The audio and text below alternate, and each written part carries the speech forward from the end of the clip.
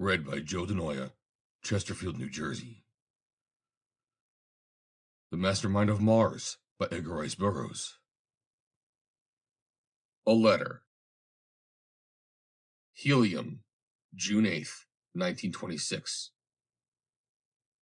My dear Mr. Burroughs, it was in the fall of 1917 at an officer's training camp that I first became acquainted with John Carter, warlord of Barsoom, through the pages of your novel, A Princess of Mars. The story made a profound impression upon me, and while my better judgment assured me that it was but a highly imaginative piece of fiction, a suggestion of the verity of it pervaded my inner consciousness to such an extent that I found myself dreaming of Mars and John Carter, of Dejah Thoris, of Tars Tarkas, and of Woola, as they had been entities of my own experience rather than the figments of your imagination. It is true that in those days of strenuous preparation, there was little time for dreaming.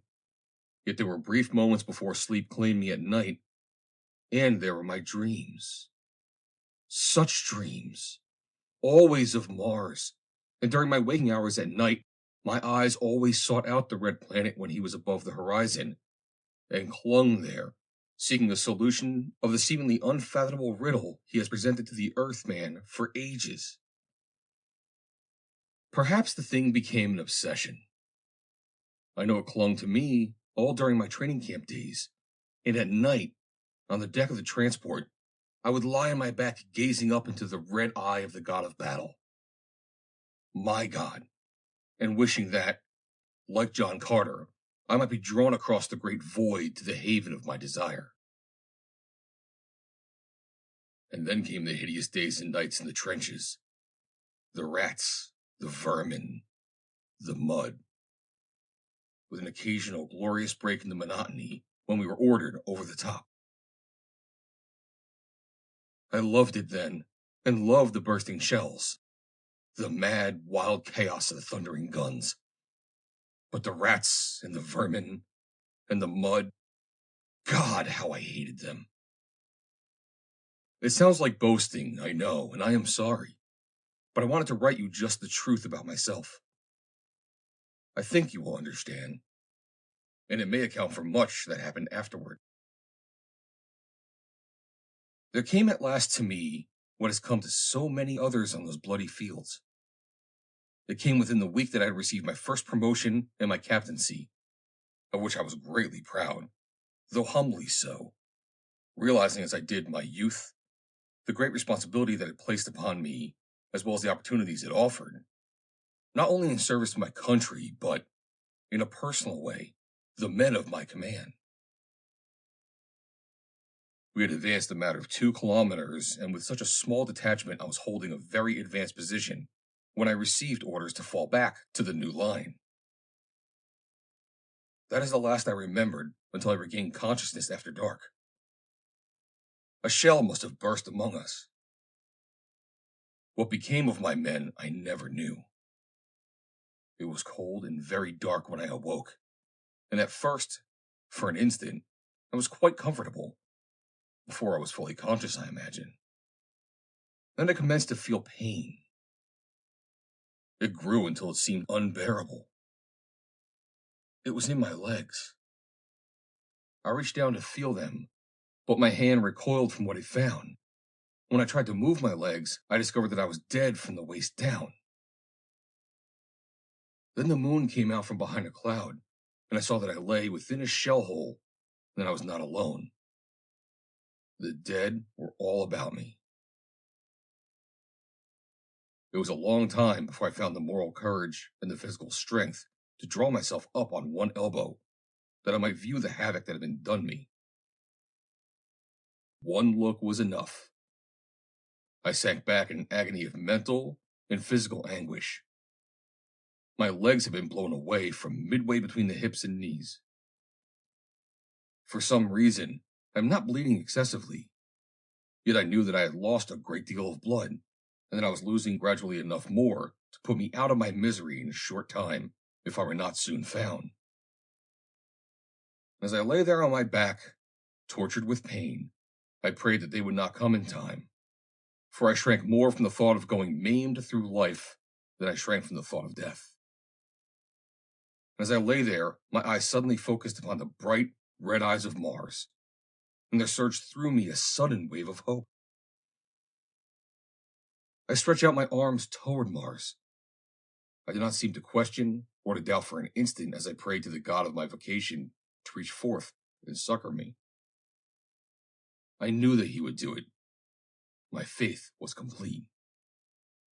And yet so great was the mental effort that I made to throw off the hideous bonds of my mutilated flesh, that I felt a momentary qualm of nausea, and then a sharp click as of the snapping of a steel wire. And suddenly, I stood naked upon two good legs, looking down upon the bloody, distorted thing that had been I. Just for an instant did I stand thus before I turned my eyes aloft again to my star of destiny, and with outstretched arms, stood there in the cold of that French night, waiting. Suddenly I felt myself drawn with the speed of thought through the trackless wastes of interplanetary space. There was an instant of extreme cold and utter darkness. Then... But the rest is in this manuscript that, with the aid of one greater than either of us, I found the means to transmit to you with this letter. You and a few others of the chosen will believe in it. For the rest, it matters not as yet. The time will come. But why tell you what you already know? My salutations and my congratulations. The latter on your good fortune in having been chosen as the medium through which Earthmen shall become better acquainted with the manners and customs of Barsoom, against the time that they shall pass through space as easily as John Carter, and visit the scenes that he has described to them through you, as have I. Your sincere friend, Ulysses Paxton, late Captain, 10th Infantry, U.S. Army. End of the preface.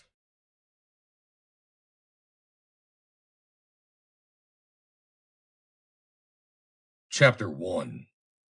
The House of the Dead. I must have closed my eyes involuntarily during the transition, for when I opened them, I was lying flat on my back, gazing up into the brilliant, sunlit sky, while standing a few feet from me, and looking down upon me with the most mystified expression, was a stranger-looking individual as my eyes ever had rested upon. He appeared to be quite an old man, for he was wrinkled and withered beyond description. His limbs were emaciated. His ribs showed distinctly beneath his shrunken hide. His cranium was large and well developed, which, in conjunction with his wasted limbs and torso, lent him the appearance of top-heaviness, as though he had a head beyond all proportion to his body, which was, I am sure, really not the case. As he stared down upon me through enormous, many-lensed spectacles, I found the opportunity to examine him as minutely in return. He was, perhaps, 5'5" in height, though doubtless he had been taller in youth, since he was somewhat bent. He was naked, except for some rather plain and well-worn leather harness which supported his weapons and pocket pouches, and one great ornament, a collar, jewel-studded, that he wore around his scraggy neck. Such a collar as a dowager empress of pork or real estate might barter her soul for, if she had one. His skin was red, his scant locks gray. As he looked at me, his puzzled expression increased in intensity. He grasped his chin between the thumb and fingers of his left hand, and slowly raising his right hand, he scratched his head most deliberately. Then he spoke to me, but in a language I did not understand. At his first words, I sat up and shook my head. Then I looked about me. I was seated upon a crimson sward within a high-walled enclosure, at least 2, and possibly 3, sides of which were formed by the outer walls of a structure that in some respects resembled more closely a feudal castle of Europe than any familiar form of architecture that comes to my mind. The facade presented to my view was ornately carved and of most irregular design. the roof line being so broken as to almost suggest a ruin. Yet the whole seemed harmonious and not without beauty. Within the enclosure grew a number of trees and shrubs, all weirdly strange, and all, or almost all, profusely flowering. Among them wound walks of colored pebbles among which scintillated what appeared to be rare and beautiful gems. So lovely were the strange, unearthly rays that leapt and played about them in the sunshine. The old man spoke again, peremptorily this time, as though repeating a command that had been ignored. Again I shook my head. Then he lay a hand upon one of his two swords, but as he drew the weapon, I leapt to my feet, and with such remarkable results that I cannot even now say which was the more surprised, he or I. I must have sailed 10 feet into the air, and back about 20 feet from where I had been sitting. And then I was indeed sure that I was upon Mars. Not that I had for one instant doubted it, for the effects of the lesser gravity, the color of the sward and the skin hue of the red Martians, I had seen described in the manuscripts of John Carter. Those marvelous and as yet unappreciated contributions to the scientific literature of a world. There could be no doubt of it. I stood upon the soil of the red planet. I had come to the world of my dreams, to Barsoom. So startled was the old man by my agility that he jumped a bit himself, though doubtless involuntarily, but, however, with certain results. His spectacles tumbled from his nose to the sward, and then it was that I discovered that the pitiful old wretch was practically blind when deprived of these artificial aids to vision. For he got to his knees and commenced to grope frantically for the lost glasses, as though his very life depended upon finding them in the instant. Possibly he thought that I might take advantage of this helplessness and slay him. Though the spectacles were enormous and lay within a couple of feet of him, he could not find them. His hands, seemingly afflicted by that strange perversity that sometimes confounds our simplest acts, passing all about the lost object of their search, yet never once coming in contact with it. As I stood watching his futile efforts and considering the advisability of restoring to him the means that would enable him more readily to find my heart with his sword point, I became aware that another had entered the enclosure, and looking towards the building, I saw a large red man running rapidly toward the little old man of the spectacles. The newcomer was quite naked. He carried a club in one hand, and there was upon his face such an expression as unquestionably boded ill for the helpless husk of humanity groveling, mole-like, for his lost spectacles. My first impulse was to remain neutral in an affair that it seemed could not possibly concern me, and of which I had no slightest knowledge upon which to base a predilection towards either of the parties involved. But a second glance at the face of the club-bearer aroused a question as to whether it might not concern me after all. For there was that in the expression upon the man's face that betokened either an inherent savageness of disposition, or a maniacal cast of mind which might turn his evidently murderous attentions upon me after he had dispatched his elderly victim. While, in outward appearance at least, the latter was a sane and relatively harmless individual. It is true that his move to draw his sword against me was not indicative of a friendly disposition toward me, but at least, if there were any choice, he seemed the lesser of two evils. He was still groping for his spectacles, and the naked man was almost upon him, as I reached the decision to cast my lot upon the side of the old man. I was 20 feet away, naked and unarmed, but to cover the distance with my earthly muscles required but an instant, and a naked sword lay by the old man's side where he had discarded it, the better to search for his spectacles.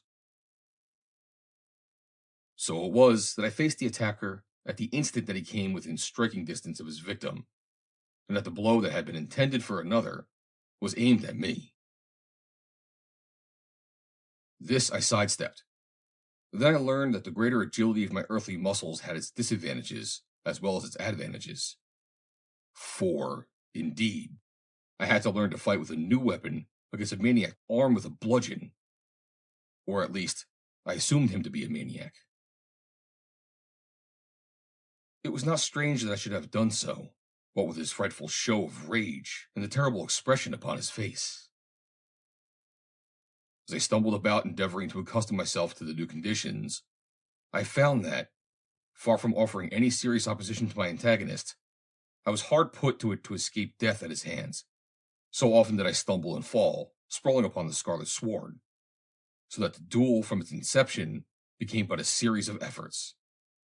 Upon his part to reach and crush me with his great club, and upon mine to dodge and elude him. It was mortifying, but it was the truth. However, this did not last indefinitely, for presently I learned, and quickly too under the exigencies of the situation, to command my muscles. And then I stood my ground. When he aimed a blow at me, and I had dodged it, I touched him with my point and brought blood, along with a savage roar of pain. He went more cautiously then, and taking advantage of the change, I pressed him so that he fell back. The effect upon me was magical. It gave me new confidence, so that I set upon him in good earnest, thrusting and cutting until I had him bleeding a half-dozen places, yet taking good care to avoid his mighty swings, as any one of which would have felled an ox. In my attempts to elude him in the beginning of the duel, we had crossed the enclosure and were now fighting at a considerable distance from the point of our first meeting, and it now happened that I stood facing toward that point at the moment that the old man regained his spectacles, which he quickly adjusted to his eyes. Immediately he looked about until he discovered us, whereupon he commenced to yell excitedly at us, at the same time running rapidly in our direction and drawing his sword as he ran. The red man was pressing me hard, but I had gained almost complete control of myself, and fearing that I was soon to have two antagonists instead of one, I set upon him with redoubled intensity. He missed me by the fraction of an inch, the wind in the wake of his bludgeon fanning my scalp. But he left an opening into which I stepped, running my sword fairly through his heart. At least, I thought that I had pierced his heart, but I had forgotten that I had once read in one of John Carter's manuscripts to the effect that all the Martian internal organs are not disposed identically with those of Earthmen. However, the immediate results were quite as satisfactory as though I had found his heart, for the wound was sufficiently grievous to place him hors de combat, and at that instant the old gentleman arrived. He found me ready, but I had mistaken his intentions. He made no unfriendly gestures with his weapon, but seemed to be trying to convince me that he had no intention of harming me. He was very excited, and apparently tremendously annoyed that I could not understand him, and perplexed, too. He hopped about screaming strange sentences at me that bore the tones of peremptory commands, rabid invective, and impotent rage. But the fact that he had returned his sword to its scabbard had greater significance than all his jabbering, and when he ceased to yell at me and commenced to talk in a sort of pantomime, I realized that he was making overtures of peace, if not of friendship. So I lowered my point and bowed. It was all I can think of to assure him that I had no immediate intention of spitting him. He seemed satisfied and at once turned his attention to the fallen man. He examined his pulse and listened for his heart. Then, nodding his head, he arose, and taking a whistle from one of his pocket pouches, sounded a single loud blast, whereupon there immediately emerged from one of the surrounding buildings a score of naked red men who came running toward us. None was armed. To these he issued a few curt orders, whereupon they gathered the fallen one in their arms and bore him off. Then the old man started toward the building, motioning me to accompany him. There seemed nothing else for me to do but obey. Wherever I might be upon Mars, the chances were 1,000,000 to 1 that I would be among enemies, and so I was well off here as elsewhere, and must depend upon my own resourcefulness, skill, and agility to make my way upon the Red Planet. The old man led me into a small chamber from which opened numerous doors, through one of which they were just bearing my late antagonist. We followed into a large, brilliantly lighted chamber, wherein there burst upon my astounded vision the most gruesome scene that I had ever beheld. Rows of tables arranged in parallel lines filled the room, and with few exceptions, each table bore a similar grisly burden, a partially dismembered or otherwise mutilated human corpse. Above each table was a shelf bearing containers of various sizes and shapes, while from the bottoms of the shelves depended numerous surgical instruments, suggesting that my entrance upon Barsoom was to be through a gigantic medical college.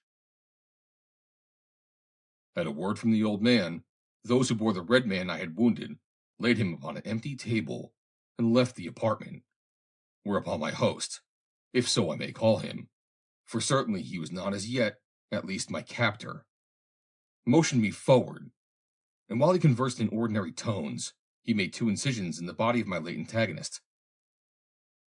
One, I imagine, in a large vein, and one in an artery, to which he deftly attached the ends of 2 tubes, one which was connected to an empty glass receptacle, and the other with a similar receptacle filled with a colorless, transparent liquid resembling clear water. The connections made, the old gentleman pressed a button controlling the small motor, whereupon the victim's blood was pumped into the empty jar, while the contents of the other was forced into the emptying veins and arteries. The tones and gestures of the old man as he addressed me during this operation convinced me that he was explaining in detail the method and purpose of what was transpiring. But as I understood no words of all he said, I was as much in the dark when he had completed his discourse as I was before he started it, though what I had seen made it appear reasonable to believe that I was witnessing an ordinary Barsoomian embalming. Having removed the tubes, the old man closed the openings he had made by covering them with bits of what appeared to be a heavy adhesive tape, and then motioned me to follow him. We went from room to room, in each of which were the same gruesome exhibits. And at many of the bodies, the old man paused to make a brief examination, or to refer to what appeared to be a record of the case that hung upon a hook at the head of each of the tables. From the last of the chambers we visited upon the first floor, my host led me up an inclined runway to the second floor, where were rooms similar to those below, but here the tables bore whole rather than mutilated bodies, all of which were patched in various places with adhesive tape. As we were passing among the bodies in one of these rooms, a Barsoomian girl, who I took to be a servant or a slave, entered and addressed the old man, whereupon he signed me to follow him, and together we descended another runway to the first floor of another building. Here, in a large, gorgeously decorated, and sumptuously furnished apartment, an elderly red woman awaited us. She appeared to be quite old, and her face was terribly disfigured by some injury. Her trappings were magnificent, and she was attended by a score of women and armed warriors, suggesting that she was a person of some consequence. But the old man treated her quite brusquely, as I could see, quite to the horror of her attendants. Their conversation was lengthy, and at the conclusion of it, at the direction of the woman, one of her male escort advanced, and opening a pocket pouch at his side, withdrew a handful of what appeared to me to be Martian coins. A quantity of those he counted out and handed to the little old man, who then beckoned the woman to follow him, a gesture which included me. Several of her women and guards started to accompany us, but these the old man waved back peremptorily, whereupon there ensued considerable heated discussion between the woman and one of her warriors on one side, and the old man on the other, which terminated in his proffering the return of the woman's money with a disgusted air. This seemed to settle the argument, for she refused the coins, spoke briefly to her people, and accompanied the old man and myself alone. He led the way to the second floor and to a chamber which I had not previously visited. It resembled the others closely, except that all the bodies therein were of young women, many of them of great beauty. Following closely at the heels of the old man, the women inspected the gruesome exhibit with painstaking care. Thrice she passed slowly among the tables, examining their ghastly burdens, and each time she paused longest before a certain one, which bore the figure of the most beautiful creature I had ever looked upon. And then she returned the fourth time to it, and stood looking long and earnestly into the dead face. For a while she stood there talking with the old man, apparently asking innumerable questions, to which he returned quick, brusque replies. Then she indicated the body with a gesture, and nodded assent to the withered keeper of this ghastly exhibit. Immediately the old fellow sounded a blast upon his whistle, summoning a number of servants, to whom he issued brief instructions, after which he led us to another chamber, a smaller one in which were several empty tables, similar to those upon which the corpses lay in adjoining rooms. 2 female slaves or attendants were in this room, and at a word from their master, they removed the trappings from the old woman, unloosed her hair, and helped her to one of the tables. Here she was thoroughly sprayed with what I presume was an antiseptic solution of some nature, carefully dried, and removed to a second table, at a distance of about 20 inches from which stood a second parallel table. Now the door of the chamber swung open, and 2 attendants appeared, bearing the body of the beautiful girl we had seen in the adjoining room. This they deposited upon the table the old woman had just quitted. As she had been sprayed, so the corpse was sprayed. Then it was transferred to the table beside that on which she lay. The little old man now made 2 incisions in the body of the old woman, just as he had in the body of the red man who had fallen by my sword. Her blood was drawn from her veins, and the clear liquid pumped into them. Life left her as she lay upon the polished earsite slab that formed the tabletop, as much a corpse as the poor, beautiful, dead creature at her side. The little old man, who had removed the harness down to his waist and been thoroughly sprayed, now selected a sharp knife from among the instruments above the table and removed the old woman's scalp, following the hairline entirely around her head. In a similar manner, he then removed the scalp from the corpse of the young woman, after which, by means of a tiny circular saw attached to the end of a flexible, revolving shaft, he sawed through the skull of each, following the line exposed by the removal of the scalps.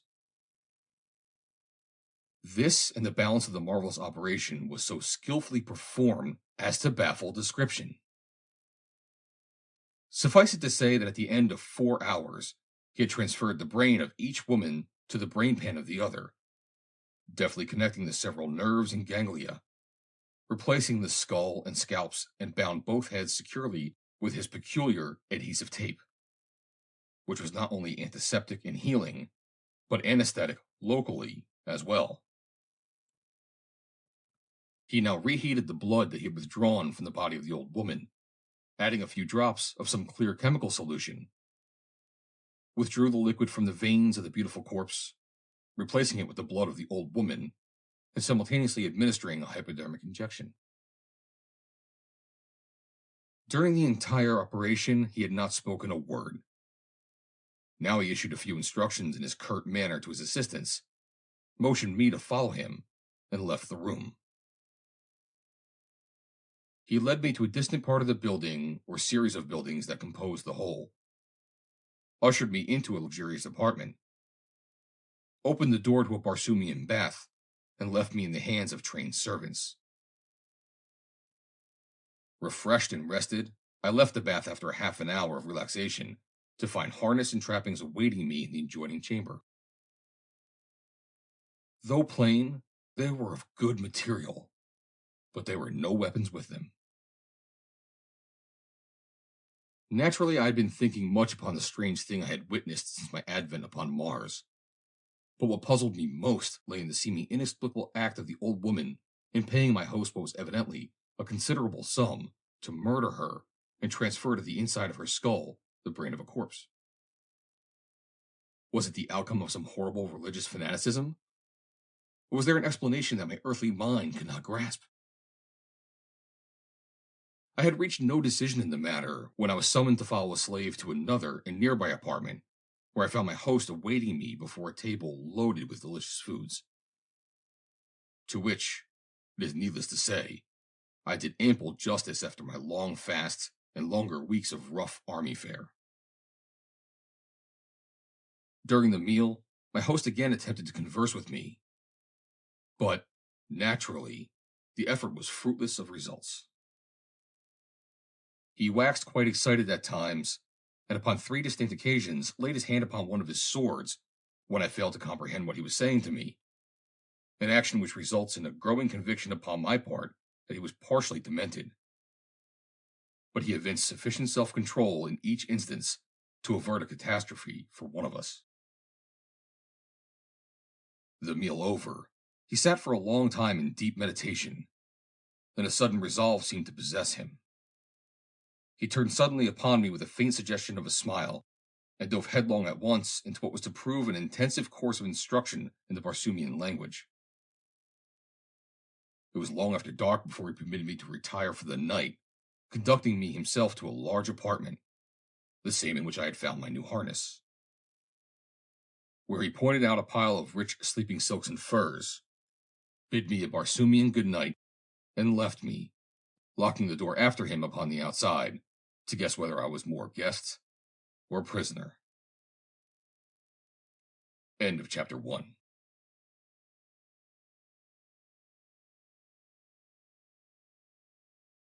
Chapter 2. Preferment. 3 weeks passed. I mastered enough of the Barsoomian tongue to enable me to converse with my host in a reasonably satisfactory manner, and I was progressing slowly in the mastering of the written language of his nation, which was different, of course, from the written language of all other Barsoomian nations, though the spoken language of all is identical. And in these 3 weeks, I had learned much of the strange place in which I was half guest and half prisoner, and of my remarkable host jailer, Thavas, the old surgeon of Phundahl, for I had accompanied him almost constantly day after day, until gradually there had unfolded before my astounded faculties an understanding of the purposes of the institution over which he ruled, and in which he labored practically alone. For the slaves and attendants that served him were but hewers of wood and carriers of water, and it was his brain alone and his skill that directed the sometimes beneficent, the sometimes malevolent, but always marvelous activities of his life's work. Thavas himself was as remarkable as the things he accomplished. He was never intentionally cruel. He was not, I am sure, intentionally wicked. And yet he was guilty of the most diabolical cruelties and the basest of crimes, though the next moment he might perform a deed that, if duplicated upon earth, would have raised him to the highest pinnacle of man's esteem.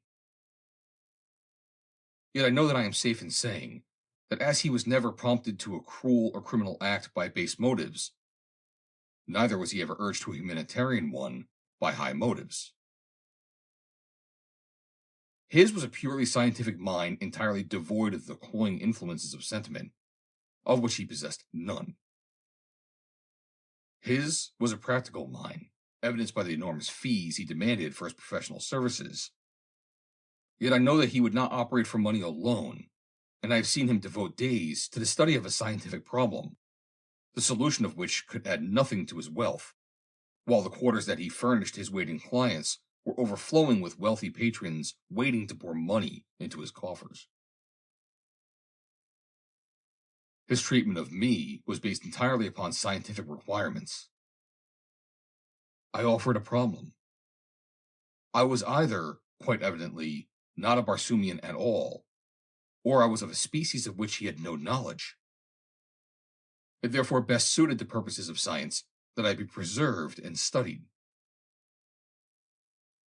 I knew much about my own planet. It pleased Thavas' scientific mind to milk me of all I knew in the hope that he might derive some suggestion that would solve one of the Barsoomian scientific riddles that still baffle their savants. But he was compelled to admit that in this respect, I was a total loss. Not alone because I was densely ignorant upon practically all scientific subjects, but because the learned sciences on Earth have not advanced even to the swaddle-enclosed stage as compared with the remarkable progress of corresponding activities on Mars. Still, he kept me by him, training me in many of the minor duties of his vast laboratory. I was entrusted with the formula of the embalming fluid, and taught how to withdraw a subject's blood and replace it with this marvelous preservative that arrests decay, without altering in the minutest detail the nerve or tissue structure of the body.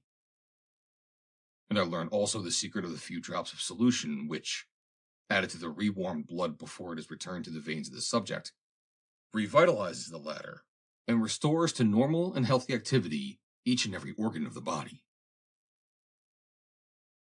He told me once why he had permitted me to learn these things that he had kept a secret from all others, and why he kept me with him at all times in preference to any of the numerous individuals of his own race that served him and me in lesser capacities, both day and night.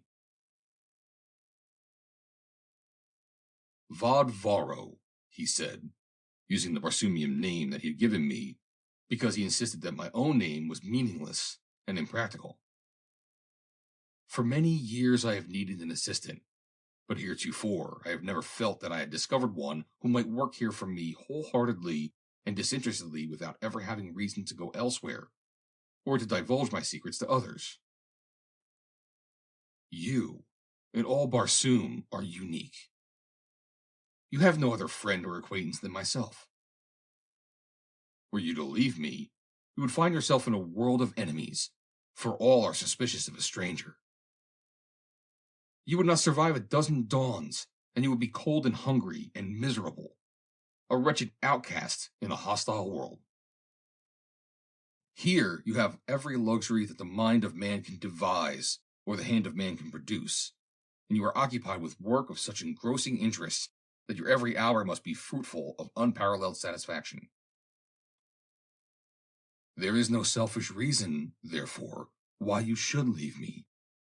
Yet there is every reason why you should remain. I expect no loyalty other than that which may be prompted by egoism. You make an ideal assistant not only for the reasons I have just given you, but because you are intelligent and quick-witted. And now I have decided, after observing you carefully for a sufficient time, that you can serve me in yet another capacity, that of personal bodyguard. You may have noticed that I alone of all those connected with my laboratory am armed. This is unusual upon Barsoom, where people of all classes, and all ages, and both sexes habitually go armed. But many of these people I cannot trust armed, as they would slay me, and were I to give my arms to those who I might trust, who knows but that the others might obtain possession of them, and slay me, or even those whom I have trusted turn against me.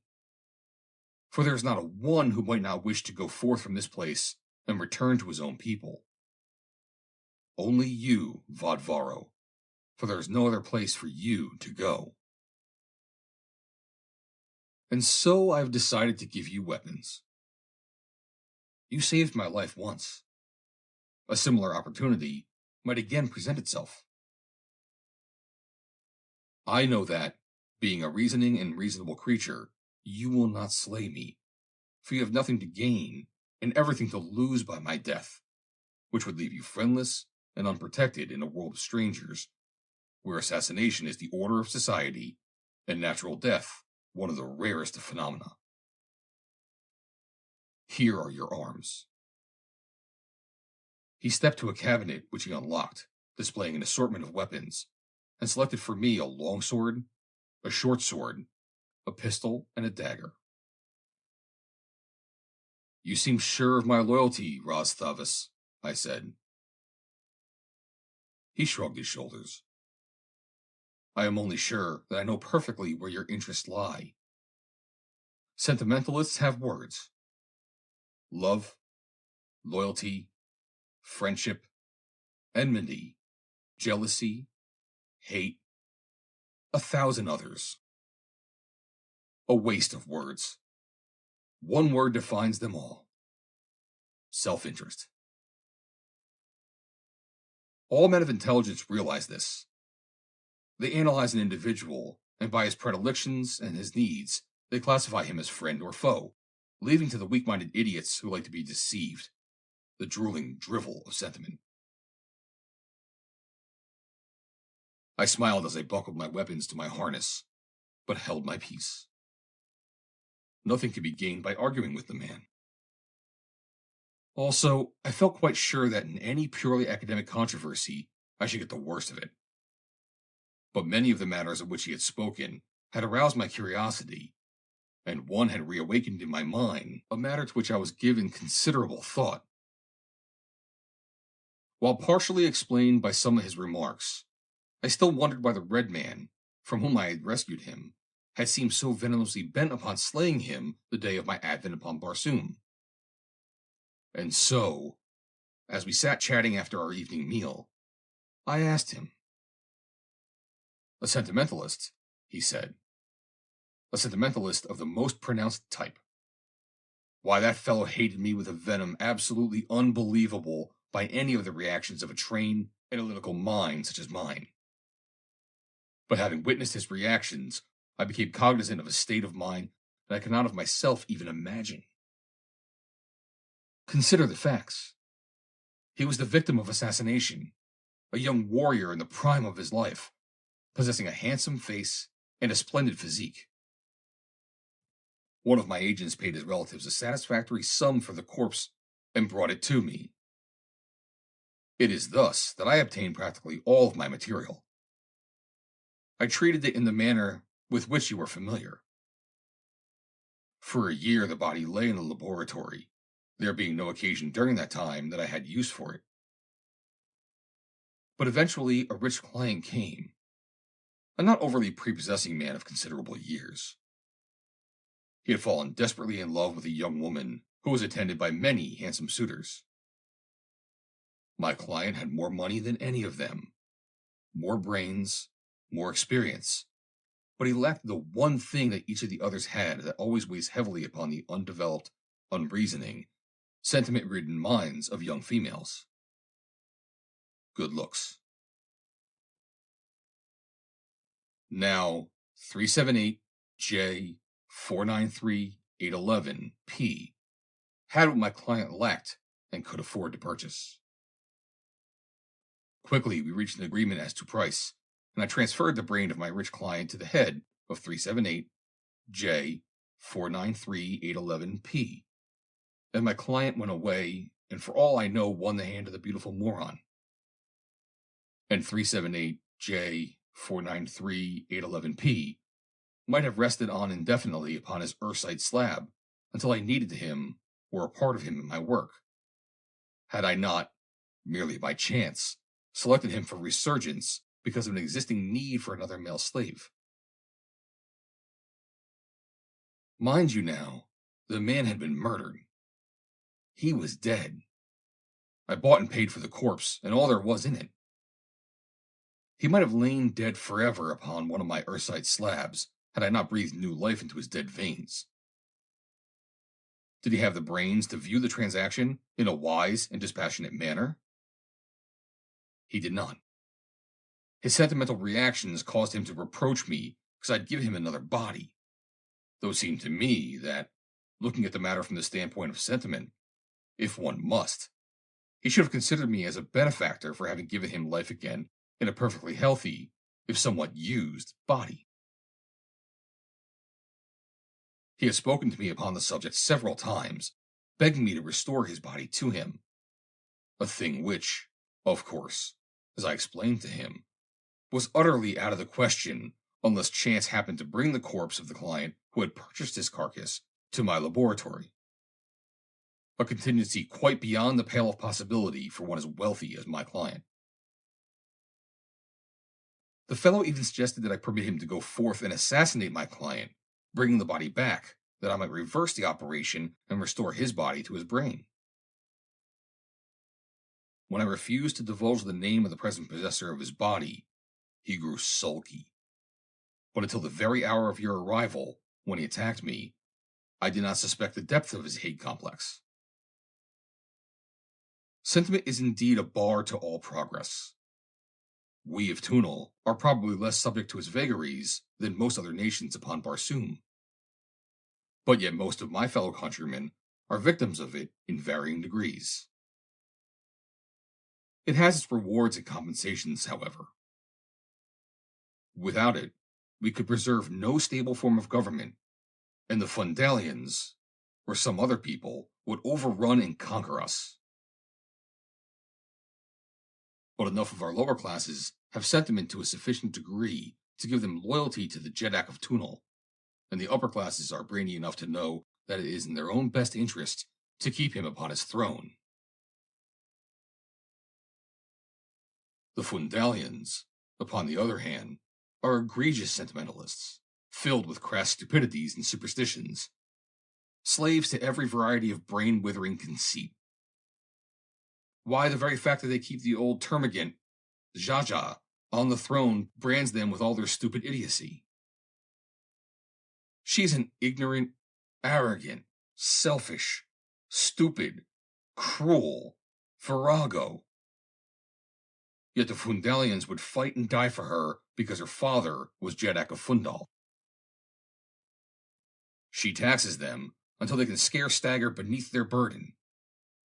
She misrules them, exploits them, betrays them, and they fall down and worship at her feet.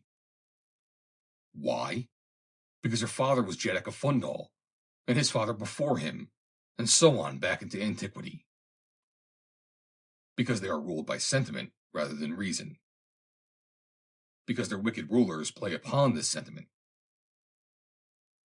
She had nothing to recommend her to a sane person, not even beauty. You know, you saw her. I saw her? I demanded. You assisted me the day that we gave her old brain a new casket. The day you arrived from what you call your Earth.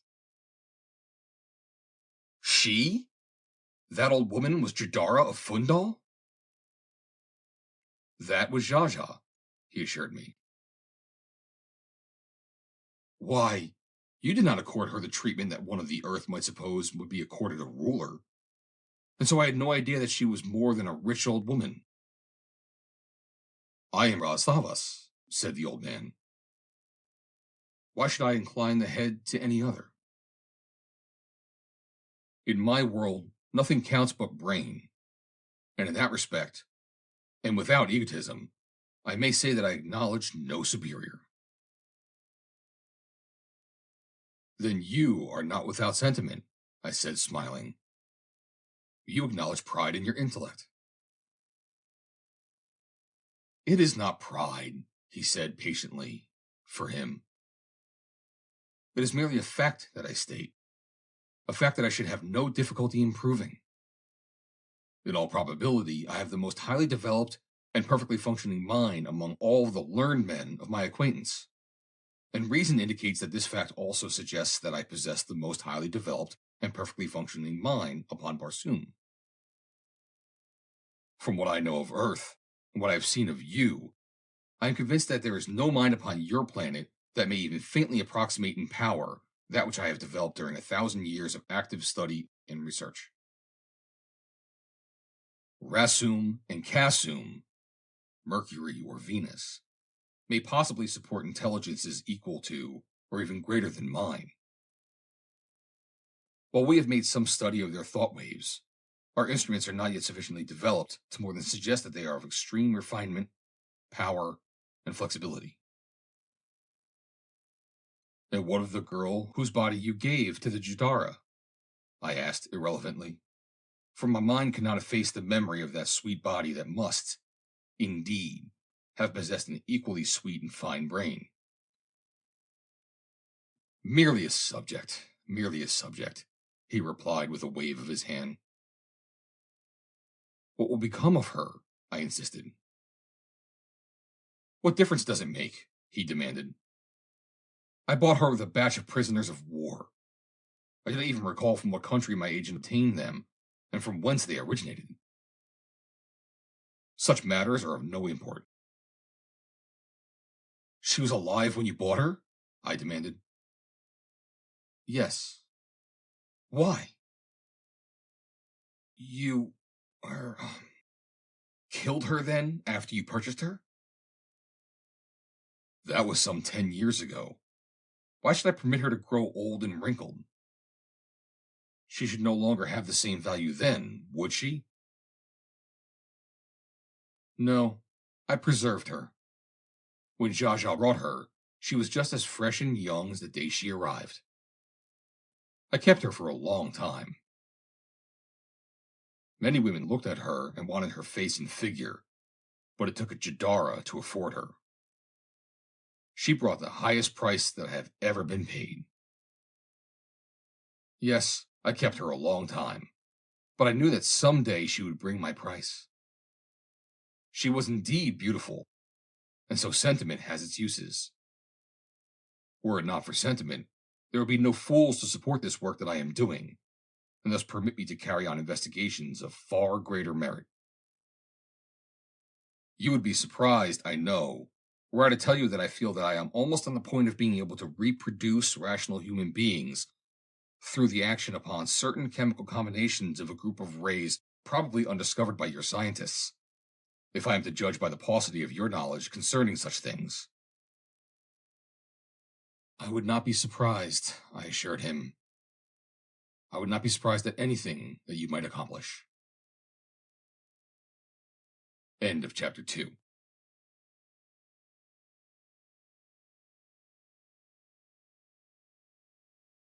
Chapter 3. Valla Dia. I lay awake that night thinking of 4296 E 2631H, the beautiful girl whose perfect body had been stolen to furnish a gorgeous setting for the cruel brain of a tyrant. It seemed a horrid crime, and I could not rid my mind of it. I think that the contemplation of it sowed the first seed of my hatred and loathing for Thavas. I could not conjure a creature so utterly devoid of bowels of compassion as to even consider for a moment the frightful ravishing of that sweet and lovely body for even the holiest of purposes, much less one that could have been induced to do so for filthy pelf. So much did I think upon the girl that night, that her image was the first to impinge upon my returning consciousness at dawn, and after I had eaten, Thavas not having appeared, I went directly to the storage room where the poor thing lay. Here she lay, identified only by a small panel bearing a number, 4296E 2631H. The body of an old woman with a disfigured face lay before me in the rigid immobility of death. And yet, that was not the figure I saw, but, instead, a vision of radiant loveliness whose imprisoned soul lay dormant beneath those graying looks. The creature here with the face and form of Xaxa was not Xaxa at all, for all that made the other what she was had been transferred to this cold corpse. How frightful would be the awakening, should awakening ever come. I shuddered to think of the horror that must overwhelm the girl when first she realized the horrid crime that had been perpetrated upon her. Who was she? What story lay locked in that dead and silent brain? What loves must have been hers, whose beauty was so great, and upon whose face had lain the indelible imprint of graciousness? Would Thavas ever arouse her from this happy semblance of death? Far happier than any awakening ever could be for her. I shrank from the thought of her awakening, and yet I longed to hear her speak, to know that the brain lived again, to learn her name, to listen to the story of this gentle life that had been so rudely snatched from its proper environment, and so cruelly bandied by the hand of fate.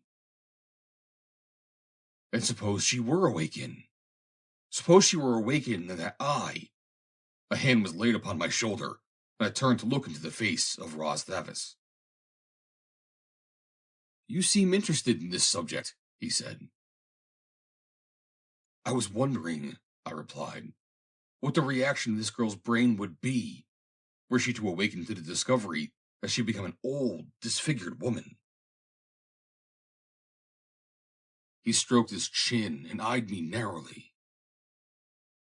"An interesting experiment," he mused. "I am gratified to discover that you are taking a scientific interest in the labors that I am carrying on. The psychological phases of my work I must confess, rather neglected during the past 100 years or so, though I formerly gave them a great deal of attention. It would be interesting to observe and study several of these cases. This one, especially, might prove of value to you as an initial study, it being simple and regular. Later, we will let you examine into a case where a man's brain has been transferred to a woman's skull, and a woman's brain to a man's. There are also the interesting cases where a portion of diseased or injured brain has been replaced by a portion of the brain from another subject. And, for experimental purposes alone, those human brains that have been transplanted to the craniums of beasts, and vice versa, offer tremendous opportunities for observation. I have in mind one case which I transferred half the brain of an ape to the skull of a man, after having removed half of his brain, which I grafted upon the remaining part of the brain in the ape's skull. That was a matter of several years ago, and I've often thought that I would like to recall those two subjects and note the results. I shall have to look at them. As I recall it, they are in Vault L24X, beneath Building 4J21. We shall have to look at them someday soon. It has been years since I have been below. There must be some very interesting specimens there that have escaped my mind. But come, let us recall 4296E 2631H. "No!" I exclaimed, laying a hand upon his arm. "It would be horrible." He turned a surprised look upon me, and then a nasty, sneering smile curled his lips. "Maudlin, sentimental fool," he cried. "Who dares say no to me?" I laid a hand upon the hilt of my longsword and looked him steadily in the eye. "Roz Thavas," I said, "you are a master in your own house, but while I am your guest, treat me with courtesy." He returned my look for a moment, but his eyes wavered. "I was hasty," he said. "Let it pass." I let that answer for an apology. Really, it was more than I had expected, but the event was not unfortunate. I think he treated me with far greater respect thereafter, but now he turned immediately to the slab bearing the mortal remains of 4296E 2631H. "Prepare the subject for revivification," he said, "and make what study you can of all its reactions." With that, he left the room. I was now fairly adept at this work, which I set about with some misgivings, but with the assurance that I was doing right in obeying Roz Thavas while I remained a member of his entourage. The blood that had once flowed through the veins of the beautiful body that Roz Thavas had sold to Xaxa reposed in a hermetically sealed vessel upon the shelf above the corpse. As I had before done in other cases beneath the watchful eyes of the old surgeon, I now did for the first time alone. The blood heated, the incisions made, the tubes attached, and the few drops of life-giving solution added to the blood, I was now ready to restore life to that delicate brain that had lain dead for 10 years. As my finger rested upon the little button that actuated the motor that was to send the revivifying liquid into those dormant veins, I experienced such a sensation as I imagine no mortal man ever has felt before. I had become master of life and death. And yet, at this moment that I stood there upon the point of resurrecting the dead, I felt more like a murderer than a savior. I tried to view the procedure dispassionately through the cold eye of science, but I failed miserably. I could only see the stricken girl grieving for her lost beauties. With a muffled oath, I turned away.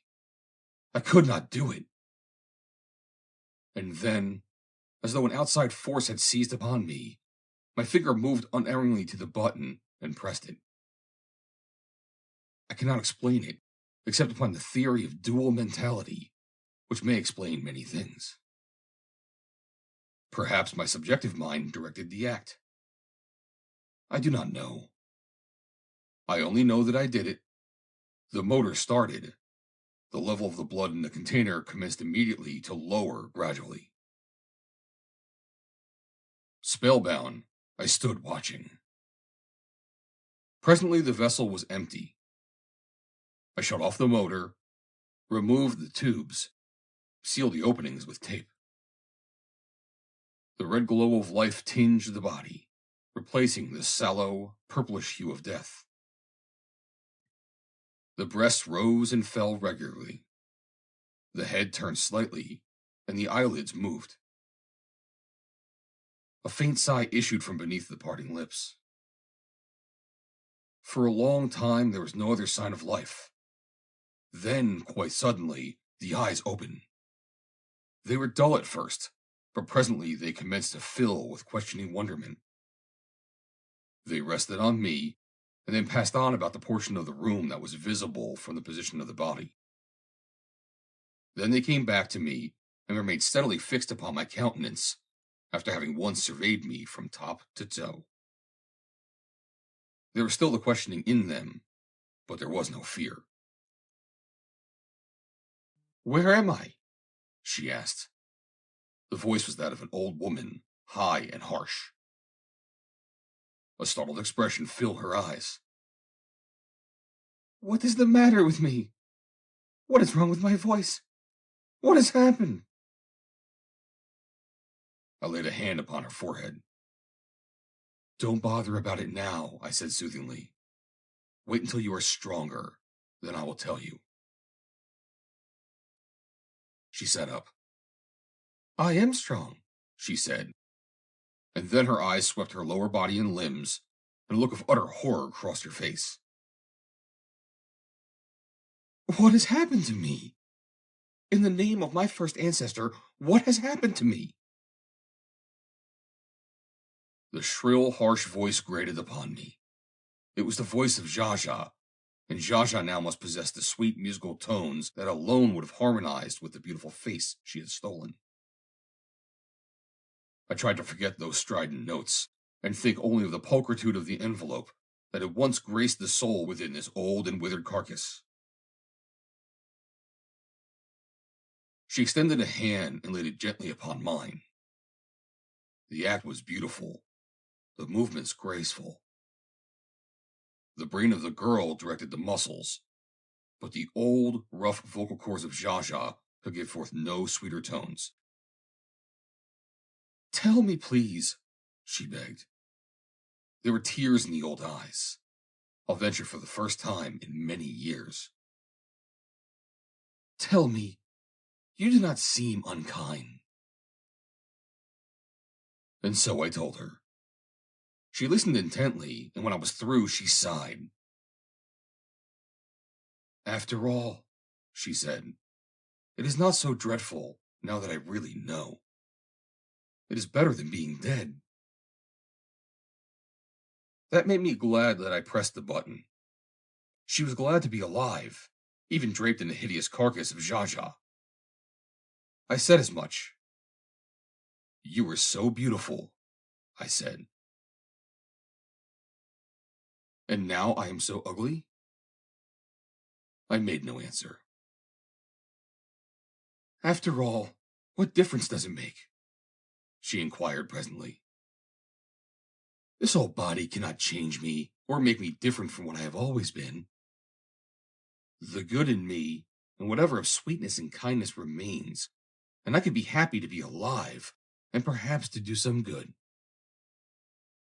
I was terrified at first, because I did not know what had happened to me. I thought that maybe I had contracted some terrible disease that had so altered me. That horrified me. And now that I know, poof, what of it? You are wonderful, I said. Most women would have gone mad with the horror and grief of it. To lose such wondrous beauty as was yours, and you did not care. Oh, yes, I care, my friend, she corrected me. But I do not care enough to ruin my life in all other respects because of it, or to cast a shadow on the lives of those around me. I have had my beauty and enjoyed it. It is not an unalloyed happiness, I can assure you. Men killed one another because of it. Two great nations went to war because of it.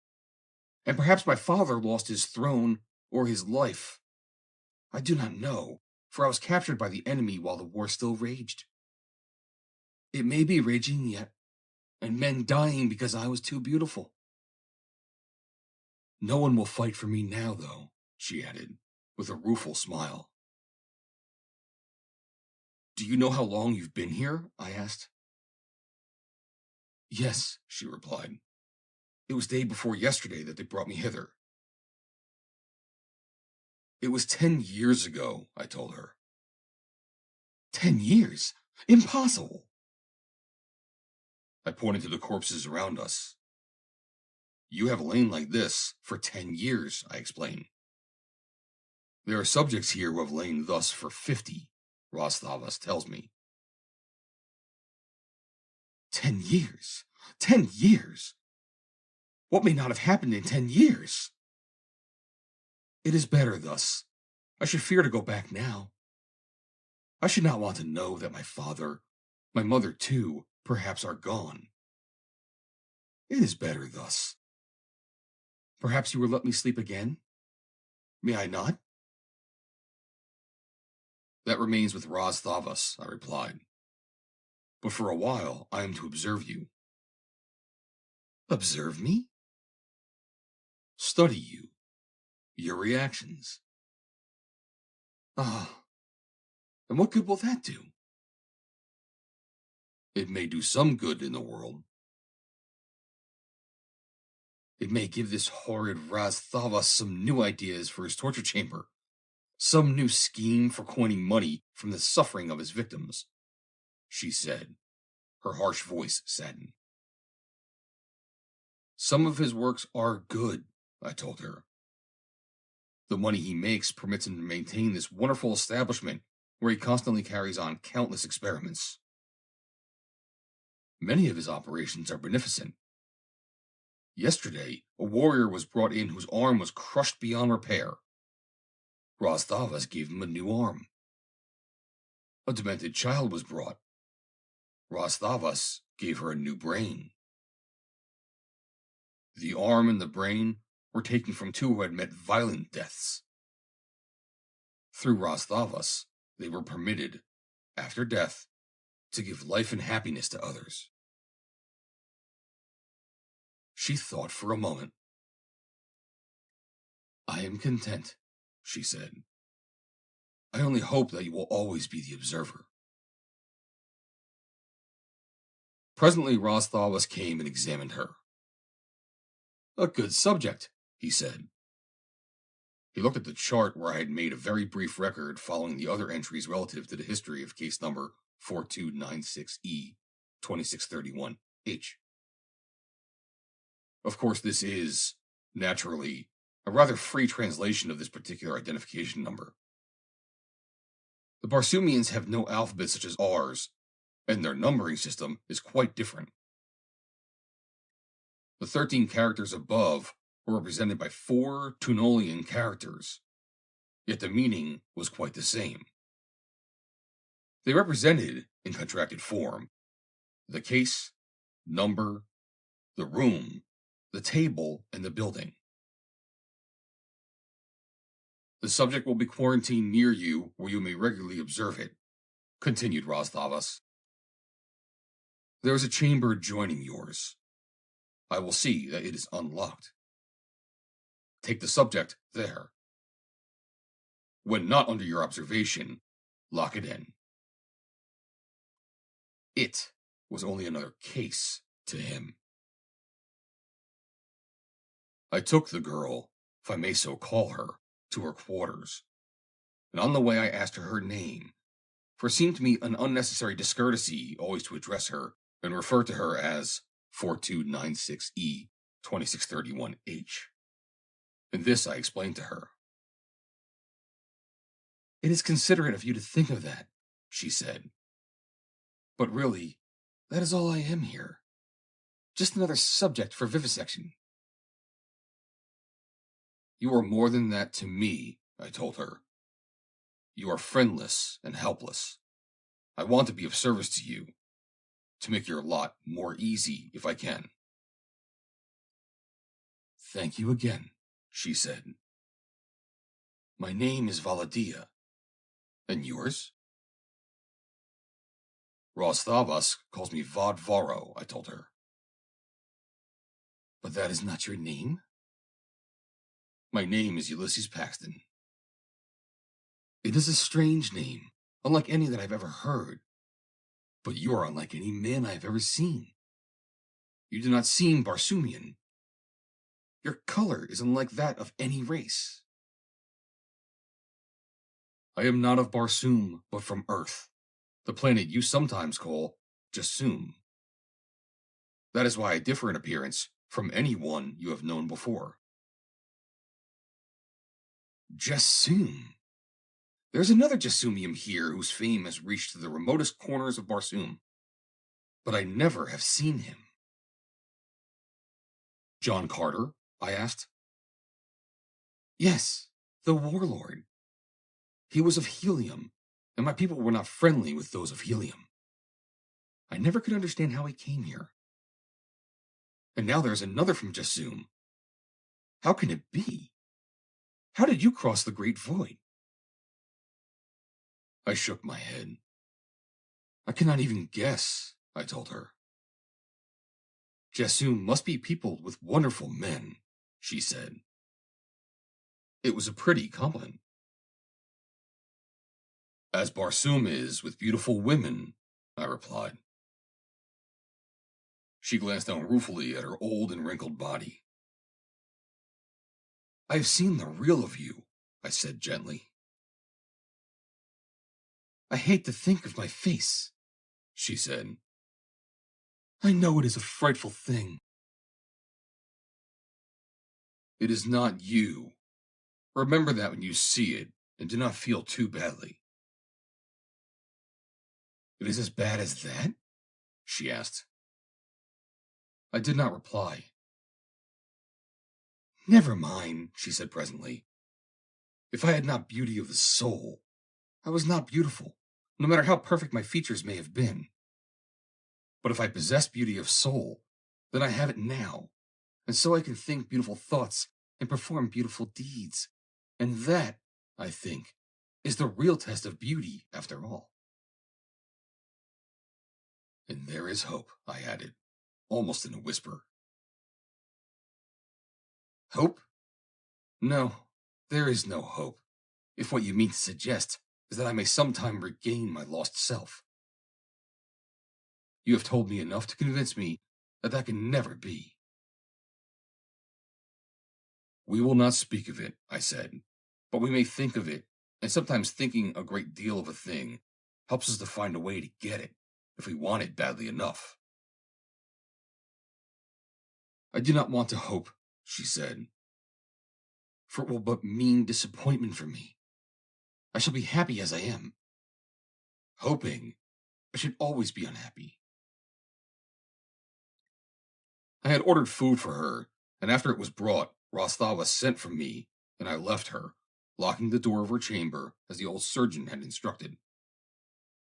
I found Thavas in his office, a small room which adjoined a very large one in which were a score of clerks arranging and classifying reports from various departments of the great laboratory. He rose as I entered. "Come with me, Vadvaro," he directed. we will have a look at the two cases in L42X, the two of which I spoke. The man with the half-simian brain and the ape with the half-human brain? I asked. He nodded and preceded me toward the runway that led to the vaults beneath the building. As we descended, the corridors and passageways indicated a long disuse. The floors were covered with an impalpable dust, long undisturbed. The tiny radium bulbs that faintly illuminated the sub-Barsoomian depths were likewise coated. As we proceeded, we passed many doorways on either side, each marked with its descriptive hieroglyphic. Several of the openings had been tightly sealed with masonry. What gruesome secrets were hidden within? At last, we came to L42. Here the bodies were arranged on shelves, several rows of which almost completely filled the room from floor to ceiling, except for a rectangular space in the center of the chamber, which accommodated an Ursite-top operating table with its array of surgical instruments, its motor, and other laboratory equipment. Thavas searched out the subject of his strange experiment.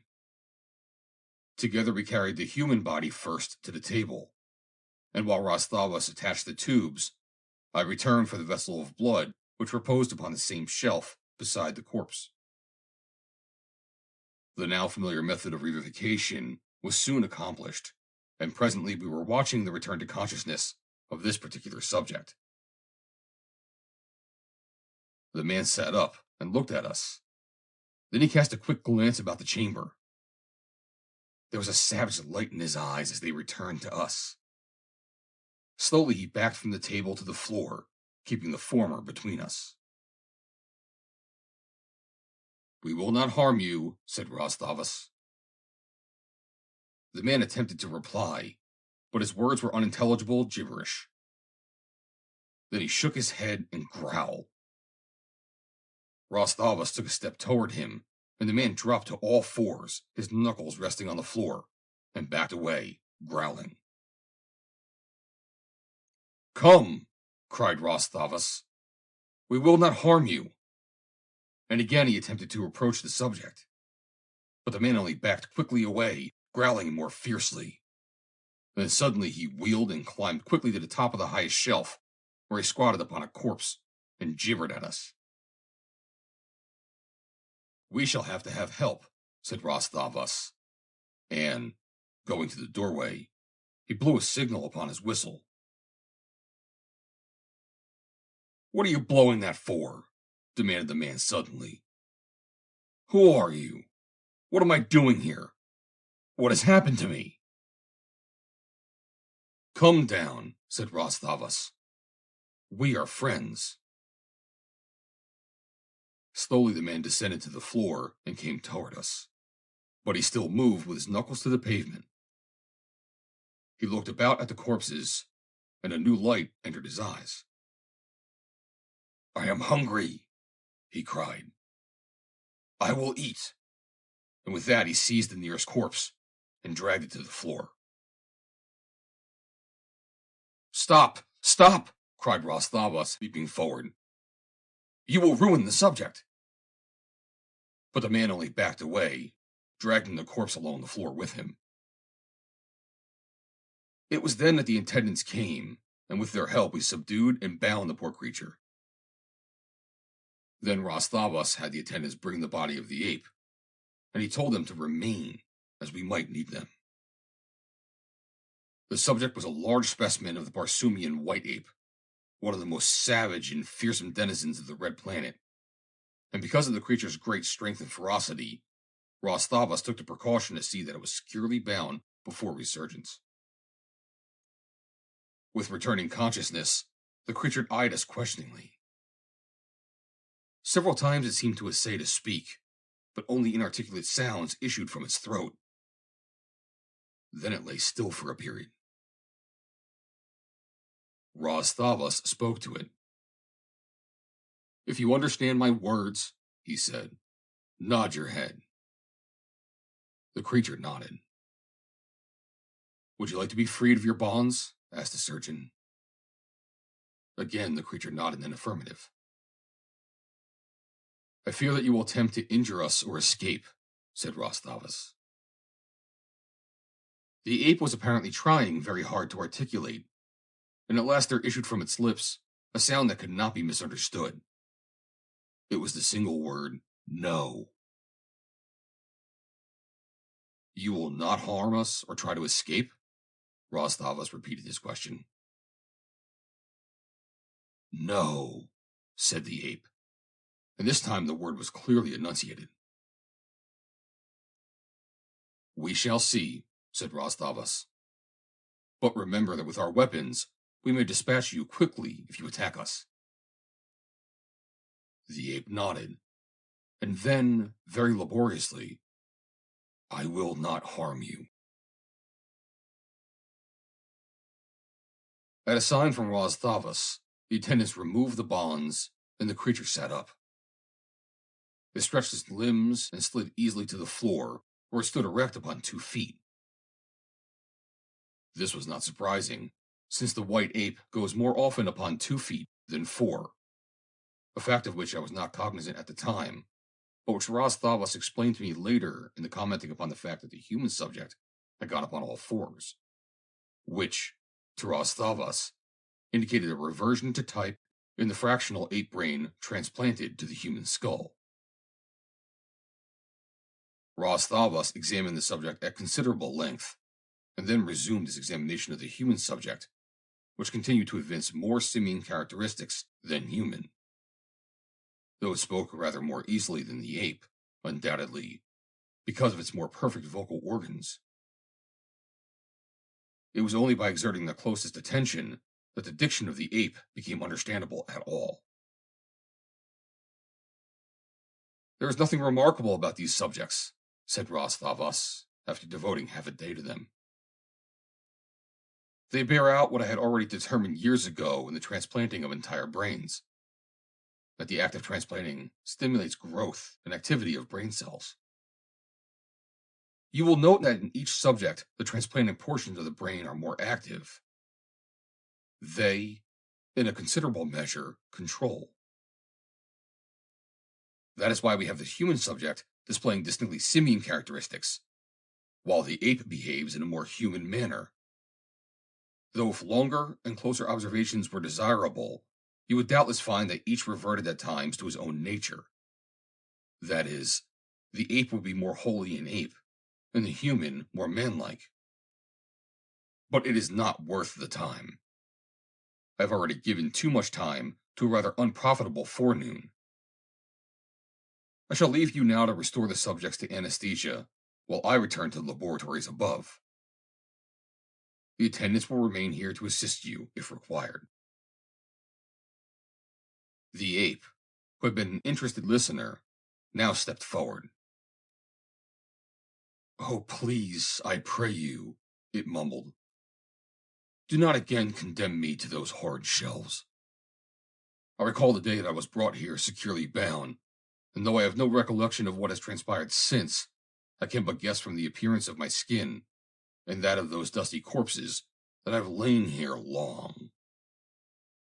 I beg that you will permit me to live, and either restore me to my fellows, or allow me to serve in some capacity in this establishment, of which I saw something between the time of my capture and the day that I was carried, bound and helpless, to one of your cold ursite slabs. Thavas made a gesture of impatience. Nonsense, he cried. You are better off here, where you can be preserved in the interest of science. Accede to his request, I begged, and I will myself take over all responsibility for him, while I profit by the study that he will afford me.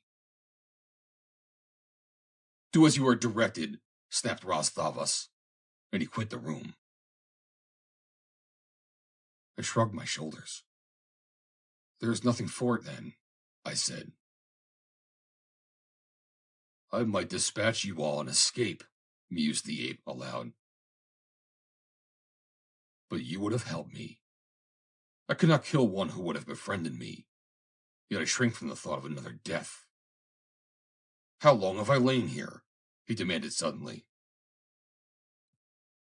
I referred to the history of his case that had been brought and suspended at the head of the table. 12 years, I told him. And yet, why not? He demanded of himself. This man would slay me. Why should not I slay him first? It would do you no good, I assured him. For you could never escape. Instead, you would really be killed, dying a death from which Thavas would probably think it not worthwhile ever to recall you. While I, who might find the opportunity at some later date, and who have the inclination, would be dead at your hands, and thus incapable of saving you. I had been speaking in a low voice, close to his ear, that the attendants might not overhear me. The ape listened intently. You will do as you suggest? He asked. At the first opportunity that presents itself, I assured him. Very well, he said. I will submit, trusting to you. A half hour later, both subjects have been returned to their shelves. End of Chapter 3.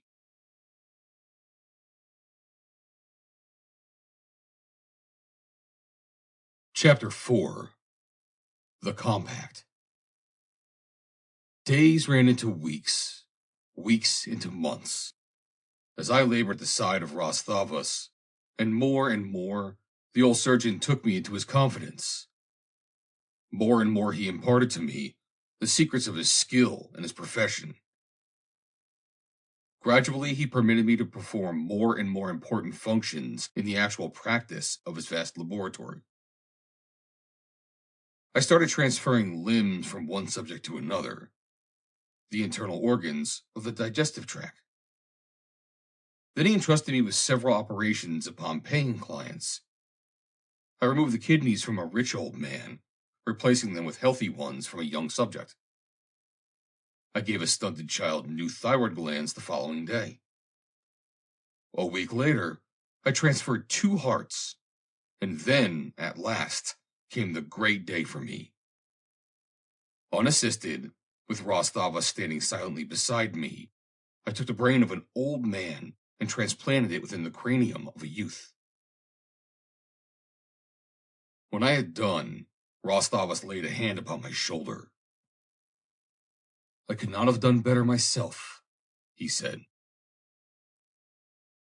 He seemed much elated, and I could not but wonder at this unusual demonstration of emotion upon his part, who so prided himself upon his lack of emotionalism. I had often pondered the purpose which influenced Thavas to devote so much time to my training, but never had I hit upon any more satisfactory explanation than that he had need of assistance in his growing practice. Yet when I consulted the records that were now open to me, I discovered that his practice was no greater now than it had been for many years. And even had it been, there really was no reason why he should have trained me in preference to one of his Red Martian assistants. His belief in my loyalty not being sufficient warrant, in my mind, for his preferment when he could, as well as not, have kept me for a bodyguard and trained one of his own to aid him in his surgical work. But I was presently to learn that he had an excellent reason for what he was doing. Thavas always had an excellent reason for whatever he did. For one night, after we had finished our evening meal, he sat looking at me intently, as he so often did, as though he would read my mind. Which, by the way, he was totally unable to do, much to his surprise and chagrin. For unless a Martian is constantly upon the alert, any other Martian can read clearly every thought.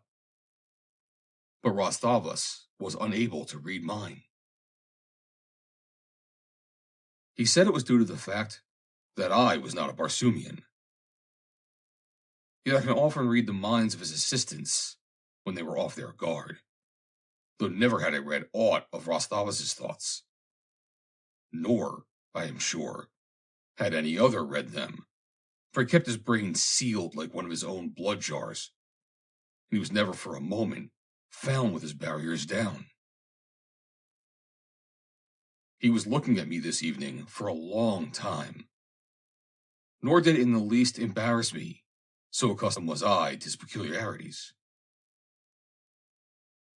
Perhaps, he said presently, one of the reasons that I trust you is due to the fact that I cannot ever, at any time, fathom your mind.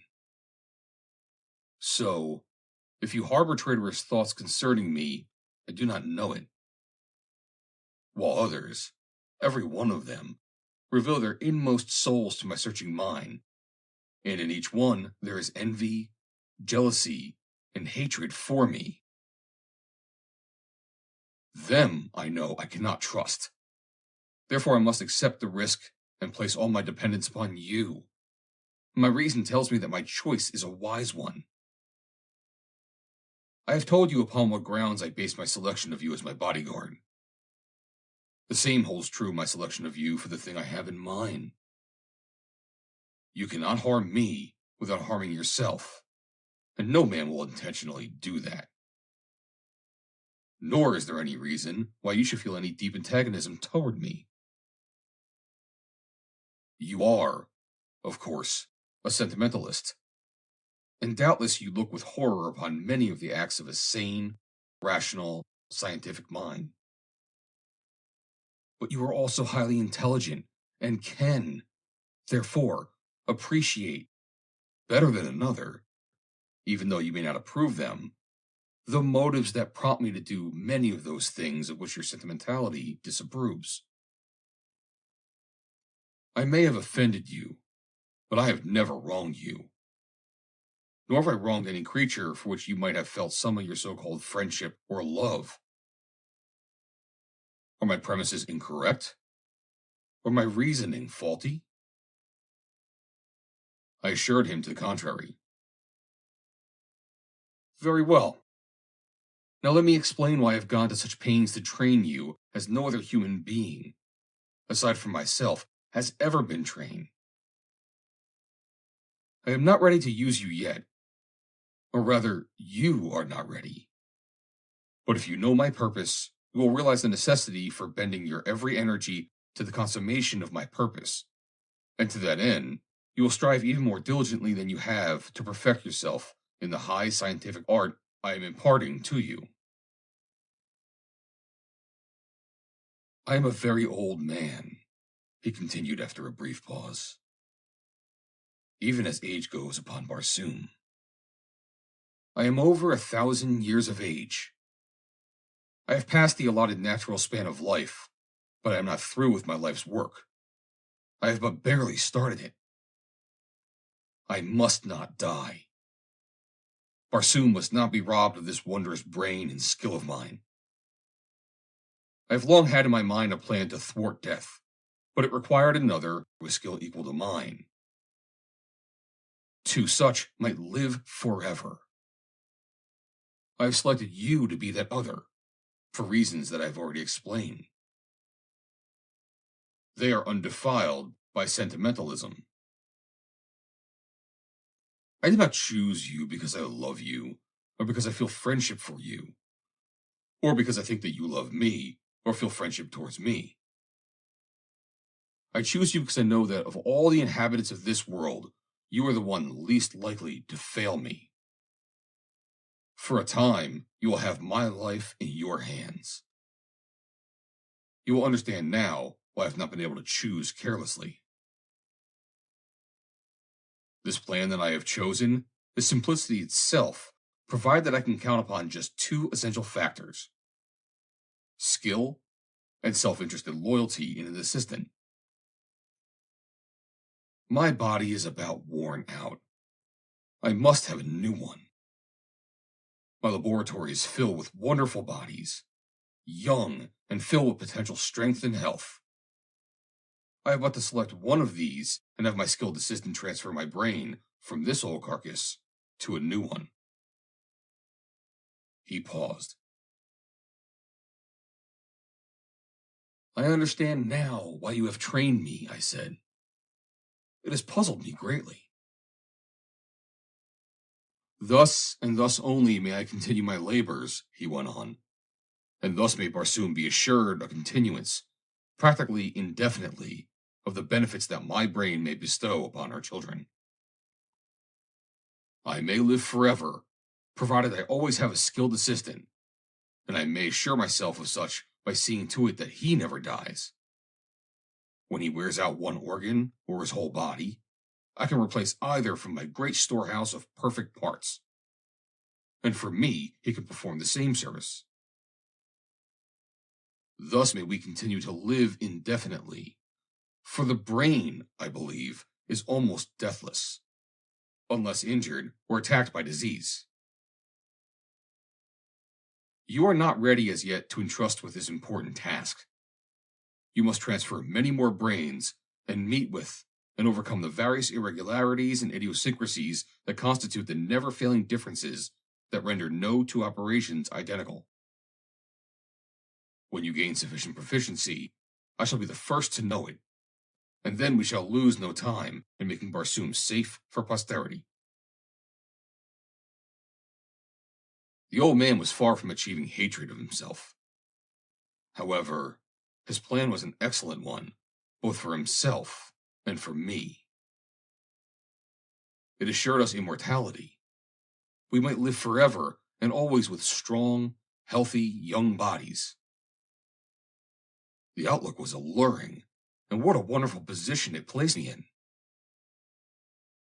If the old man could be assured of my loyalty because of self-interest, similarly might I depend upon his loyalty, for he cannot afford to antagonize the one creature in the world who could assure him immortality, or withhold it from him.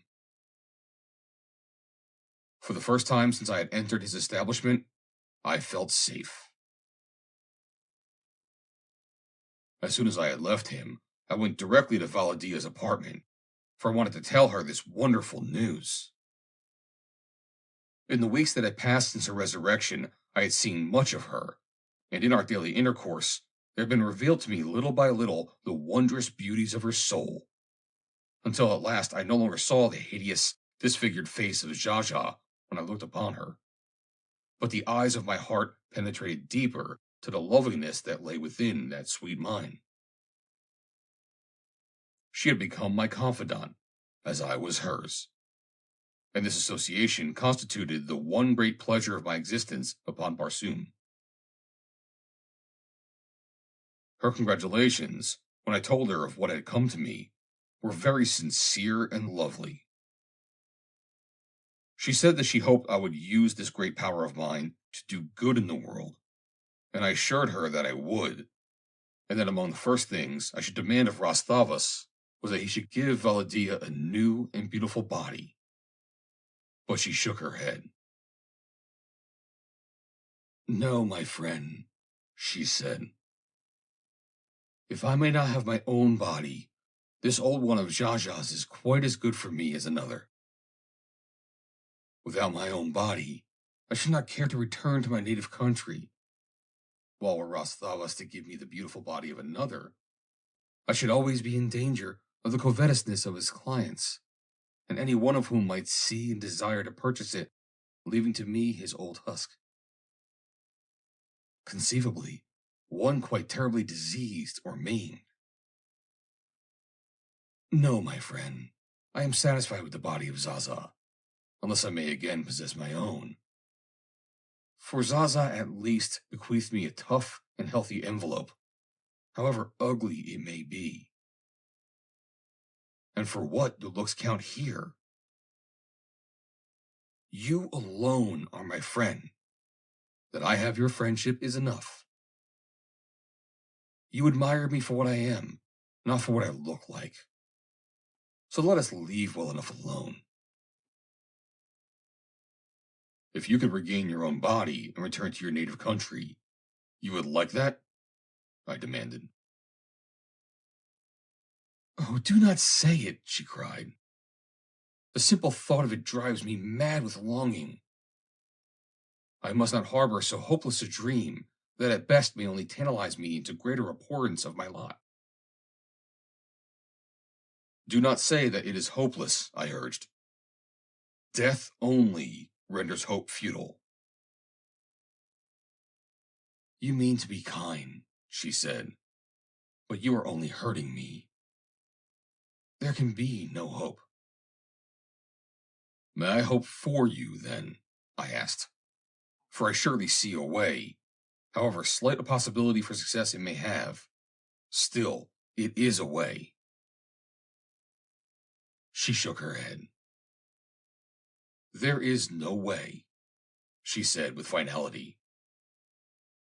No more will Duhor know me. Duhor? I repeated. You're someone you care for very much? I care for Duhor very much, she answered with a smile. But Duhor is not someone. Duhor is my home, the country of my ancestors. How came you to leave Duhor? I asked. You have never told me, Valla Dia. It was because of the ruthlessness of Jalhad, Prince of Amhor, she replied. Hereditary enemies were Duhor and Amhor. But Jalhad came disguised into the city of Duhor, having heard, they say, of the great beauty attributed to the only daughter of Khorasan, Jeddak of Duhor. And when he had seen her, he determined to possess her. Returning to Amhor, he sent ambassadors to the court of Khorasan to sue for the hand of the princess of Duhor. But Khorasan, who had no son, had determined to wed his daughter to one of his own Jeds, that the son of this union, with the blood of Khorasan in his veins, might rule over the people of Duhor. And so the offer of Jalhad was declined. And so it incensed the Amhorian that he equipped a great fleet and set forth to conquer Duhor and take by force that which he could not win by honorable methods. Duhor was, at that time, at war with Helium, and all her forces were far afield in the south, with the exception of a small army that had been left behind to guard the city. Jalhad, therefore, could not have selected a more propitious time for an attack. Duhor fell, and while his troops were looting the fair city, Jalhad, with a picked force, sacked the place of the Jeddak and searched for the princess. But the princess had no mind to go back with him as princess of Amhor. From the moment that the vanguard of the Amhorian fleet was seen in the sky, she had known, with the others of the city, the purpose for which they came, and so she used her head to defeat that purpose. There was in her retinue a cosmetologist, whose duty it was to preserve the lustrous beauty of the princess's hair and skin, and prepare her for public audiences, for fetes, and for daily intercourse of the court. He was a master of his art. He could render the ugly pleasant to look upon. He could make the plain lovely, and he could make the lovely radiant. She called him quickly to her then, and commanded him to make the radiant ugly. And when he had done with her, none might guess that she was the princess of Duhor.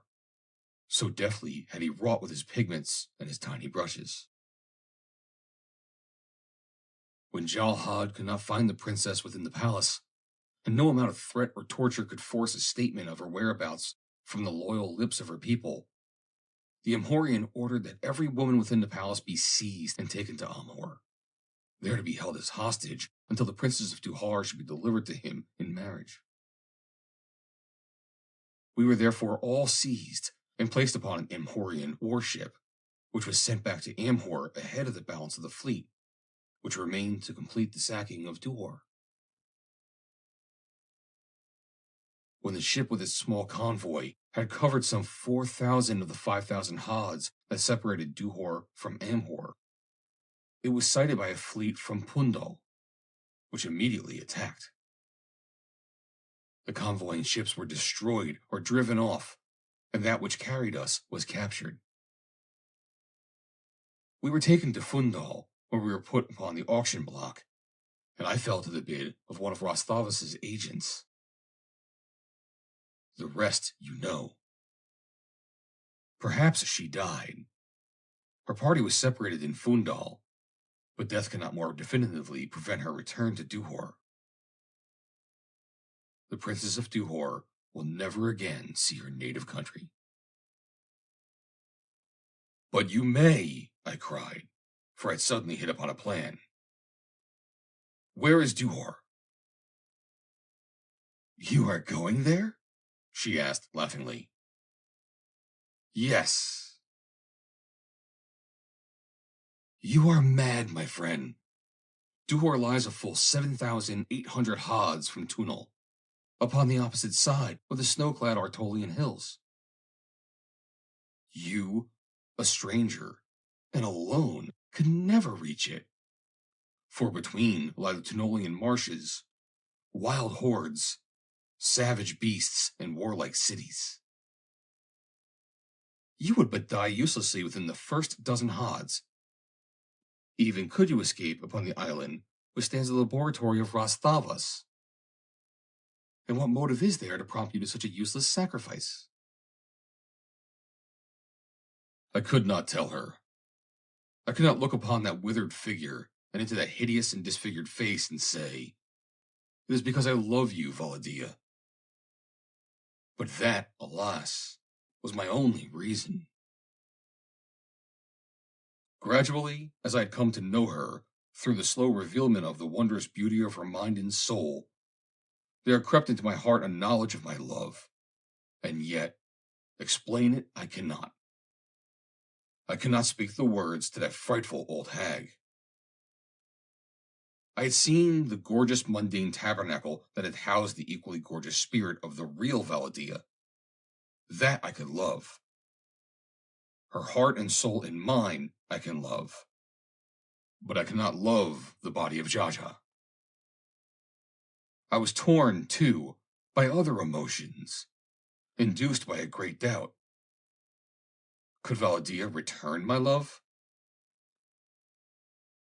Habilitated in the corpse of Xaxa, with no other suitor, nay, with no other friend about, she might, out of gratitude or through sheer loneliness, be attracted to me. But once again, were she Valla Dia the Beautiful, and returned to the palace of her king, surrounded by the great nobles of Duhor, would she have either eyes or heart for a lone and friendless exile from another world? I doubted it, and yet that doubt did not deter me from my determination to carry out, as far as fate would permit, the mad scheme that was revolving in my brain. You have not answered my question, Vodvaro, she interrupted my searching thoughts. Why would you do this thing? To right the wrong that has been done you, Valla Dia, I said. She sighed. Do not attempt it, please, she begged. You would but rob me of one of my friends, whose association is the only source of happiness remaining to me. I appreciate your generosity and your loyalty, even though I may not understand them. Your unselfish desire to serve me at such suicidal risk touches me more deeply than I can reveal, adding still further to the debt I owe you. But you must not attempt it. You must not. If it troubles you, Valla Dia, I replied, we will not speak of it again. But know always that it is never from my thoughts.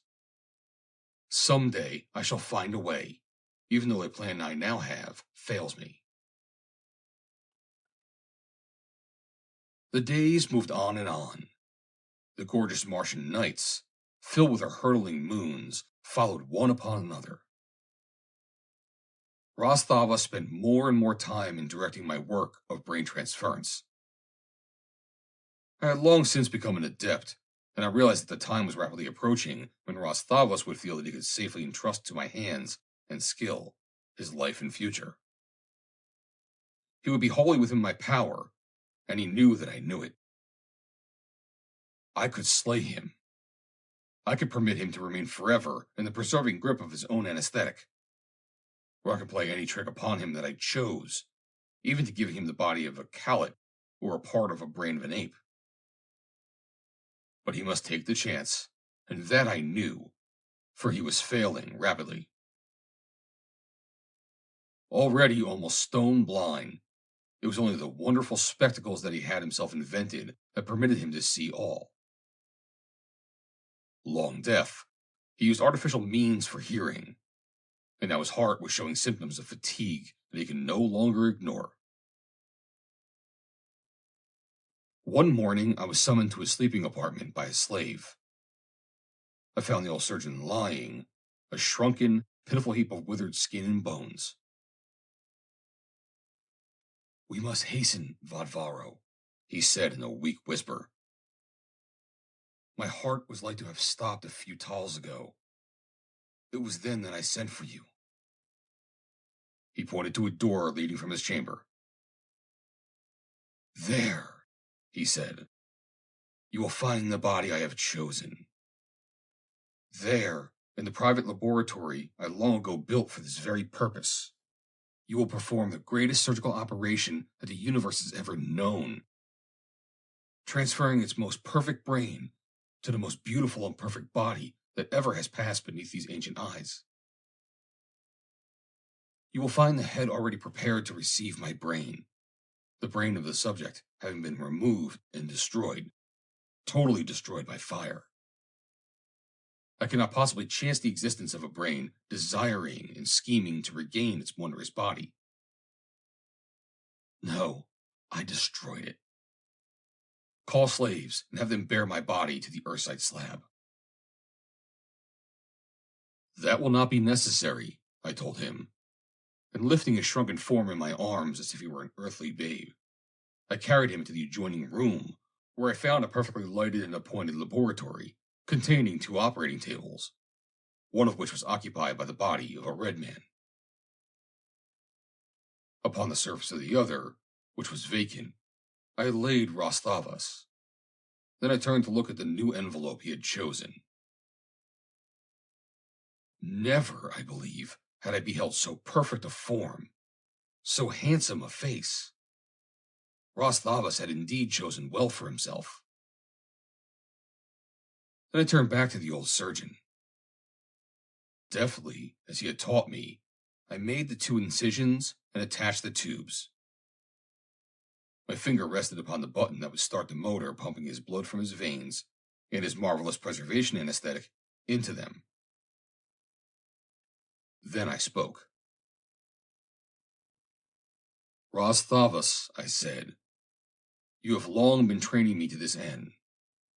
I have labored assiduously to prepare myself that there might be no slightest cause for apprehension as to the outcome. You have, coincidentally, taught me that one's every act should be prompted by self-interest only. You are satisfied, therefore, that I am not doing this for you because I love you, or because I feel any friendship for you, but you think that you have offered me enough in placing before me a similar opportunity for immortality. Regardless of your teaching, I am afraid that I am still somewhat of a sentimentalist. I crave the redressing of wrongs. I have friendship and love. The price you offer is not enough. Are you willing to pay more that this operation may be successfully concluded?" He looked at me steadily for a long minute. "What do you want?" he asked. I could see that he was trembling with anger, but he did not raise his voice.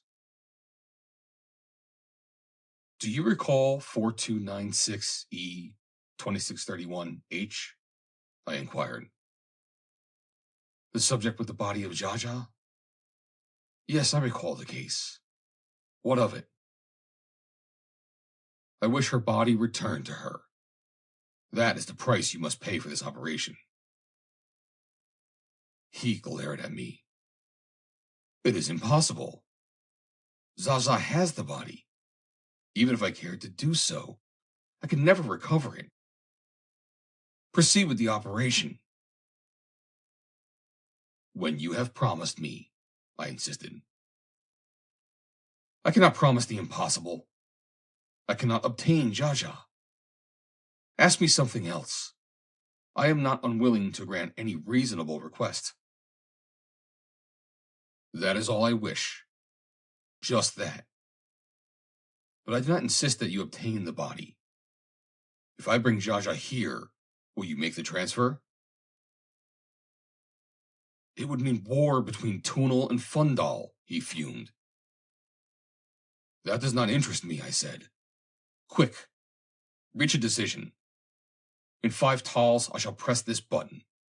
If you promise what I ask, you shall be restored with a new and beautiful body. If you refuse, you shall lie here in the semblance of death forever. I promise, he said slowly, that when you bring the body of Xaxa to me, I will transfer to that body any brain that you select from among my subjects.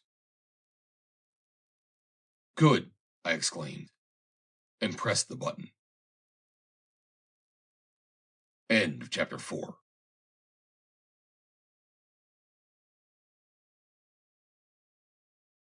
Chapter 5. Danger. Thavas awakened from the anesthetic a new and gorgeous creature, a youth of such wondrous beauty that he seemed of heavenly rather than worldly origin. But in that beautiful head was the hard, cold, 1,000-year brain of the master surgeon. As he opened his eyes, he looked upon me coldly.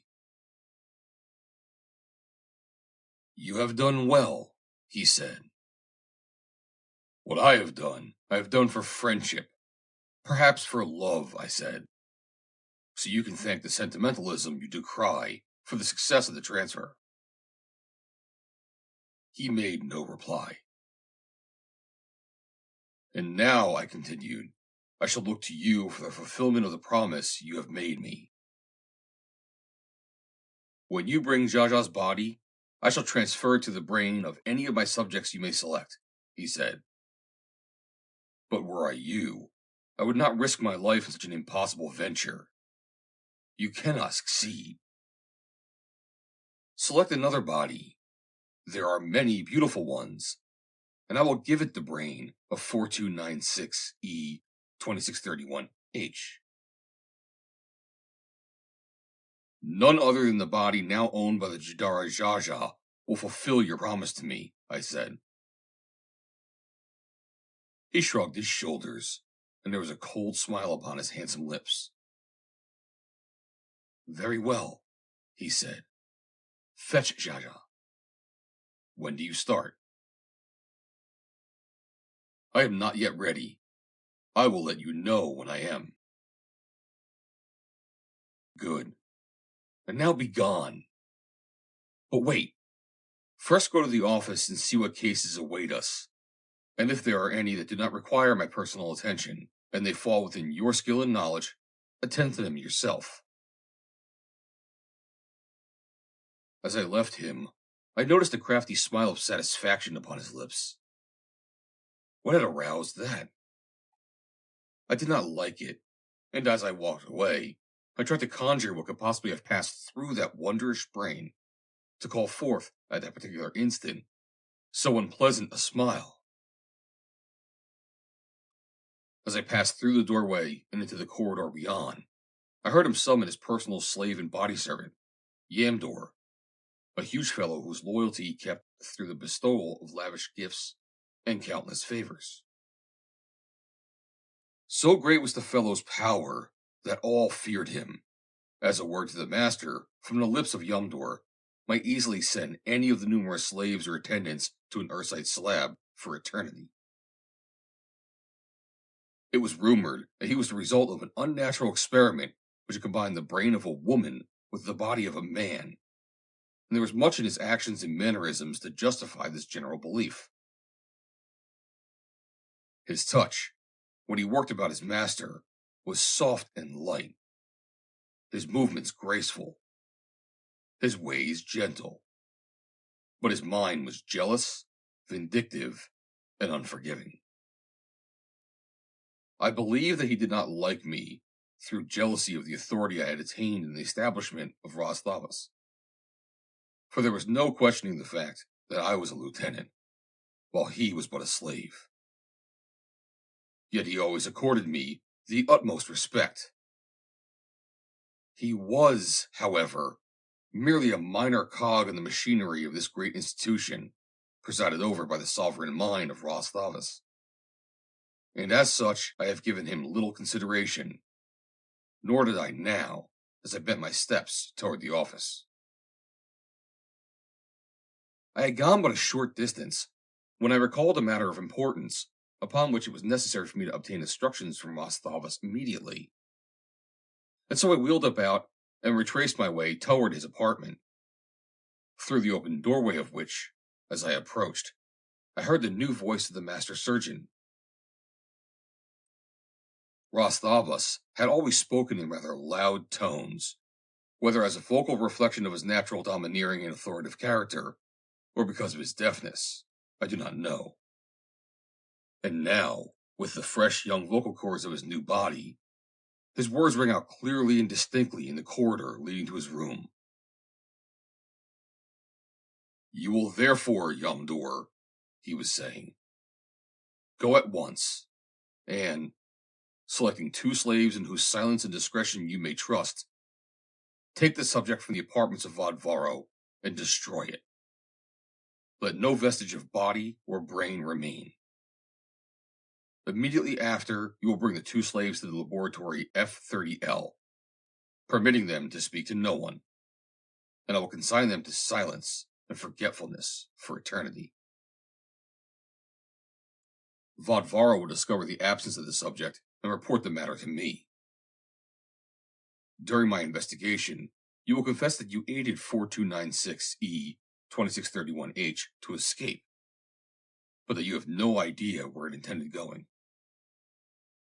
I will sentence you to death as punishment, but at last, explaining how I urgently need your services, and upon your solemn promise never to transgress again, I will defer punishment for the term of your continued good behavior.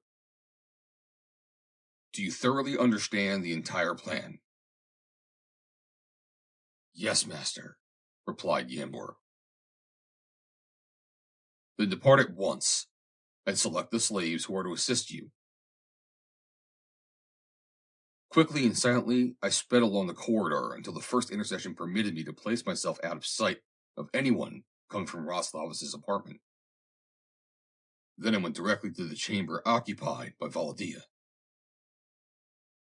Unlocking the door, I threw it open and beckoned her to come out. "Quick, Valla Dia," I cried. "No time is to be lost. In attempting to save you, I have but brought destruction upon you. First we must find a hiding place for you, and that at once. Afterward, we can plan for the future." The place that first occurred to me as affording adequate concealment was the half-forgotten vaults in the pits beneath the laboratories, and toward these I hastened Valla Dia. As we proceeded, I narrated all that had transpired, nor did she once reproach me, but, instead, expressed naught but gratitude for what she was pleased to designate as my unselfish friendship. That it had miscarried, she assured me, was no reflection upon me, and she insisted that she would rather die in the knowledge that she possessed one such friend than to live on indefinitely, friendless. We came at last to the chamber I sought, Vault L42X, in Building 4J21, where reposed the bodies of the ape and the man, each of which possessed half the brain of the other. Here I was forced to leave Valla Dia for the time, that I might hasten to the office and perform the duties imposed upon me by Thavas, lest his suspicions be aroused when Yamdur reported that he found her apartment vacant. I reached the office without being discovered by anyone who might report the fact to Thavas that I had been a long time coming from his apartment. And there, to my relief, I found there were no cases waiting. Without appearing in any undue haste, I nevertheless soon found an excuse to depart, and at once made my way toward my own quarters, moving in a leisurely and unconcerned manner, and humming, as was my wont, a habit which greatly irritated Thavas. Snatches from some song that had been popular at the time that I had quit Earth. In this instance, it was "Oh Frenchie." I was thus engaged when I met Yamdor moving hurriedly along the corridor leading to my apartment, in company with 2 male slaves. I greeted him pleasantly, as was my custom, and he returned my greeting, but there was an expression of fear and suspicion in his eyes.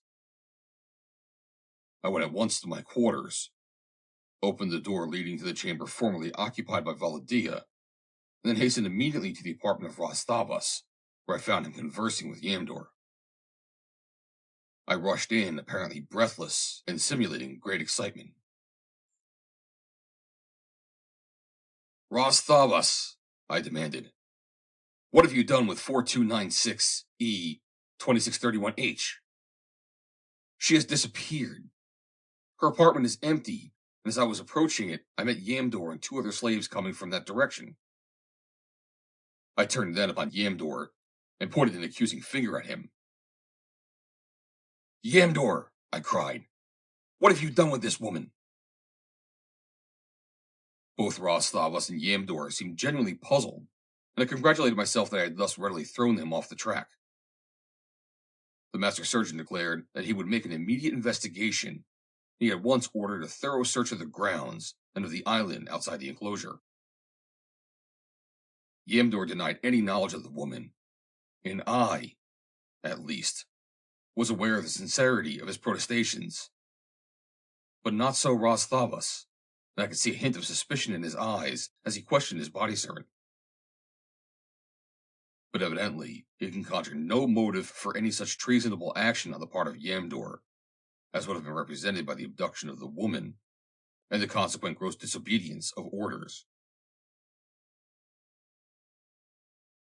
Thavas' investigation revealed nothing, and I think as it progressed, he became gradually more and more imbued with a growing suspicion that I might know more about the disappearance of Valla Dia than my attitude indicated. For I presently became aware of a delicately concealed espionage. Up to this time, I had been able to smuggle food to Valla Dia every night, after Thavas had retired to his quarters. But then, on one occasion, I suddenly became subconsciously aware that I was being followed.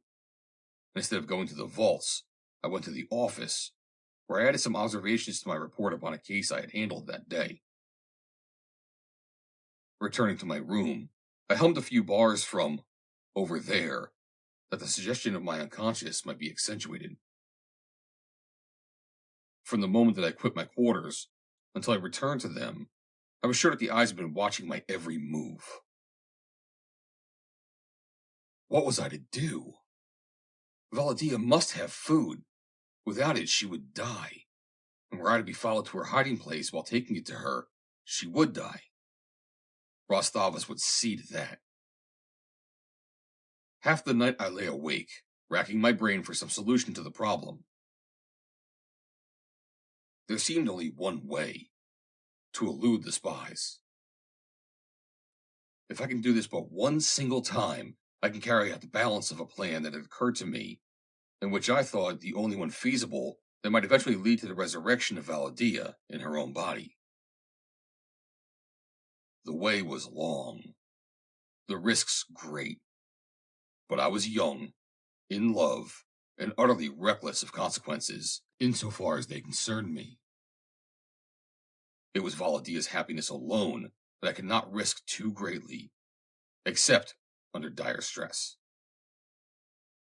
Well, the dire stress existed, and I must risk the chance, even as I risked my life. My plan was formulated, and I lay awake upon my sleeping silks and furs in the darkness of my room, awaiting the time when I might put it into execution. My window, which was upon the 3rd floor, overlooked the walled enclosure upon the scarlet sward of which I had made my first bow to Barsoom.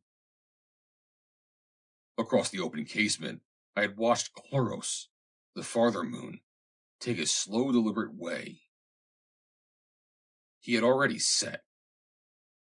Behind him, Thuria, his elusive mistress, fled through the heavens.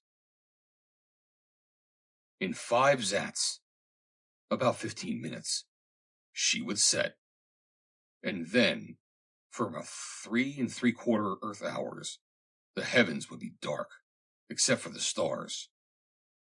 Dark enough at least for the thing I had in mind. In the corridor, perhaps, lurked those watchful eyes. I prayed God that they might not be elsewhere, as Thuria sank at last beneath the horizon, and I swung to my window ledge. In my hand a long rope, fabricated from the braided strips torn from my sleeping silks, while I had awaited the setting of the moons. One end I had fastened to a heavy sorpus bench, which I had drawn close to the window. I dropped the free end of the rope and started my descent. My earthly muscles, untried in such endeavors, I had not trusted to the task of carrying me to my window ledge in a single leap when I was ready to return. I felt that they would, but I did not know, and too much depended upon the success of my venture to risk any unnecessary chance of failure. And so I had prepared the rope. Whether I was being observed, I did not know. I must go on as though none was spying upon me. In less than 4 hours, Thuria would return, just before the sudden Barsoomian dawn. And in the interval, I must reach Valla Dia, persuade her of the necessity of my plan, and carry out its details, returning to my chamber before Thuria could disclose me to any accidental observer. I carried my weapons with me, and in my heart was unbending determination to slay whomever might cross my path and recognize me during the course of my errand, however innocent of evil intent against me they might be. The night was quiet except for the usual distant sounds that I had heard at night ever since I had been there. Sounds that I had interpreted as the cries of savage beasts. Once I had asked Thavas about them, but he had been in ill humor and had ignored my question. I reached the ground quickly, and without hesitation moved directly to the nearest entrance to the building, having previously searched out and determined upon the route I would follow to the vault. No one was visible, and I was confident when at last I reached the doorway that I had come through undetected. Valla Dia was so happy to see me again that it almost brought the tears to my eyes. "I thought that something had happened to you," she cried, "for I knew that you would not remain away so long of your own volition." I told her of my conviction that I was being watched, and that it would not be possible for me to longer bring food to her without incurring almost certain detection, which would spell immediate death for her. There was a single alternative, I said, and that I dread even to suggest, and would not, were there any other way. You must be securely hidden for a long time until Thavas' suspicions have been allayed. For so long as he has me watched, I cannot possibly carry out the plans I have formulated for your eventual release, the restoration of your own body, and your return to Duhar. "Your will shall be my law, Vadvaro," she said. I shook my head. "It will be harder for you than you imagine." "What is the way?" she asked. I pointed to the Ursite top table. "You must pass again through that ordeal, that I might hide you away in this vault until the time is ripe for the carrying out of my plans. Can you endure it?" She smiled. "Why not?" she asked. "It is only sleep. If it lasts forever, I shall be no wiser." I was surprised that she did not shrink from the idea, but I was also gratified, since I knew it was the only chance we had for success. Without my help, she disposed herself upon the Ursite slab. "I am ready, Vadvaro," she said bravely. "But first promise me that you will take no risks in this mad venture, You cannot succeed. When I close my eyes, I know that it will be for the last time, if my resurrection depends upon the successful outcome of the maddest venture that ever man conceived. Yet I am happy, because I know that it is inspired by the greatest friendship with which any mortal woman has ever been blessed. As she talked, I had been adjusting the tubes, and now I stood beside her, with my finger upon the starting button of the motor. Goodbye, Vodvaro, she whispered. Not goodbye, Valla Dia, but only a sweet sleep for what to you will be the briefest instant. You will seem to but close your eyes and open them again. As you see me now, I shall be standing here beside you as though I had never departed from you. As I am the last that you look upon tonight before you close your eyes, so shall I be the first that you shall look upon as you open them on that new and beautiful morning. But you shall not again look forth through the eyes of Xaxa, but from the limpid depths of your own beautiful orbs. She smiled and shook her head. 2 tears formed beneath her lids. I pressed her hand in mine and touched the button. End of chapter 5.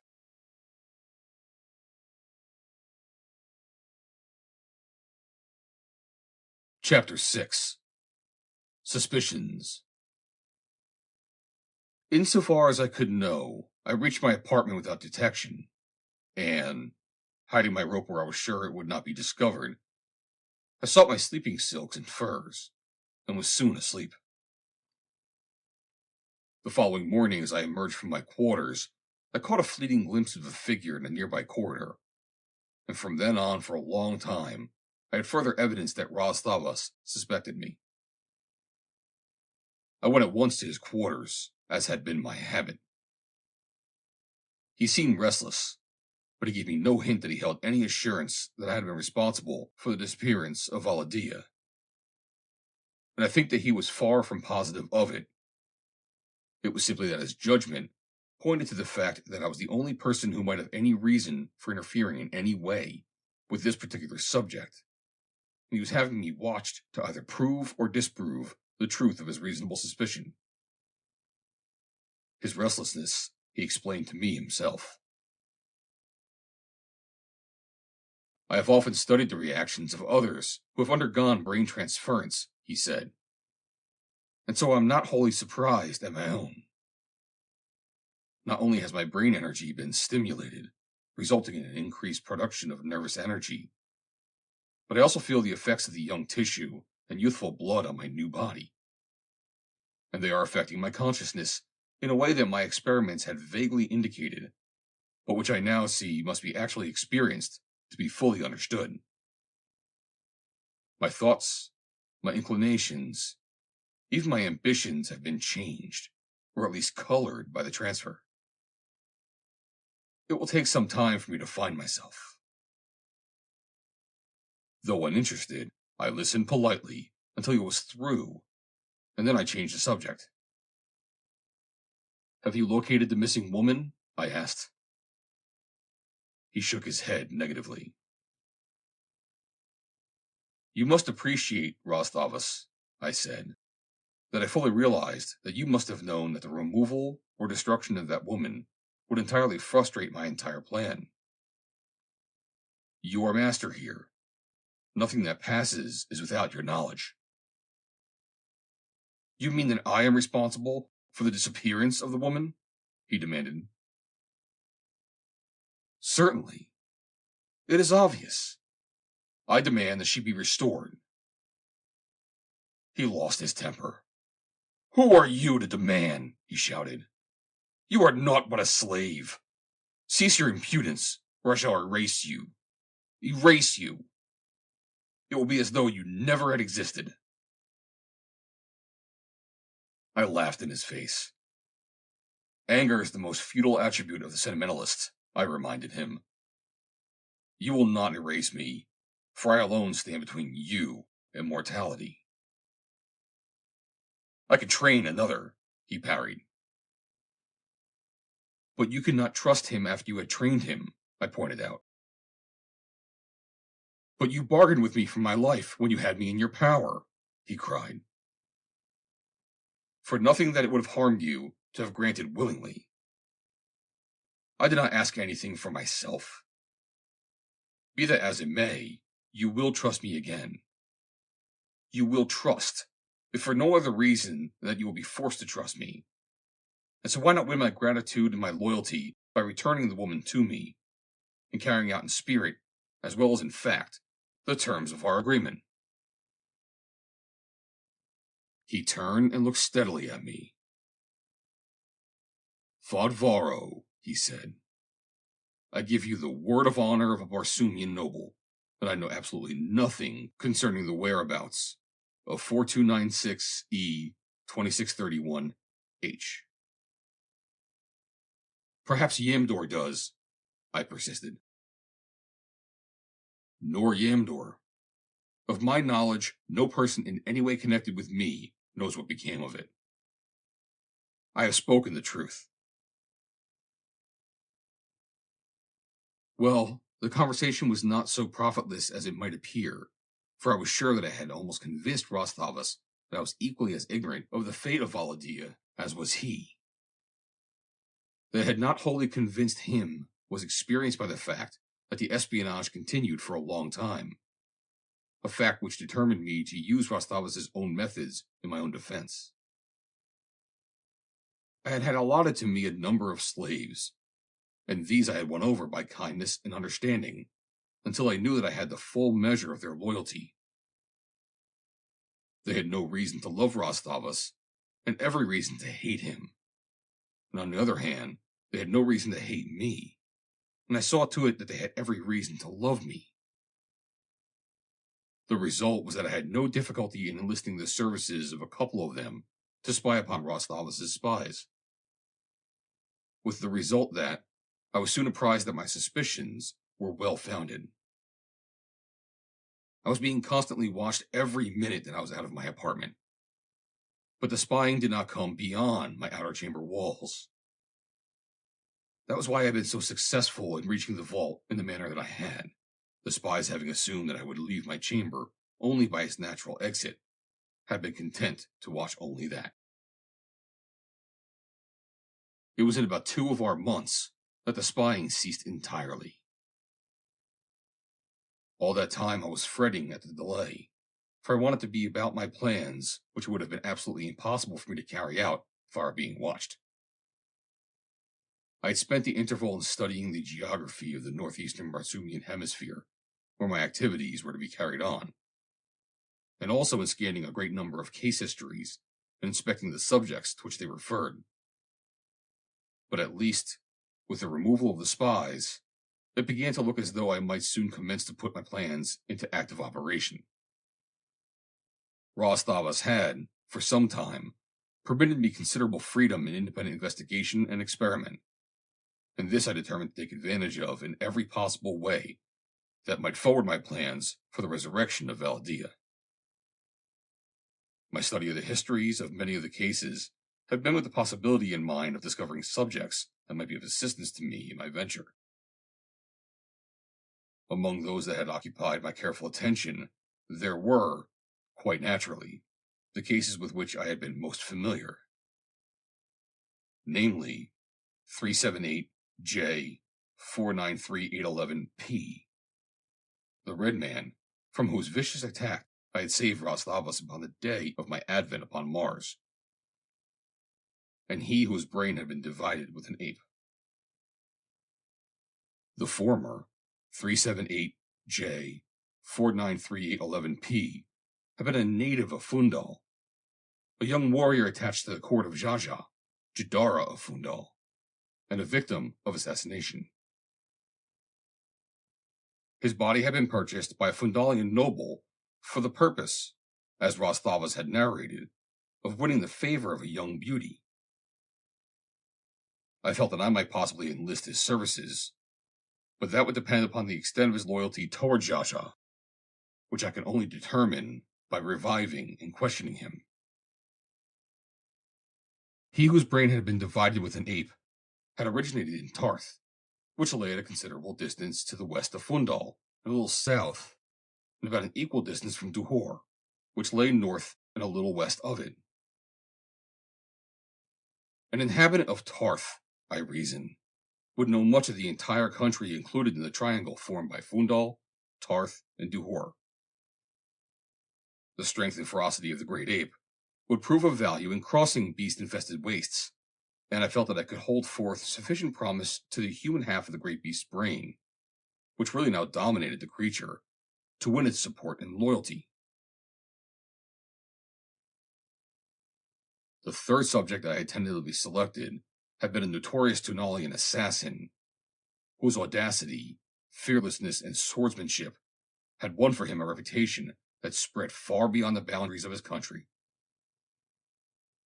Thavas, himself a Tunalian, had given me something of the history of this man, whose grim calling is not without honor upon Barsoom, and which Gorhages had raised still higher in the esteem of his countrymen, through the fact that he never struck down a woman or a good man, and that he never struck from behind. His killings were always the result of fair fights, in which the victim had every opportunity to defend himself and slay his attacker. And he was famous for his loyalty to his friends. In fact, this very loyalty had been a contributing factor in his downfall, which had brought him to one of Thavas' Earthside slabs some years since. For he had earned the enmity of Vobis Khan, Jeddak of Tunal, through his refusal to assassinate a man who once had befriended Gorhages in some slight degree. Following which, Vobis Khan conceived the suspicion that Gorhages had him marked for slaying. The result was inevitable. Gorhages was arrested and condemned to death, and immediately following the execution of the sentence, an agent of Thavas had purchased the body. These three, then, I had chosen to be my partners in my great adventure. It is true that I had not discussed the matter with any one of them, but my judgment assured me that I would have no difficulty in enlisting their services and loyalty in return for their total resurrection. My first task lay in renewing the organs of 378J 493-811P, and of Gorhages, which had been injured by the wounds that had laid them low, the former requiring a new lung, and the latter a new heart, his executioner having run him through with a short sword. I hesitated to ask Thavas' permission to experiment on these subjects, for fear of the possibility of arousing his suspicions, in which event he would probably have them destroyed. And so I was forced to accomplish my designs by subterfuge and stealth. To this end, I made it a practice for weeks to carry my regular laboratory work far into the night, often requiring the services of various assistants that all might become accustomed to the sight of me at work at unusual hours. And in my selection of these assistants, I made it a point to choose two of the very spies that Thavas had set to watching me. While it was true that they were no longer employed in this particular service, I had hopes that they would carry word of my activities to their master, and I was careful to see that they received from me the proper suggestions that would mold their report in language far from harmful to me. By the merest suggestion, I carried to them the idea that I worked thus late purely for the love of the work itself, and the tremendous interest in it that Thavas had awakened within my mind. Some nights I worked with assistants, and as often I did not. But always I was careful to assure myself that the following morning those in the office were made aware that I had labored far into the preceding night. This groundwork carefully prepared, I had comparatively little fear of the results of actual discovery when I set to work upon the warrior of Phundahl and the assassin of Tunal. I chose the former first. His lung was badly injured where my blade had passed through it, but from the laboratory where we kept fractional bodies, I brought a perfect lung with which I replaced the one I had ruined. The work occupied but half the night, and so anxious was I to complete my task that I immediately opened up the breast of Gorhages, for whom I had selected an unusually strong and powerful heart, and by working rapidly, I succeeded in completing the transference before dawn. Having known the nature of the wounds that had dispatched these two men, I had spent weeks in performing similar operations that I might perfect myself especially in this work. And having encountered no unusual pathological conditions in either subject, the work had progressed smoothly and with great rapidity. I had completed what I had feared would be the most difficult part of my task, and now, having removed, as far as possible, all signs of the operations, except the therapeutic tape which closed the incisions, I returned to my quarters for a few minutes of much-needed rest, praying that Thavas would not by any chance examine either of the subjects upon which I had been working, although I had fortified myself against such a contingency by entering full details of the operation upon the history card of each subject, that, in the event of discovery, any suspicion of ulterior motives upon my part might be allayed by my apparent open frankness. I arose at the usual time and went at once to Thavas' apartment, where I was met with a bombshell that nearly wrecked my composure. He eyed me closely for a long minute before he spoke. "You worked late last night, Vodvaro," he said. "I often do," I replied, but my heart was heavy as a stone. "And what might it have been that so occupied your interest?" he inquired. I felt as the mouse must, with which the cat is playing.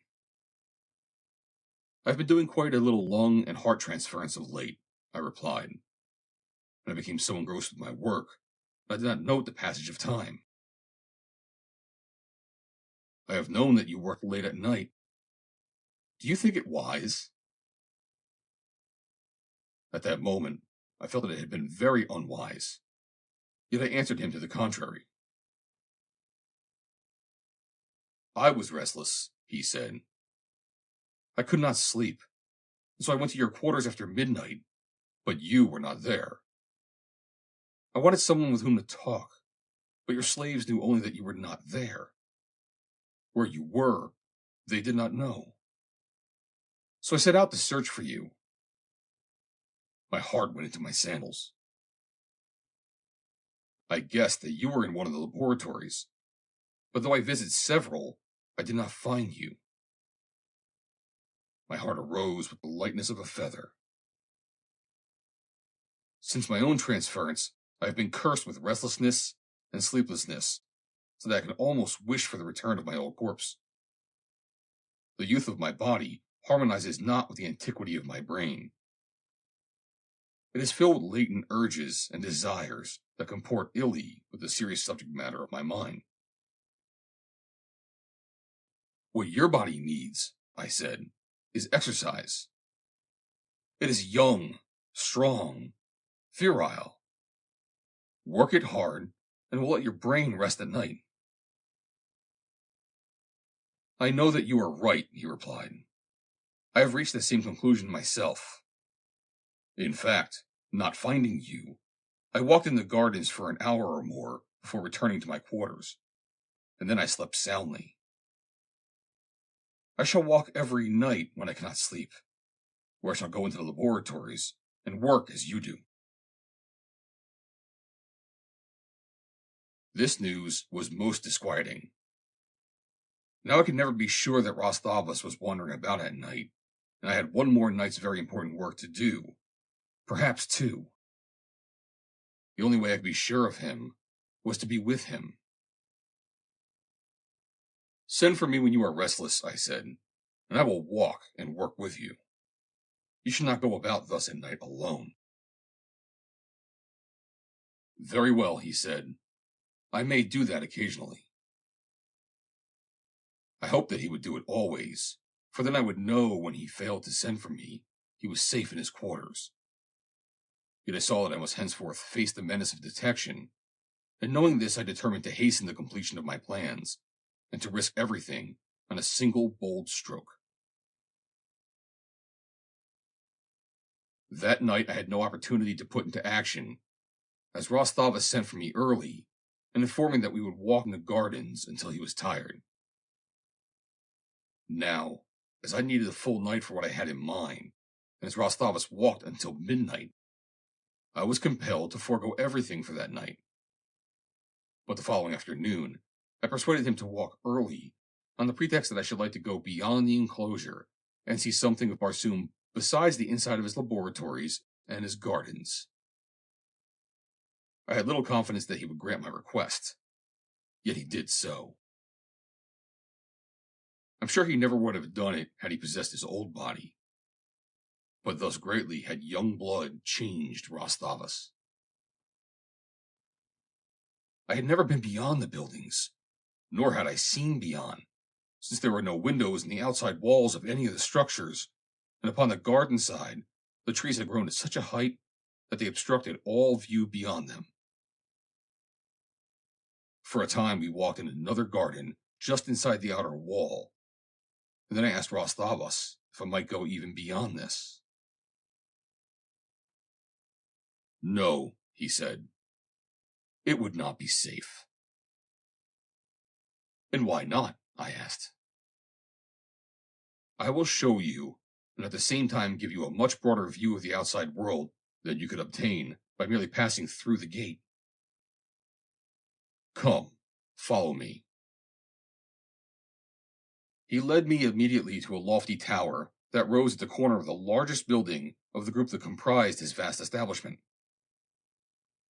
Within was a circular runway, which led not only upward, but down as well. This we ascended, passing openings at each floor, until we came at last upon its lofty summit. About me spread the first Barsoomian landscape of any extent upon which my eyes had yet rested during the long months that I had spent upon the Red Planet. For almost an earthly year, I had been immured within the rim walls of Thavas's bloody laboratory, until, such creatures of habit are we, the weird life there had come to seem quite natural and ordinary. But with this first glimpse of open country, there surged up within me an urge for freedom, for space, for room to move about such as I knew would not be long denied. Directly beneath lay an irregular patch of rocky land, elevated perhaps a dozen feet or more above the general level of the immediately surrounding country. Its extent was, at a rough guess, 100 acres. Upon this stood the buildings and grounds, which were enclosed by a high wall. The tower upon which we stood was situated at about the center of the total area enclosed. Beyond the outer wall was a strip of rocky ground on which grew a sparse forest of fair-sized trees, interspersed with patches of a jungly growth, and beyond all what appeared to be an oozy marsh, through which were narrow watercourses connecting occasional open waters. Little lakes, the largest of which could have comprised scarce 2 acres.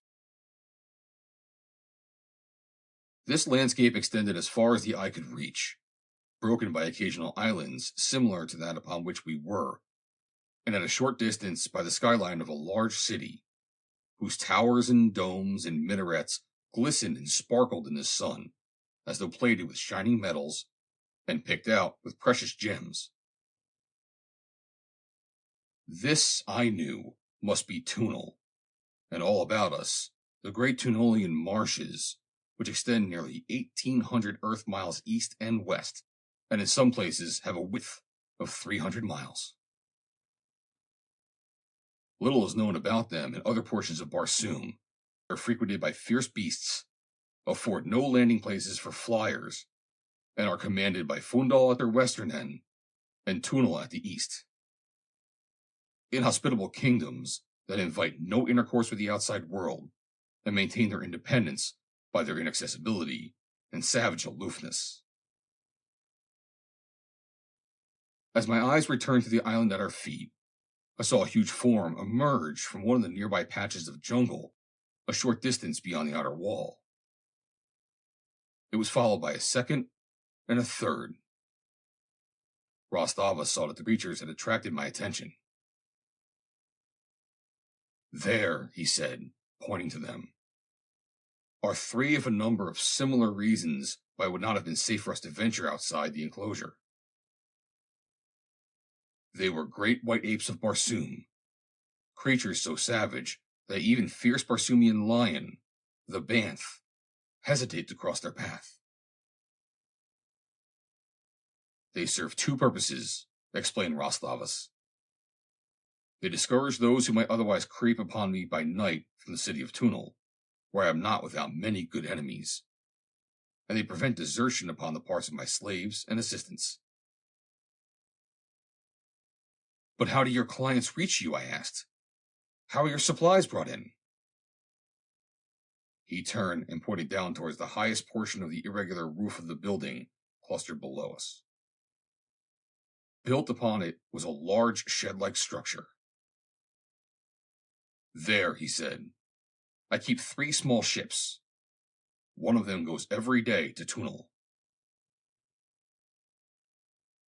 I was overcome with eagerness to know more about these ships, in which I thought I saw a much-needed means of escape from the island. But I dared not question him for fear of arousing his suspicions. As we turned to descend the tower runway, I expressed interest in the structure, which gave evidence of being far older than any of the surrounding buildings.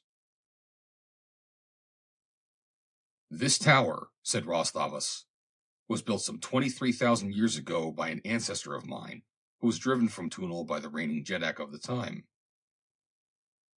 Here, and upon other islands, he gathered a considerable following, dominated the surrounding marshes, and defended himself successfully for hundreds of years. While my family has been permitted to return to Phundahl since, this has been their home, to which, one by one, have been added the various buildings which you see about the tower, each floor of which connects with the adjacent building, from the roof to the lowest pits beneath the ground. This information also interested me greatly, since I thought that I saw where it too might have considerable bearing upon my plan of escape. And so, as we descended the runway, I encouraged Thavas to discourse upon the construction of the tower, its relation to the other buildings, and especially its accessibility from the pits. We walked again in the outer garden, and by the time we returned to Thavas's quarters, it was almost dark, and the master surgeon was considerably fatigued. I feel that I shall sleep well tonight, he said, as I left him. I hope so, Thavas, I replied. End of chapter 6.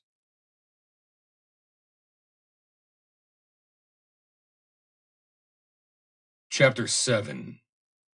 Escape. It was usually about 3 hours after the evening meal, which was served immediately after dark, that the establishment quieted down for the night. And while I should have preferred waiting longer than that, before undertaking that which I had in mind, I could not safely do so, since there was much to be accomplished before dawn. And so it was that with the first indications that the occupants of the building in which my work was to be performed had retired for the night, I left my quarters and went directly to the laboratory where, fortunately for my plans, the bodies of Gorhages, the assassin of Phundahl, and 378J, 493, 811P, both reposed. It was the work of but a few minutes to carry them to adjoining tables, where I quickly strapped them securely against the possibility that one, or both of them, might not be willing to agree to the proposition I was about to make to them, and thus force me to anesthetize them again. At last the incisions were made, the tubes attached, and the motors started. 378J, 493, 811P, whom I shall hereafter call by his own name, Dartaris, was the first to open his eyes. But he had not regained full consciousness when Gorhages showed signs of life. I waited until both appeared quite restored. Dartaris was eyeing me with growing recognition that brought a most venomous expression of hatred to his countenance. Gorhages was frankly puzzled. The last he remembered was the scene in the death chamber at the instant that the executioner had run a sword through his heart. It was I who broke the silence. In the first place, I said, let me tell you where you are, if you do not already know. I know well enough where I am, growled Dartaris. Ah, explained Gorhages, whose eyes had been roaming about the chamber. I can guess where I am. What Tunolian has not heard of Thavas? So, they sold my corpse to the old butcher, did they? And what now? Did I just arrive? You've been here 6 years, I told him, and you may stay here forever, unless we three can reach an agreement within the next few minutes. And that goes for you too, Dartaris. 6 years, mused Gorhages. Well, out with it, man. What do you want? If it is to slay Thavas, no. He has saved me from utter destruction. But name me some other, preferably Vobis Khan, Jeddak of Phundahl. Find me a blade, and I will slay 100 to regain life. I seek the life of none, unless he stands in the way of the fulfillment of my desire, in this matter that I have in hand.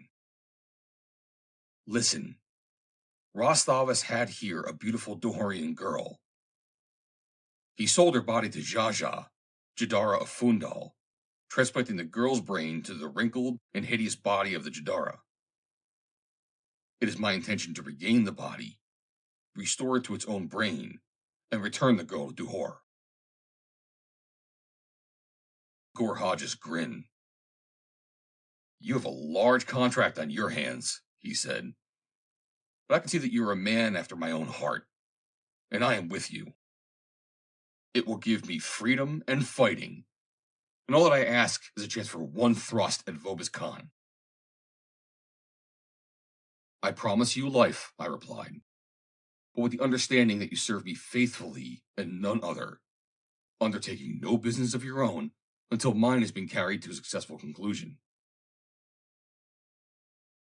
That means I shall have to serve you for life, he replied, for the thing that you have undertaken, you can never accomplish. But that is better than lying here on a cold earthside slab waiting for old Thavas to come along and carve out my gizzard. I am yours. Let me up, that I may feel a good pair of legs under me again. And you? I asked, turning to Dartaris, as I released the bonds that held Gorhages. For the first time I had now noticed that the ugly expression that I had first noted upon the face of Dartaris had given place to one of eagerness. Strike off my bonds, he cried, and I will follow you to the ends of Barsoom, and the way leads thus far to the fulfillment of your designs. But it will not. It will lead to Phundahl and to the chamber of the wicked Xaxa, where, by the generosity of my ancestors, I may be given the opportunity to avenge the hideous wrong the creature did me. You could not have chosen one better fitted for your mission than Dartaris, one-time soldier of the Jadara's guard, whom she had slain that in my former body, one of her rotten nobles might woo the girl I loved. A moment later, the two men stood at my side, and without more delay, I led them toward the runway that descended to the pits beneath the buildings. And as we went, I described to them the creature I had chosen to be the fourth member of our strange party. Gorhages questioned the wisdom of my choice, saying that the ape would attract too much attention to us. But Dartaris believed that I might be helpful in many respects, since it was possible that we might be compelled to spend some time among the islands of the marshes which were infested with these creatures. While, once in Phundahl, the ape might readily be used in the furtherance of our plans, and would cause no considerable comment in a city where many of these beasts were held in captivity, and often are seen performing for the edification of street crowds. We went at once to the vault where the ape lay, and where I concealed the anesthetized body of Valla Dia. And here I revived the great anthropoid, and to my great relief, found that the human half of its brain still was dominant. Briefly I explained my plan, as I had done to the other two, and won the hearty promise of his support upon my engaging to restore his brain to its rightful place upon the completion of our venture. First, we must get off the island, and I outlined the two plans I had in mind. One was to steal one of Thavas' 3 flyers and set out directly for Phundahl. And the other, in the event that the first did not seem feasible, was to secrete ourselves aboard one of them on the chance that we might either overpower the crew and take over the ship after we have left the island, or escape undetected upon its arrival in Phundahl. Dartaris liked the first plan. The ape, whom we will now call by the name belonging to the human half of his brain, Phundahl, preferred the first alternative of the second plan, and Gorhages, the second alternative. Dartaris explained that as our principal objective was Phundahl, the quicker we got there, the better.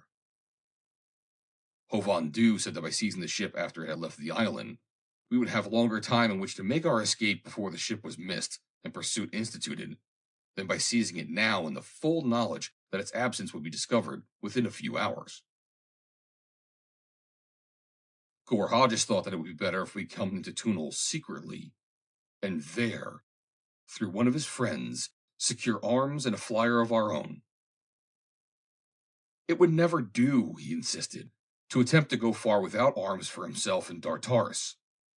Nor could we hope to reach Phundahl without being overhauled by pursuers, for we must plan on the hypothesis that Thavas would immediately discover my absence, that he would at once investigate, that he would find Dartaris and Gorhages missing, and thereupon lose no time in advising Vobis Khan, Jeddak of Phundahl, that Gorhages the assassin was at large, whereupon the Jeddak's best ships would be sent in pursuit. Gorhages' reasoning was sound, and coupled with my recollection that Thavas had told me that his 3 ships were slow, I could readily foresee that our liberty would be of short duration were we to steal one of the old surgeon's flyers. As we discussed the matter, we had made our way through the pits, and I found the exit to the tower. Silently we passed upward along the runway and out upon the roof. Both moons were waning low through the heavens, and the scene was almost as light as day. If anyone was about, discovery was certain. We hastened toward the hangar and were soon within it, where, for a moment at least, I breathed far more easily than I had beneath those 2 brilliant moons upon the exposed roof.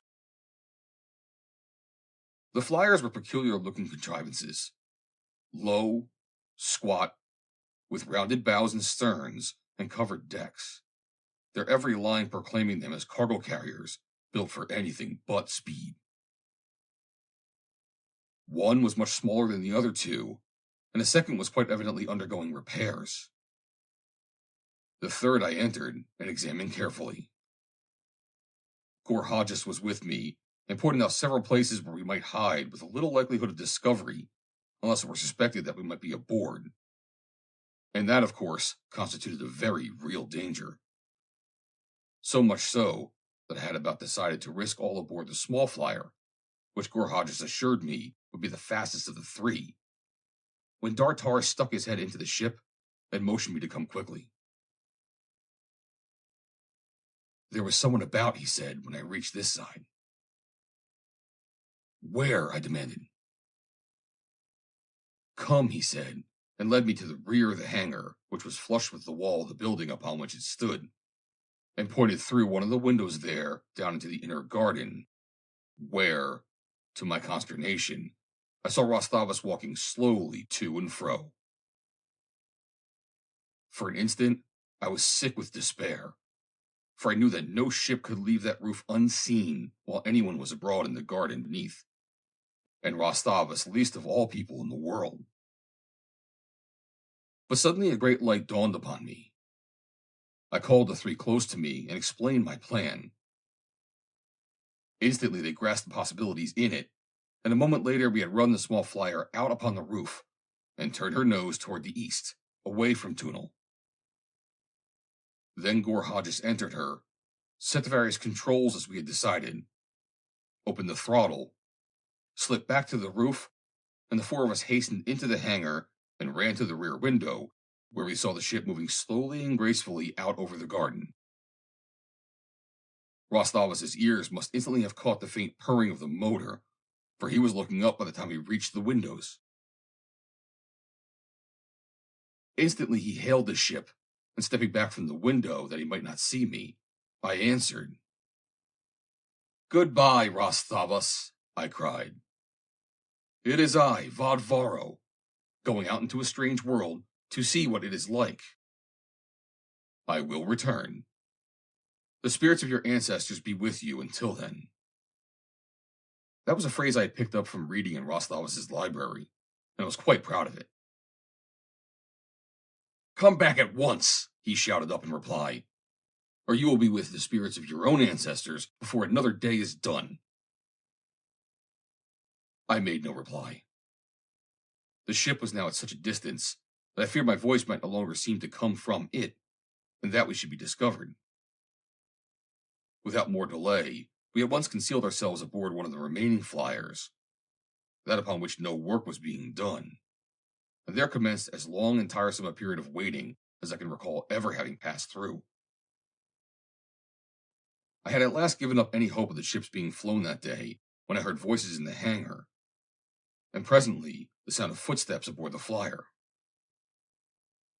A moment later, a few commands were given, and almost immediately the ship moved slowly out into the open. The four of us were crowded into a small compartment built into a tiny space between the forward and aft starboard buoyancy tanks. It was very dark and poorly ventilated, having evidently been designed as a storage closet to utilize otherwise waste space. We dared not converse for fear of attracting attention to our presence, and for the same reason, we moved about as little as possible, since we had no means of knowing but that some member of the crew might be just beyond the thin door that separated us from the main cabin of the ship. Altogether, we were most uncomfortable, but the distance to Phundahl is not so great that we might not hope that our situation would soon be changed. At least if Phundahl was to be the destination of the ship. And of this we soon had cheering hope, for we had been out but a short time when, faintly, we heard a hail, and then the motors were shut down, and the ship stopped. "What ship?" we heard a voice demand, and from aboard our own came the reply. "The Vossar, Tower of Thavas for Phundahl." We heard a scraping as the other ship touched ours. "We are coming aboard to search you in the name of Vobis Khan, Jeddak of Phundahl." "Make way!" shouted one from the other ship. Our cheer had been of short duration. We heard the shuffling of many feet, and Gorhajas whispered in my ear. "What shall we do?" he asked. I slipped my short sword into his hand. "Fight," I replied. "Good, Varro," he replied. And then I handed him my pistol and told him to pass it on to Dartars. We heard the voices again, but nearer now. "What ho!" cried one. "It is Balzac himself, my old friend Balzac." "None other," replied a deep voice. "And whom did you expect to find in command of the Vossar, other than Balzac?" "Who could know but that it might have been this Varro himself, or even Gorhajas," said the other. "And our orders are to search all ships." "I would that they were here," replied Balzac, "for the reward is high. But how could they, when Thavas himself, with his own eyes, saw them fly off in the Pinsar before dawn this day, and disappear in the east?" "Right you are, Balzac," agreed the other. "And it were a waste of time to search your ship. Come, men, to our own." I could feel the muscles about my heart relax with the receding footfalls of Vobis Khan's warriors as they quitted the deck of the Vossar for their own ship. and my spirits rose with renewed purring of our own motor as Thavas' flyer again got underway. Gorhajas bent his lips close to my ear. "The spirits of our ancestors smile upon us," he whispered. "It is night, and the darkness will aid in covering our escape from the ship and the landing stage." "What makes you think it is night?" I asked. "Vobis Khan's ship was close by when it hailed and asked our name. By daylight, it could have seen what ship we were." He was right. We had been locked in that stuffy hole since before dawn, and while I thought it had been for a considerable time, I also had realized that the darkness and the inaction and the nervous strain would tend to make it seem much longer than it really had been, so that I would not have been greatly surprised how we made Phundahl by daylight.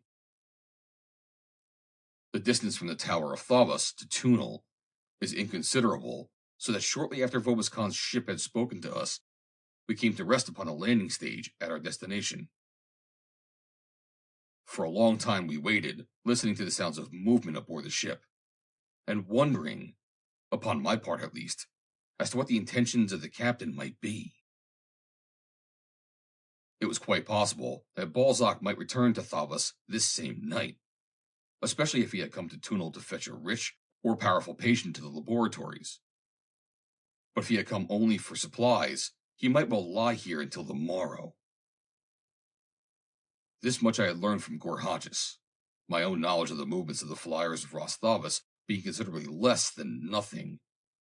For, though I had been months a lieutenant of the master surgeon, I had learned only the day before of the existence of his small fleet, it being according to the policy of Thavas to tell me nothing unless the telling of it coincided with and furthered his own plans. Questions which I had asked, he always answered, if he reasoned that the effects would not be harmful to his own interests. But he volunteered nothing that he did not particularly wish me to know, and the facts that there were no windows in the outside walls of the buildings facing towards Phundahl, that I had never before the previous day been upon the roof, and I had never seen a ship sail over the inner court toward the east, all tended to explain my ignorance of the fleet and its customary operations. We waited quietly until the silence fell upon the ship, betokening either that the crew had retired for the night or that they had gone down into the city, and then, after a whispered consultation with Gorhajas, we decided to make an attempt to leave the flyer at once. It was our purpose to seek a hiding place within the tower of the landing stage from which we might investigate possible avenues of escape into the city, either at once or upon the morrow, when we might more easily mix with the crowd that Gorhajas said would certainly be in evidence from a few hours after sunrise. Cautiously, I opened the door of our closet and looked into the main cabin beyond. It lay in darkness. Silently we filed out. The silence of the tomb lay upon the flyer, but from far below arose the subdued noises of the city. So far, so good. And then, without sound, without warning, a burst of brilliant light illuminated the interior of the cabin. I felt my fingers tighten upon my sword hilt as I glanced quickly about. Directly opposite us, in the narrow doorway of a small cabin, stood a tall man whose handsome harness betokened the fact that he was no common warrior. In either hand he held a heavy Barsoomian pistol, into the muzzles of which we found ourselves staring. End of Chapter 7.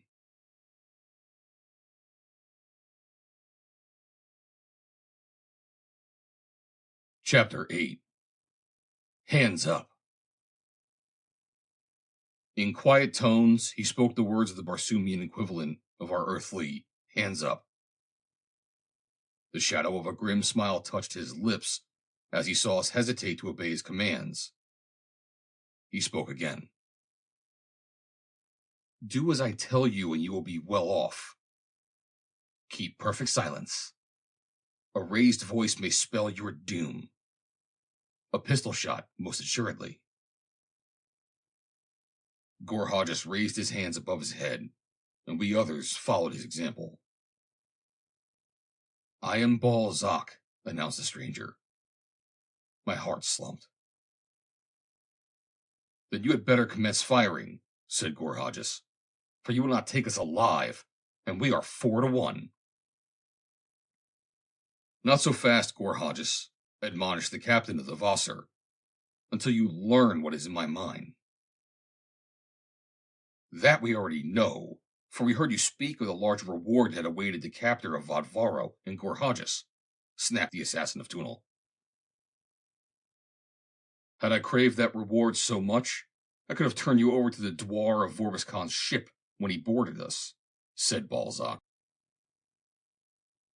"You did not know that we were aboard the Vassar then," I reminded him. "Ah, but I did." Gorhajas snorted his disbelief. "How then," Balzac reminded us, "was I able to be ready upon this very spot when you emerged from your hiding place?" "Yes, I knew that you were aboard." "But how?" demanded D'Artaris. "It is immaterial," replied Balzac. "But to satisfy your natural curiosity, I will tell you that I have quarters in a small room in the Tower of Thavas. My windows overlook the roof and the hangar. My long life spent aboard flyers has made me very sensitive to every sound of a ship. Motors changing their speed will awaken me in the dead of night, as quickly as will their starting or their stopping.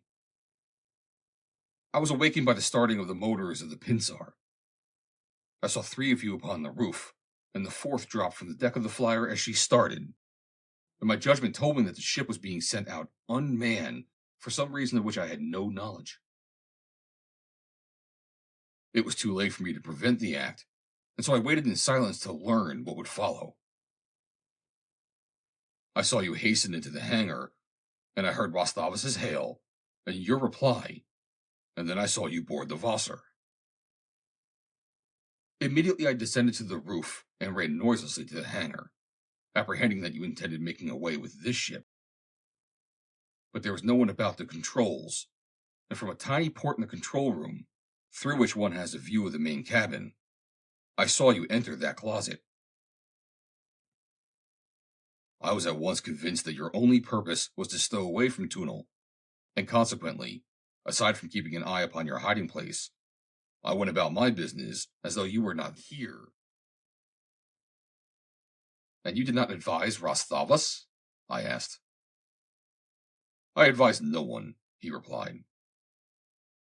"Years ago I learned to mind my own business, to see all, to hear all, and to tell nothing unless it profited me to do so." "But you said that the reward is high for our apprehension," Gorhajas reminded him. "Would it not be profitable to collect it?" "There are in the breasts of honorable men," replied Balzac, "forces that rise superior to the lust for gold, and while Tunolians are supposedly a people free from the withering influences of sentiment, yet I, for one, am not totally unconscious of the demands of gratitude. 6 years ago, Gorhajas, you refused to assassinate my father, holding that he was a good man, worthy to live, and one that had once befriended you slightly. Today, through his son, you reap your reward, and in some measure are repaid for the punishment that was meted out to you by Vorbis Khan, because of your refusal to slay the sire of Balzac. I have sent my crew away that none aboard the Vassar but myself might have knowledge of your presence. Tell me your plans, and command me in what way I may be of further service to you." "We wish to reach the streets unobserved," replied Gorhajas. "Can you but help us in that, we shall not put upon your shoulders further responsibility for our escape. You have our gratitude, and in Phundahl, I need not remind you, the gratitude of Gorhajas is a possession that even the Jeddak has craved." "Your problem is complicated," said Balzac, after a moment of thought, "by the personnel of your party." The ape would immediately attract attention and arouse suspicion. Knowing much of Thavas' experiments, I realized that once this morning, after watching him with you, that he had the brain of a man. But this very fact would attract to him, and to you, the closer attention of the masses. I do not need to acquaint them with the fact, growled Phundahl in his savage tones. To them, I need be but a captive ape. Are such unknown in Phundahl? Not entirely, though they are rare, replied Balzac. But there is also the white skin of Vadvaro. Thavas appears to have known nothing of the presence of the ape with you, but he full well knew of Vadvaro, and your description has been spread by every means at his command. You would be recognized immediately by the first Phunalian that laid eyes upon you. And then there is Gorhages. He has been dead for 6 years, yet I venture there is scarce a Phunalian that broke the shell prior to 10 years ago who does not know the face of Gorhages as well as he knows that of his own mother. The Jeddak himself was not better known to the people of Phundahl than Gorhages. That leaves but one who might possibly escape suspicion and detection in the streets of Phundahl. If we could but obtain weapons for these others, I suggested, we might even, under these great handicaps, reach the house of Gorhages' friend. Fight your way through the city of Phundahl? Demanded Balzac. If there is no other way, we should have to, I replied. I admire the will, commented the commander of the Wasser, but fear that the flesh is without sufficient strength. Wait. There is a way, perhaps. On the stage just below this, there's a public depot where equilibrium motors are kept and rented. Could we find the means to obtain 4 of these, there would be a chance at least for you to elude the air patrols and reach the house of Gorhages' friend. And I think I see a way to the accomplishment of that. The landing tower is closed for the night, but there are several watchmen distributed through it at different levels. There is one at the equilibrium motor depot, and, as I happen to know, he is a devotee of XIII. He would rather play XIII than attend to his duties as watchman. I often remain aboard the Vosar at night, and occasionally he and I indulge in the game. I will ask him up tonight, and while he is thus engaged, you may go to the depot, help yourself to equilibrium motors, and pray to your ancestors that no air patrol suspicions you as you cross the city toward your destination. What think you of this plan, Gorhages? It is splendid, replied the assassin. And you, Vadvaro? If I knew what an equilibrium motor is, I might be in a better position to judge the merits of the plan, I replied, though I am satisfied to abide by the judgment of Gorhages. I can assure you, Balzac, of our great appreciation, and as Gorhages has put the stamp of his approval upon your plan, I can only urge you to arrange that we may put it into effect with as little delay as possible. Good, exclaimed Balzac. Come with me, and I will conceal you until I have lured the watchman to the XIII game within my cabin. After that, your fate will be in your own hands. We followed him from the ship onto the deck of the landing stage, and close under the side of the Wasser opposite that from which the watchman must approach the ship and enter it. Then, bidding us good luck, Balzac departed. From the summit of the landing tower, I had my first view of a Martian city. Several hundred feet below me lay the broad, well-lighted avenues of Phundahl, many of which were crowded with people.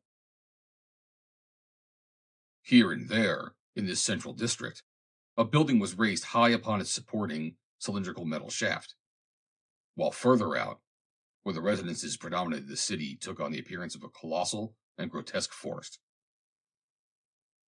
Among the larger palaces, only an occasional suite of rooms was thus raised high above the level of the others, those being the sleeping apartments of the owners, their servants, or their guests. But the smaller homes were razed in their entirety, a precaution necessitated by the constant activity of the followers of Gore Hodges' ancient profession that permitted no man to be free from the constant menace of assassination. Throughout the central district, the sky was pierced by the lofty towers of several other landing stages. But as I was later to learn, these were comparatively few in number, since Phundahl is in no sense a flying nation, supporting no such enormous fleets of merchant ships and vessels of war as, for example, the twin cities of Helium or the great capital of Tarth. A peculiar feature of the street lighting of Phundahl, and in fact the same condition applying to the light of other Barsoomian cities I have visited, I noted for the first time that night as I waited upon the landing stage for the return of Balzac with the watchman to the interior of the Wasser. The luminosity below me seemed confined directly to the area to be lighted.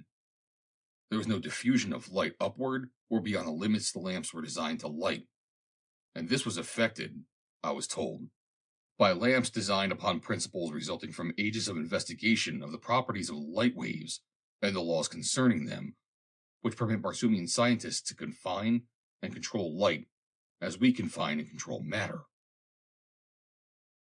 The light waves leave the lamp, pass along a prescribed circuit, and return to the lamp. There is no waste, nor, strange this seemed to me, are there any dense shadows where lights are properly installed and adjusted, for the waves in passing around objects to return to the lamp illuminate all sides of them. The effect of this lighting from the great height of the tower was rather remarkable.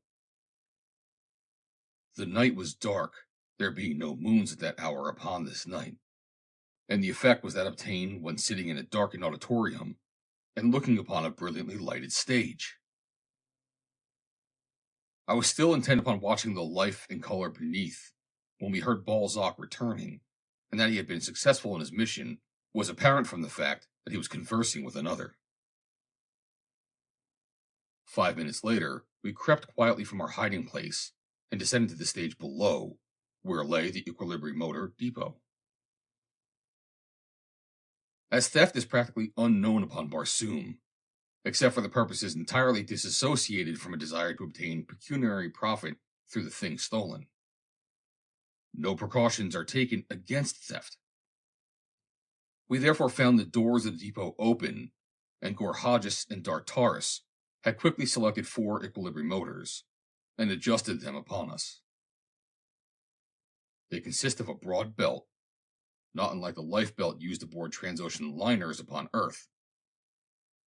These belts being filled with the 8th Barsoomian ray, or ray of propulsion, to a sufficient degree to just about equalize the pull of gravity, and thus to maintain a person in equilibrium between that force and the opposite force exerted by the 8th ray. Permanently attached to the back of the belt is a small radium motor, the controls for which are upon the front of the belt. Rigidly attached to and projecting from each side of the upper rim of the belt is a strong, light wing with small hand levers for quickly altering their positions. Gore Hodges quickly explained the method of control, but I could apprehend that there might be embarrassment and trouble awaiting me before I mastered the art of flying in an equilibrium motor. He showed me how to tilt the wings downward in walking so that I could not leave the ground at every step, and thus he led to the edge of the landing stage. "We will rise here," he said, "and keeping in the darkness of the upper levels, seek to reach the house of my friend without being detected. If we are pursued by air patrol, we must separate, and later those who escape may gather just west of the city wall, where you will find a small lake with a deserted tower upon its northern rim. This tower will be our rendezvous in event of trouble. Follow me," and he started his motor and rose gracefully into the air. Hovan Du followed him, and then it was my turn. I rose beautifully for about 20 feet, floating out over the city which lay hundreds of feet below, and then, quite suddenly, I turned upside down. I had done something wrong. I was quite positive of it. It was a most startling sensation, I can assure you, floating there with my head down, quite helpless, while below me lay the streets of the great city, and no softer, I was sure, than the streets of Los Angeles or Paris. My motor was still going, and as I manipulated the control which operated the wings, I commenced to describe all sorts of strange loops and spirals and spins. And then Dartaris came to my rescue. First he told me to lie quietly, and then directed the manipulation of each wing until I had gained an upright position. After that, I did fairly well, and was soon rising in the wake of Gorhages and Hovandu. I need not describe in detail the hours of flying, or rather floating, that ensued. Gorhages led us to a considerable altitude, and there, through the darkness above the city, our slow motors drove us toward a district of magnificent homes surrounded by spacious grounds. And here, as we hovered above a large palace, we were suddenly startled by a sharp challenge coming from directly above us. "Who flies by night?" demanded the owner of the voice. "Friends of Mu Tel, Prince of the House of Khan," replied Gorhages quickly. "Let me see your night-flying permit and your flyer's license," ordered the one above us, and at the same time swooping suddenly to our level and giving me my first sight of a Martian policeman. He was equipped with a much swifter and handier equilibrium motor than ours. I think that was the first fact to impress us deeply, and it demonstrated the futility of flight, for he could have given us 10 minutes start and overhauled each of us within another 10 minutes, even though we had elected to fly in different directions. The fellow was a warrior rather than a policeman, though detailed to duties such as our earthly police officers perform, the city being patrolled both by day and night by the warriors of Phobos Khan's army. He dropped now close to the assassin of Phundahl, again demanding permit and license, and at the same time flashing a light in the face of my comrade. Instantly he voiced an exclamation of surprise and satisfaction. "By the sword of the Jeddak," he cried, "fortune heaps her favors upon me. Who would have thought an hour since that it would be I who would collect the reward for the capture of Gorhages?" "Any other fool might have thought it," returned Gorhages, "but he would have been as wrong as you." And as he spoke, he struck with the short sword I had loaned him. The blow was broken by the wing of the warrior's equilibrium motor, which it demolished, yet it inflicted a severe wound in the fellow's shoulder. He tried to back off, but the damaged wing caused him to only wheel around erratically, and then he seized upon his whistle and attempted to blow a mighty blast that was cut short by another blow from Gorhages' sword that split the man's head open to the bridge of his nose. "Quick!" cried the assassin.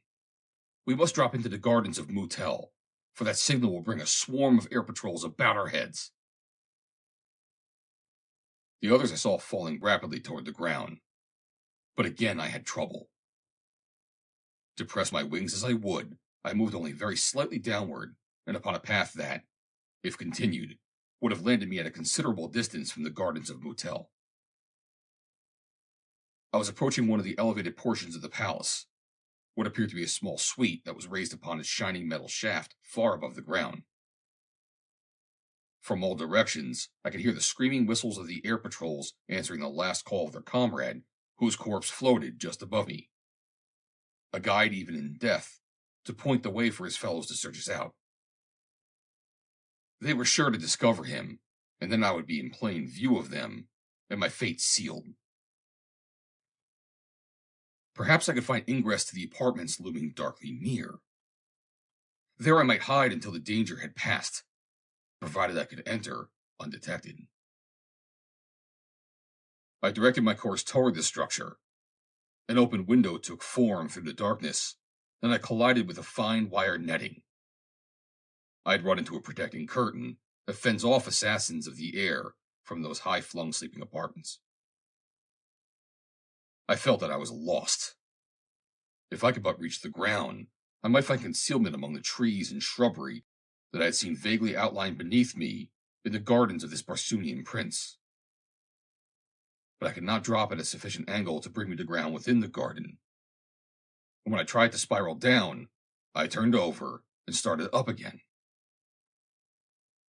I thought of ripping open my belt and letting the eighth ray escape, but in my unfamiliarity with this strange force, I feared that such an act might precipitate me to the ground with too much violence, though I was determined to have recourse to it as a last alternative if nothing less drastic presented itself. In my last attempt to spiral downward, I rose rapidly, feet foremost, to a sudden and surprising collision with some object above me. As I frantically righted myself, fully expected to be immediately seized by a member of the air patrol, I found myself face to face with the corpse of the warrior Gorhages had slain. The whistling of the air patrols sounded ever nearer. It could only be a question of seconds now before I was discovered, and with the stern necessity that confronted me, with death looking me in the face, there burst upon me a possible avenue of escape from my dilemma. Seizing tightly with my left hand the harness of the dead Tunolian, I whipped out my dagger and slashed his buoyancy belt a dozen times. Instantly as the rays escaped, his body started dragging me downward. Our descent was rapid, but not precipitate, as it was but a matter of seconds before we landed gently upon the scarlet sward of the gardens of Mu Tel, Prince of the House of Khan, close beside a clump of heavy shrubbery.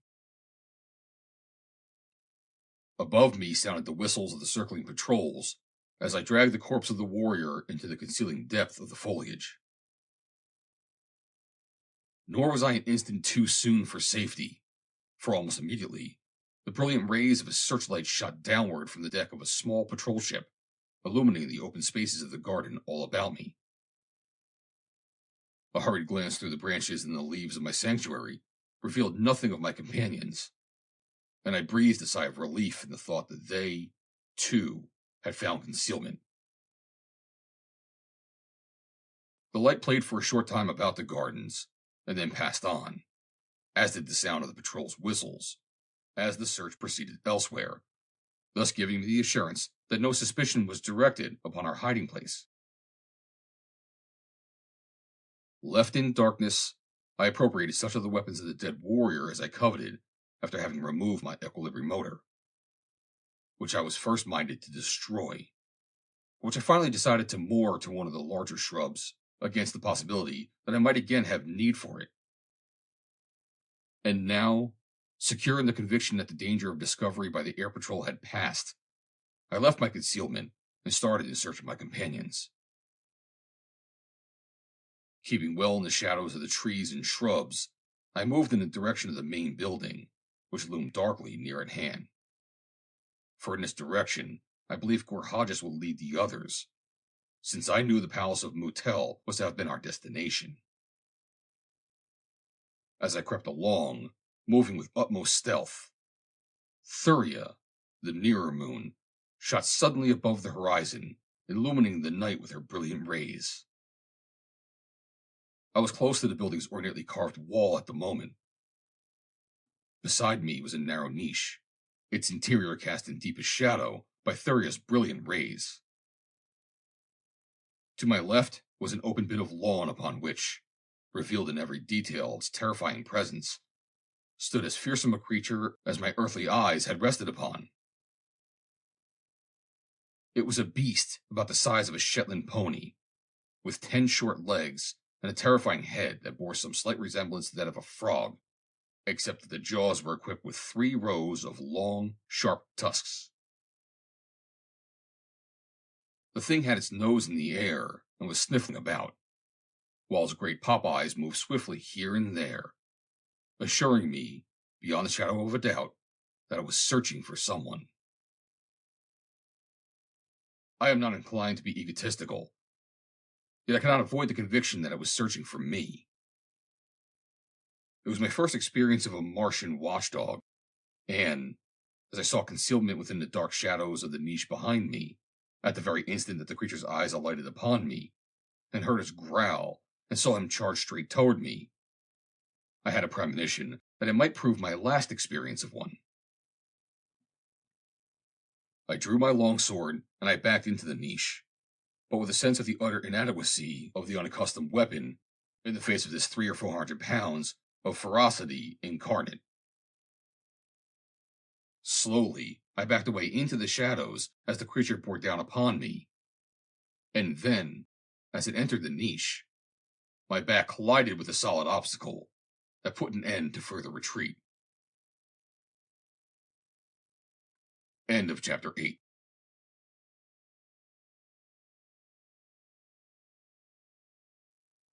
Chapter 9. The Palace of Mu Tel. As the Khalat entered the niche, I experienced all the reactions of the cornered rat, and I certainly know that I set myself to fight in that proverbial manner. The beast was almost upon me, and I was metaphorically kicking myself for not having remained in the open where there were many tall trees, when the support at my back suddenly gave way. A hand reached out of the darkness behind me and seized my harness, and I was drawn swiftly into the inky blackness. A door slammed, and the silhouette of the Khalat against the moonlit entrance to the niche was blotted out. A gruff voice spoke in my ear. "Come with me," it said. A hand found mine, and thus I was led along through the darkness of what I soon discovered was a narrow corridor, judging from the constantly recurring collisions I had first with one side of it, and then with the other. Ascending gradually, the corridor turned abruptly at right angles, and I saw beyond my guide a dim luminosity that gradually increased until another turn brought us to the threshold of a brilliantly lighted chamber. A magnificent apartment, the gorgeous furnishings and decorations of which beggar the meager descriptive powers of my native tongue. Gold, ivory, precious stones, marvelous woods, resplendent fabrics, gorgeous furs, and startling architecture combined to impress upon my earthly vision such a picture as I had not ever dreamed of dreaming. And in the center of this room, surrounded by a little group of Martians, were my 3 companions. My guide conducted me toward the party, the members of which had turned toward us as we entered the chamber, and stopped before a tall Barsoomian, resplendent in jewel-encrusted harness. "Prince," he said, "I was scarce a tall too soon. In fact, as I opened the door to step out into the garden in search of him, as you directed, there he was upon the opposite side with one of the Khalats of the garden almost upon him." "Good!" exclaimed he who had been addressed as Prince, and then he turned to Gorhajas. "This is he, my friend, of whom you told me?" "This is Vodvaro, who claims to be from the planet Jasum," replied Gorhajas. "And this Vodvaro is Mu Tel, Prince of the House of Khan." I bowed, and the prince advanced and placed his right hand upon my left shoulder in true Barsoomian acknowledgement of an introduction. When I had done similarly, the ceremony was over. There was no silly, "pleased to meet you," "how do you do," or "it's a pleasure, I assure you." At Mu Tel's request, I narrated briefly what had befallen me between the time I had come separated from my companions and the moment that one of his officers had snatched me from impending disaster. Mu Tel gave instructions that all traces of the dead patrol be removed before dawn, lest their discovery bring upon him the further suspicion of his uncle, Vobis Khan, Jeddak of Phundahl, who it seemed had long been jealous of his nephew's growing popularity and fearful that he harbored aspirations for his throne. It was later in the evening, during one of those elaborate meals for which the princes of Barsoom are justly famous, when mellowed slightly by the rare vintages with which he delighted his guests, that Mu Tel discoursed with less restraint upon his imperial uncle. "The nobles have long been tired of Vobis Khan," he said, "and the people are tiring of him. He is a conscienceless tyrant, but he is our hereditary ruler, and so they hesitate to change. We are a practical people, little influenced by sentiment. Yet there is enough to keep the masses loyal to their Jeddak, even after he has ceased to deserve their loyalty, while the fear of the wrath of the masses keeps the nobles loyal. There is also the natural suspicion that I, the next in line for succession, would make them no less tyrannical a Jeddak than as Vobis Khan, while, having youth, I might be much more active in cruel and nefarious practices. For myself, I would not hesitate to destroy my uncle and seize his throne, were I sure of the support of the army.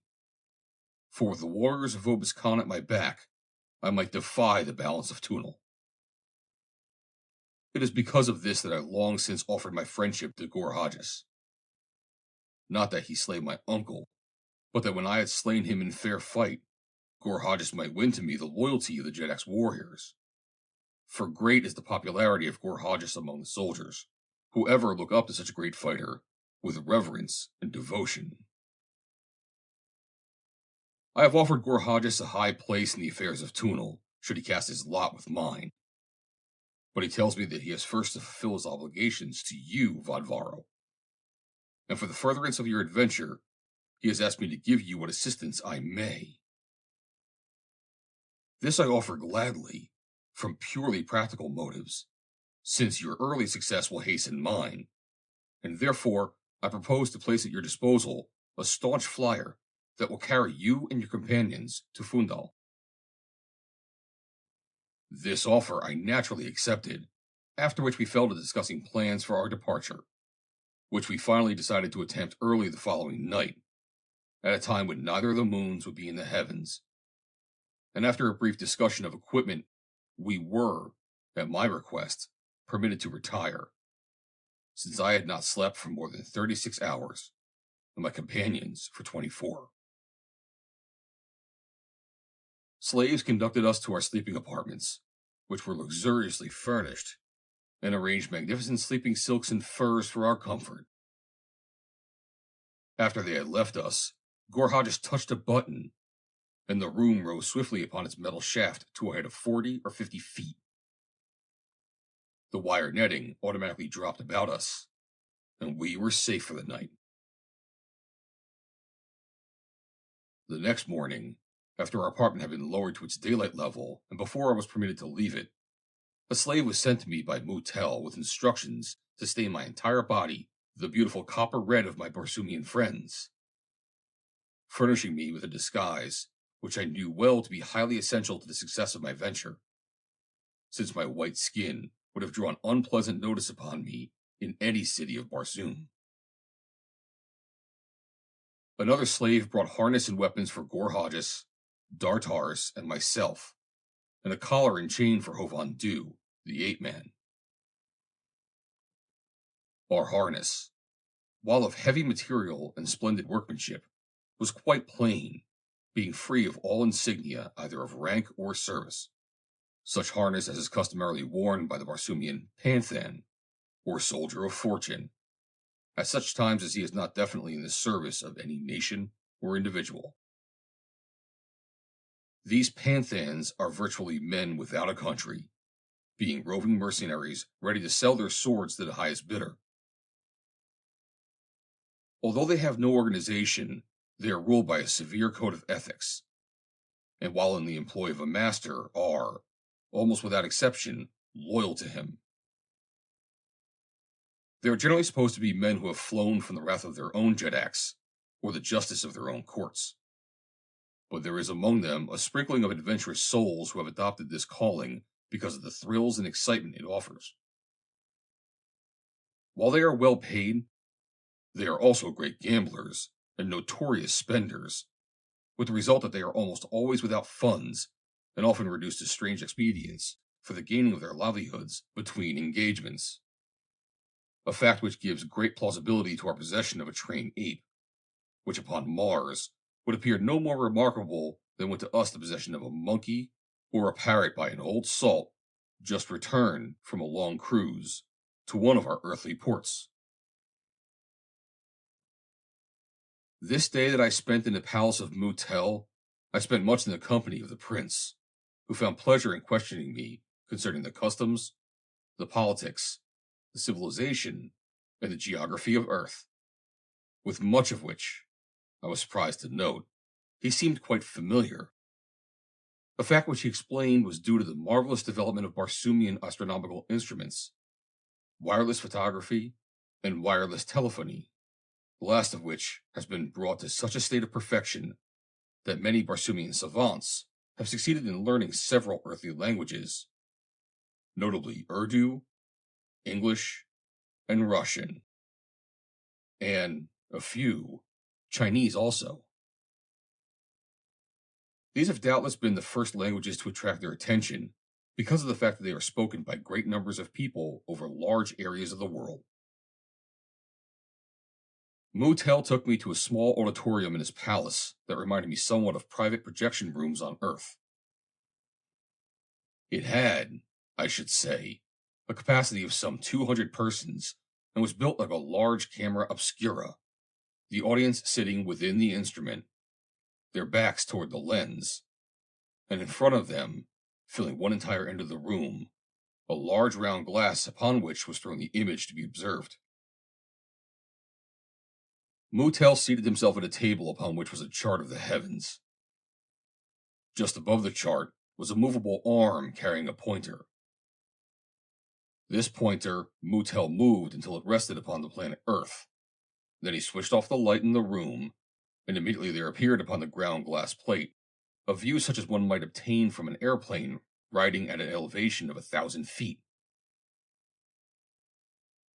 There was something strangely familiar about the scene before me. It was of a desolate, wasted country.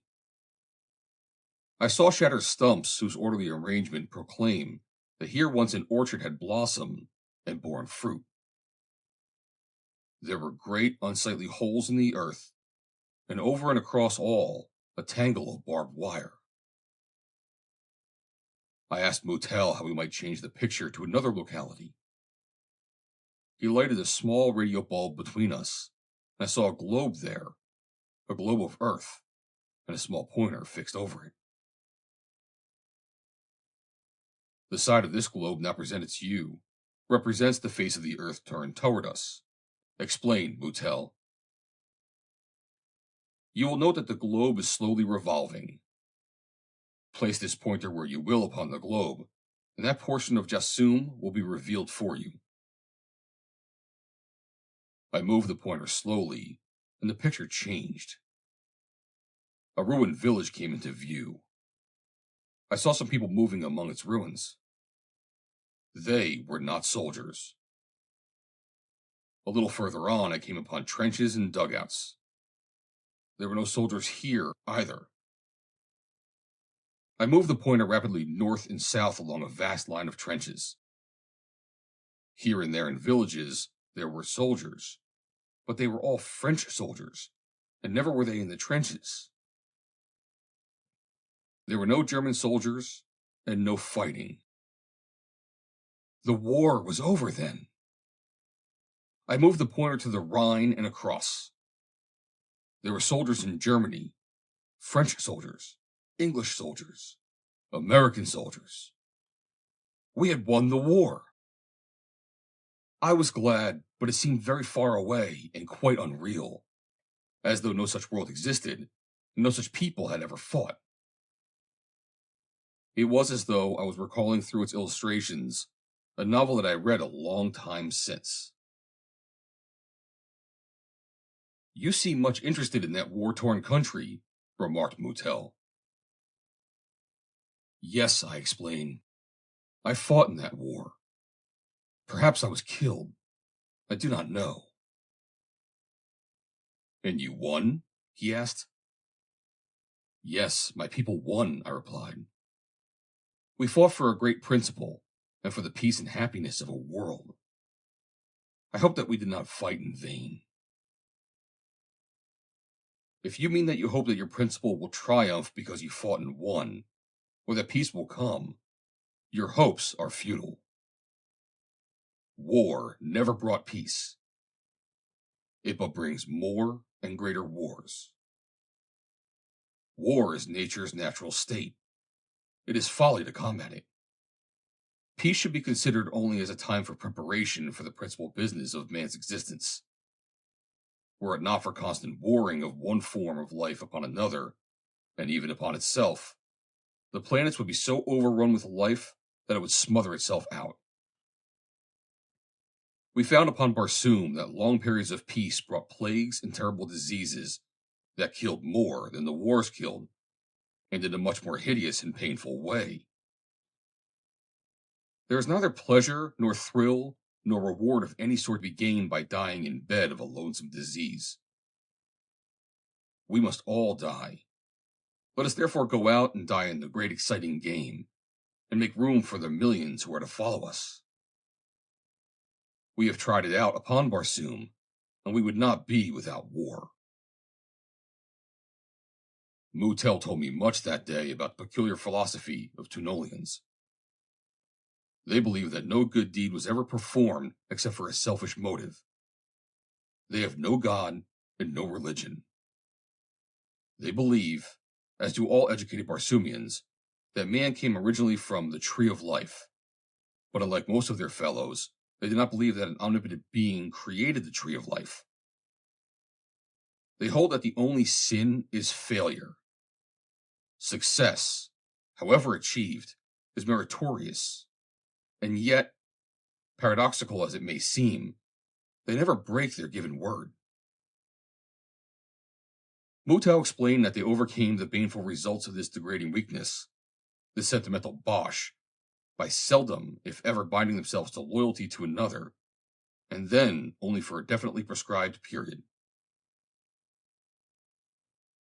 As I came to know them better, and especially Gorhages, I began to realize that much of their flaunted contempt of the finer sensibilities was specious. It is true that generations of inhibition had to some extent atrophied those characteristics of heart and soul which the noblest among us so highly esteem. That friendship's ties were lax, and that blood kinship awakened no high sense of responsibility or love, even between parents and children. Yet Gorhages was essentially a man of sentiment, though he would doubtless have run through the heart any who dared accuse him of it, thus perfectly proving the truth of the other's accusation. His pride and his reputation for integrity and loyalty proved him a man of heart, as truly as did his jealousy of his reputation for heartlessness prove him a man of sentiment. And in all this, he was but typical of the people of Phundahl. They denied deity, and in the same breath worshipped the fetish of science, that they had permitted to obsess them quite as harmfully as do religious fanatics accept the unreasoning rule of their imaginary gods. And so, with all their vaunted knowledge, they were unintelligent because unbalanced. As the day drew to a close, I became more anxious to be away. Far to the west, across desolate leagues of marsh, lay Phundahl. And in Phundahl, the beauteous body of the girl I loved, and that I was sworn to restore to its rightful owner. The evening meal was over, and Mu Tel himself had conducted us to a secret hangar in one of the towers of his palace. Here artisans had prepared a flyer for us, having removed, during the day, all signs of its real ownership, even to slightly altering its lines, so that in the event of capture, Mu Tel's name might in no way be connected with the expedition. Provisions were stored, including plenty of raw meat for Hoven Dew. And, as the farther moon sank below the horizon and darkness fell, a panel of tower wall directly in front of the flyer's nose slid aside. Mu Tel wished us luck, and the ship slipped silently out into the night. The flyer, like many of her type, was without cockpit or cabin. A low metal handrail surmounted her gunwale. Heavy rings were set substantially in her deck, and to these her crew was supposed to cling or attach themselves by means of their harness hooks, provided for this and similar purposes. A low windshield with a rakish slant afforded some protection from the wind. The motor and controls were all exposed, as all the space below decks was taken up by the buoyancy tanks. In this type, everything is sacrificed to speed. There is no comfort aboard. When moving at high speed, each member of the crew lies extended at full length upon the deck, each in his allotted place to give the necessary trim, and hangs on for dear life. These Tunolian crafts, however, are not overly fast, so I was told, being far outstripped in speed by the flyers of such nations as Helium and Tarth, who have for ages devoted themselves to the perfection of their navies. But this one was quite fast enough for our purposes, to the consummation of which it would be pitted against flyers of no higher rating. And it was certainly fast enough for me, and, by comparison with a slow-moving Wasser, it seemed to shoot through the air like an arrow. We wasted no time in strategy or stealth, but opened her wide as soon as we were in the clear, and directed her straight towards the west, and Phundahl. And scarcely had we passed over the gardens of Mu Tel when we met with our first adventure.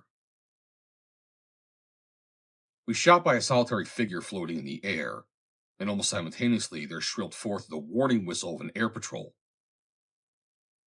A shot whistled above us harmlessly, and we were gone. But within a few seconds, I saw the rays of a searchlight shining down from above, and moving searchingly to and fro through the air. "A patrol boat!" shouted Gore Hodges. Hovondu growled savagely and shook the chain upon his collar. We raced on, trusting to the big gods and the little gods, and all our ancestors, that their relentless eyes of light would not find us out. But it did. Within a few seconds it fell full upon our deck from above and in front of us, and there it clung as the patrol boat dropped rapidly toward us, while it maintained a high rate of speed upon a course otherwise identical with ours. Then, to our consternation, it opened fire on us with explosive bullets. These projectiles contain a high explosive that is detonated by light rays when the opaque covering of the projectile is broken by impact with the target. It is therefore not at all necessary to make a direct hit for a shot to be effective. If the projectile strikes the ground, or the deck of a vessel, or any other solid substance near its target, it does considerably more damage when fired at a group of men than it should strike but one of them, since it will explode if its outer shell is broken, and kill or wound several, while if it enters the body of an individual, the light rays cannot reach it, and it accomplishes no more than a non-explosive bullet.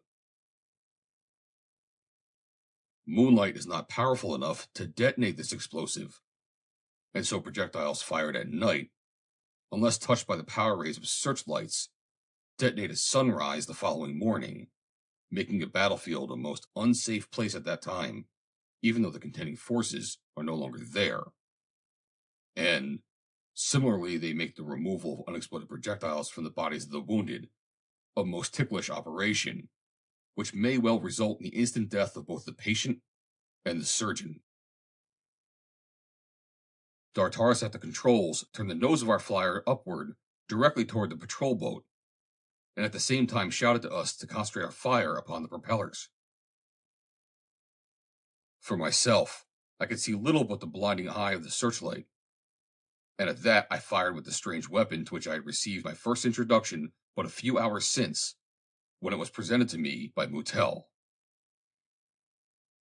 To me, that all-searching eye represented the greatest menace that confronted us, and could be blinded, the patrol boat would have no great advantage over us. So I kept my rifle straight upon it, my finger on the button that controlled the fire, and prayed for a hit. Gore Hodges knelt at my side, his weapon spitting bullets at the patrol boat. Dartaris' hands were busy with the controls, and Hovhandu squatted in the bow and merely growled. Suddenly, Dartaris voiced an exclamation of alarm.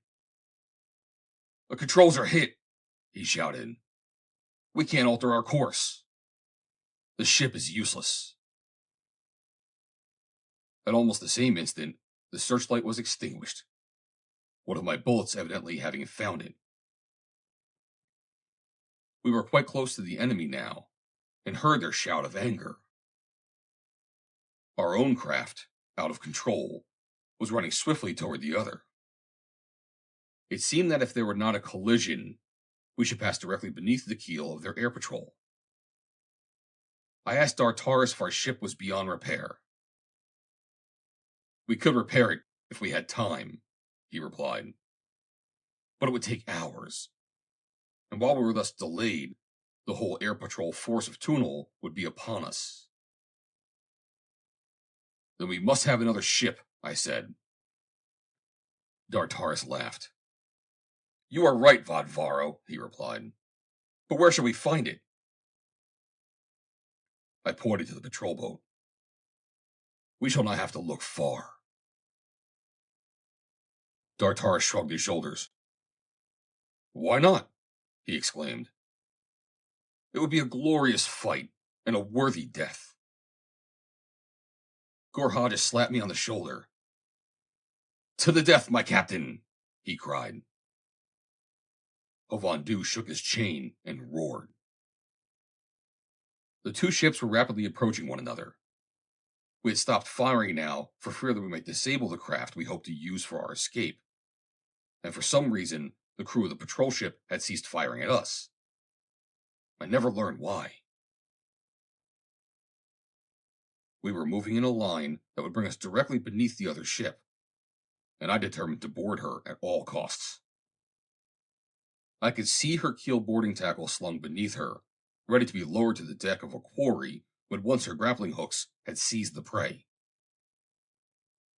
Doubtless they were already manning the ladder, and as soon as we were beneath her, the steel tentacles would reach down and seize us as her crew swarmed down the boarding tackle to our deck. I called to Hovhandu, and he crept back to my side, where I whispered my instructions in his ear. When I was done, he nodded his head with a low growl. Then I cast off the harness hook that held men to the deck, and the ape and I moved to our bow, after I had issued brief, whispered instructions to Gore Hodges and Dartaris. We were now almost directly beneath the enemy craft. I could see the grappling hooks being prepared for lowering. Our bow ran beneath the stern of the other ship, and the moment was at hand for which I had been waiting. Now, those upon the deck of the patrol boat could not see Hovhandu or me. The boarding tackle of the other ship swung 15 feet above our heads. I whispered a word of command to the ape, and simultaneously we crouched and sprang for the tackle. It may sound like a mad chance.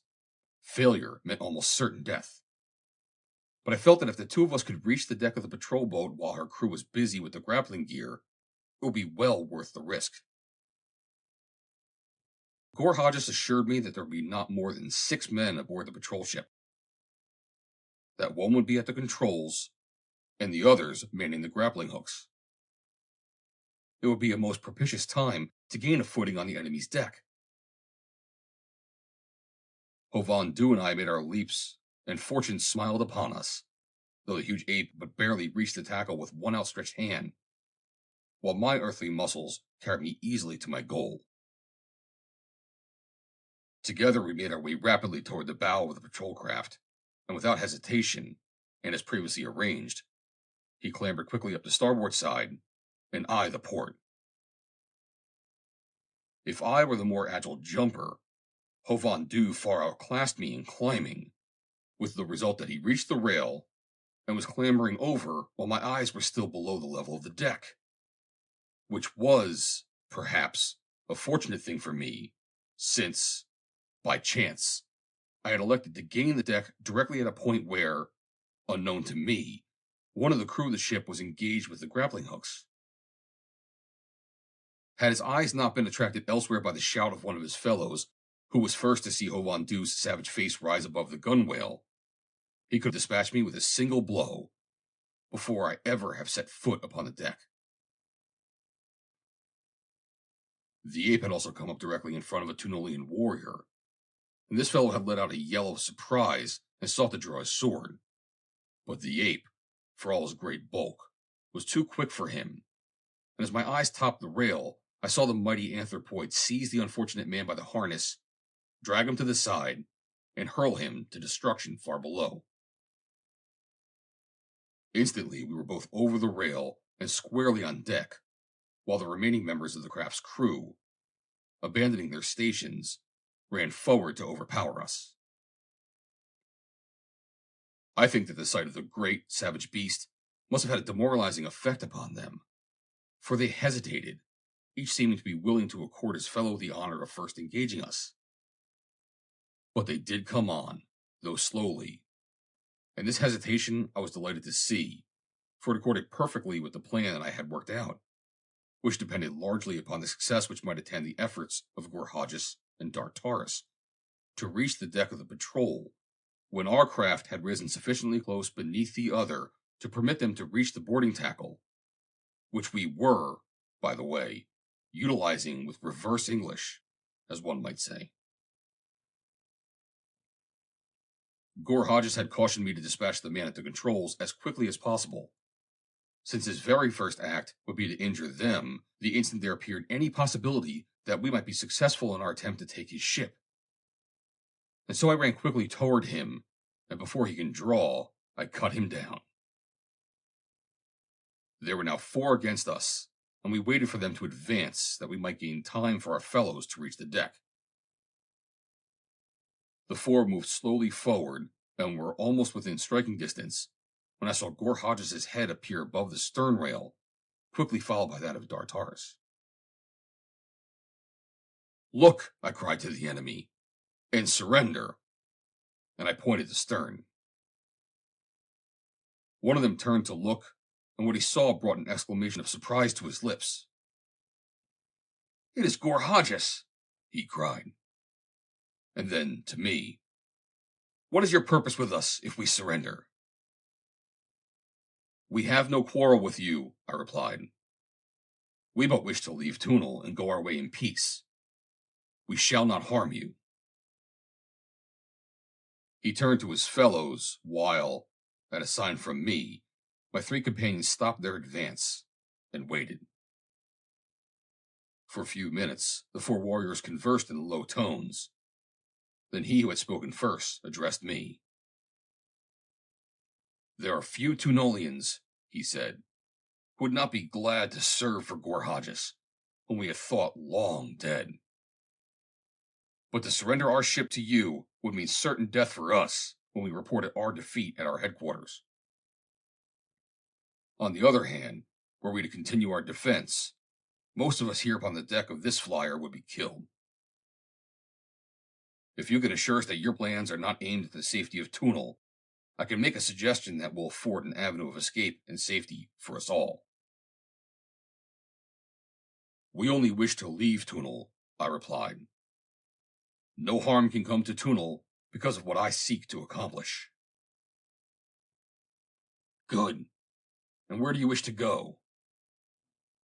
"That I may not tell you." "You may trust us, if you accept my proposal," he assured me, "which is that we convey you to your destination, after which we can return to Phundahl and report that we engaged you, and after a long-running fight, in which 2 of our number were killed, you eluded us in the darkness and escaped." "Can we trust these men?" I asked, addressing my question to Gorhages, who assured me that we could. And thus the compact was entered into, which saw us speeding rapidly toward Phundahl, aboard one of Vobis Khan's own flyers. End of chapter 9.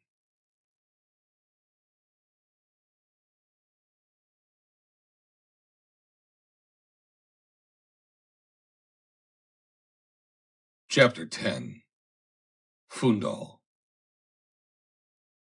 The following night, the Tunolian crew set us down inside the wall of the city of Phundahl, following the directions of Dartaris, who was a native of the city and a warrior of the Jadara's guard, and, prior to that, had seen service in Phundahl's navy.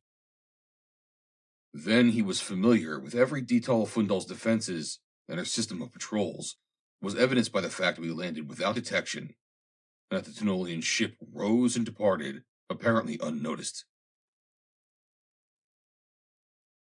Our landing place had been the roof of a low building built within and against the city wall, and from this roof, Dartaris led us down an inclined runway to the street, which, at this point, was quite deserted. The street was narrow and dark, being flanked upon one side by the low buildings built against the city wall, and upon the other by higher buildings, some of which were windowless, and none showing any light. Dartaris explained that he had chosen this point for our entrance because it was a district of storage houses, and while a hive of industry during the day, was always deserted at night, not even a watchman being required, owing to the almost total absence of thievery upon Barsoom. By devious and roundabout ways, he led us finally to a section of second-rate shops, eating places, and hotels, such as are frequented by the common soldiers, artisans, and slaves, where the only attention we attracted was due to the curiosity aroused by Phundahl. As we had not eaten since leaving Mu Tel's palace, our first consideration was food. Mu Tel had furnished Gorhajas with money, so that we had the means to gratify our wants. Our first stop was at a small shop, where Gorhajas purchased 4 or 5 pounds of thoat steak for Phundahl, and then we repaired to an eating place of which Dartaris knew. At first, the proprietor would not let us bring Phundahl inside, but finally, after much argument, he permitted us to lock the great ape in an inner room, where Phundahl was forced to remain with his thoat meal, while we sat at a table in the outer room. I will say for Phundahl that he played his role well, nor was there once when the proprietor of the place, or any of his patrons, or the considerable crowd that had gathered to listen to the altercation, could have guessed that the body of the great savage beast was animated by a human brain. It was really only when feeding or fighting that the simian half of Phundahl's brain appeared to exercise any considerable influence upon him. Yet there seemed little doubt that it always colored all his thoughts and actions, to some extent accounting for his habitual taciturnity and the quickness with which he was aroused to anger, as well as the fact that he never smiled, nor appeared to appreciate in any degree the humor of a situation. He assured me, however, that the human half of his brain not only appreciated, but greatly enjoyed the lighter episodes and occurrences of our adventure, and the witty stories and anecdotes related by Gorhajas, the assassin, but that his simian anatomy had developed no muscles wherewith to evidence physical expression of his mental reactions. We dined heartily, though upon rough and simple fare, but were glad to escape the prying curiosity of the garrulous and gossipy proprietor, who plied us with so many questions as to our past performances and future plans, that Dartaris, who was our spokesman here, was hard put to it to quickly fabricate replies that would be always consistent. However, escape we did at last, and once again in the street, Dartaris set out to lead us to a public lodging house of which he knew. As we went, we approached a great building of wondrous beauty, in and out of which constant streams of people were pouring. And when we were before it, Dartaris asked us to wait without, as he must enter, and when I asked him why, he told me that this was a temple of Tur, the god worshipped by the people of Phundahl. I have been away a long time, he said, and have no opportunity to do honor to my god. I shall not keep you waiting long. Gorhajas, will you loan me a few pieces of gold? In silence, the Tunolian took a few pieces of money from one of his pocket pouches and handed them to Dartaris. But I could see that it was only with difficulty that he hid an expression of contempt, since the Tunolians are atheists. I asked Dartaris if I might accompany him into the temple, which seemed to please him very much, and so we fell in with the stream, approaching the broad entrance.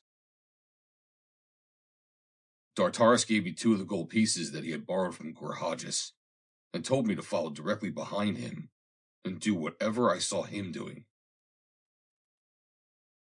Directly inside the main entrance, and spread entirely across it at intervals that permitted space for the worshippers to pass between them, was a line of priests, their entire bodies, including their heads and faces, covered by a mantle of white cloth. In front of each was a substantial stand upon which rested a cash drawer. As we approached one of these, we handed him a piece of gold, which he immediately changed into many pieces of lesser value, one of which we dropped into a box at his side, whereupon he made several passes with his hands above our heads, dipped one of his fingers into a bowl of dirty water, which he rubbed upon the ends of our noses, mumbled a few words which I could not understand, and turned to the next in line as we passed on to the interior of the great temple. Never have I seen such a gorgeous display of wealth and lavish ornamentation as confronted my eyes in this, the first of the temples of Tur, that it was my fortune to behold. The enormous floor was unbroken by a single pillar, and arranged upon it at several intervals were carved images resting upon gorgeous pedestals. Some of these images were of men, and some of women, and many of them were beautiful. And there were others of beasts and of strange, grotesque creatures, and many of these were hideous indeed. The first we approached was that of a beautiful female figure, and about the pedestal of this lay a number of men and women prone upon the floor, against which they bumped their heads 7 times, and then arose and dropped a piece of money into a receptacle provided for that purpose. Moving on then to another figure. The next that Dartaris and I visited was that of a man with the body of a Scythian, about the pedestal of which was arranged a series of horizontal wooden bars in concentric circles.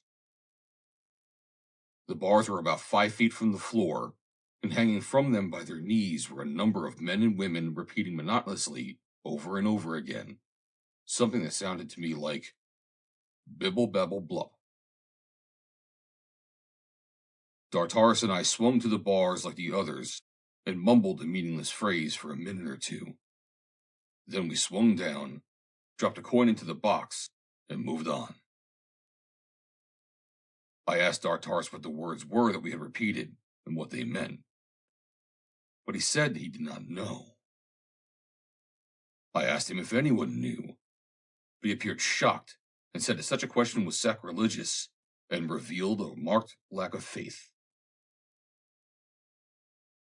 At the next figure we visited, the people were all upon their hands and knees, crawling madly in a circle about the pedestal. 7 times around they crawled, and then they arose and put some money in a dish, and went their ways. At another, the people rolled about, saying, Tur is Tur, Tur is Tur, Tur is Tur, and dropping money in a golden bowl when they were done. What god was that? I whispered to Dartaris when we had quit this last figure. It had no head, and its eyes, nose, and mouth were in the center of its belly. There is but one god, replied Dartaris solemnly, and he is Tur. Was that Tur? I inquired.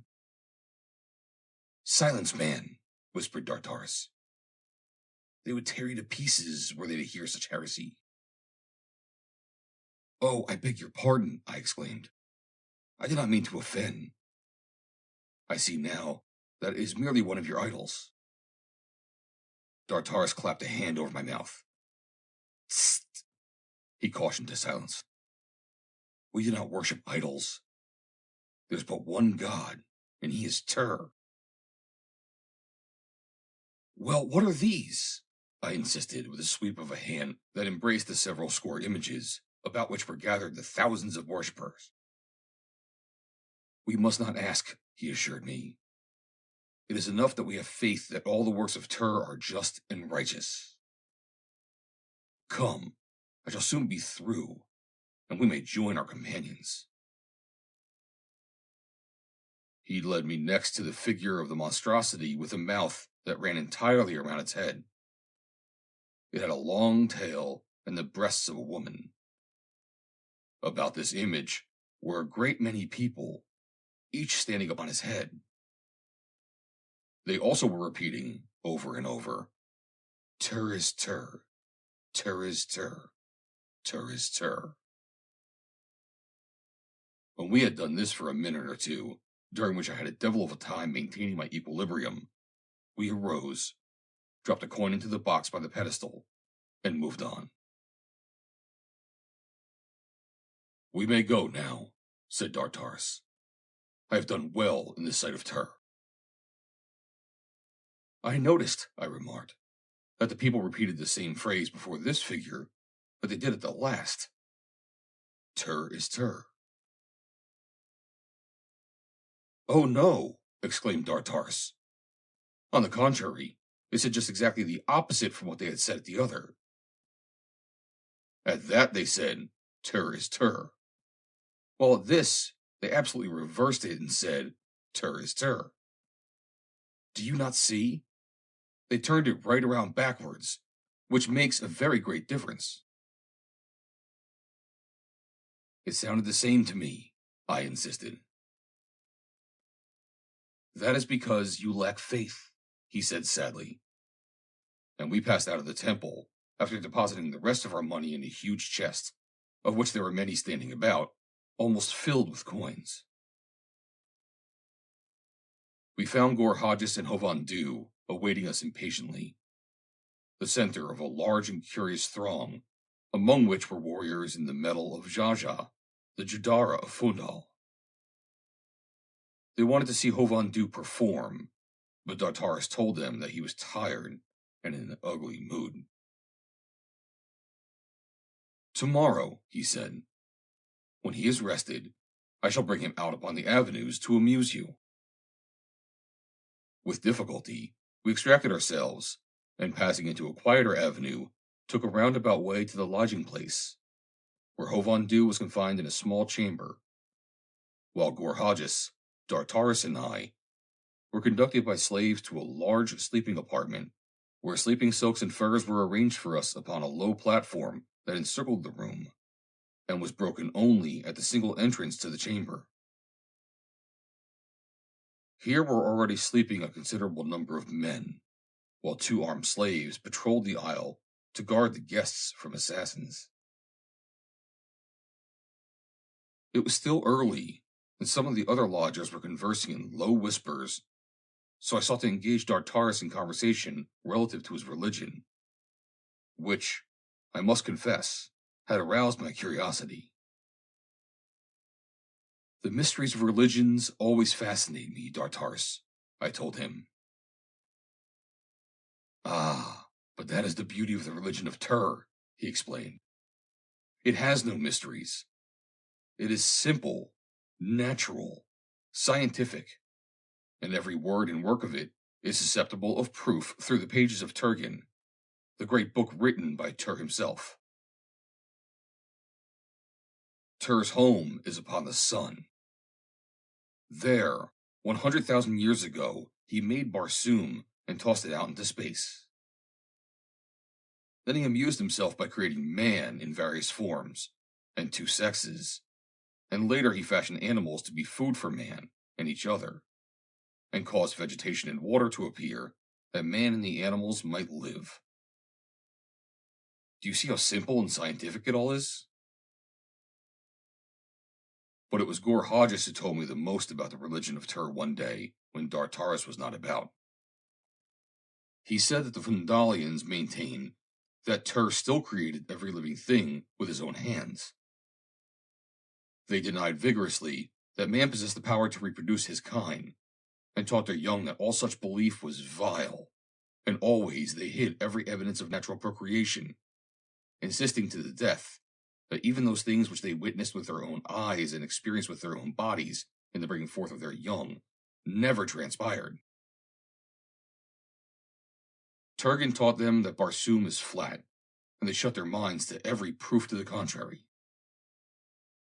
They would not leave Phundahl far, for fear of falling off the edge of the world, and they would not permit the development of aeronautics, because should one of their ships circumnavigate Barsoom, it would be a wicked sacrilege in the eyes of Tur, who made Barsoom flat. They would not permit the use of telescopes, for Tur taught them that there are no other worlds than Barsoom, and to look at another world would be heresy.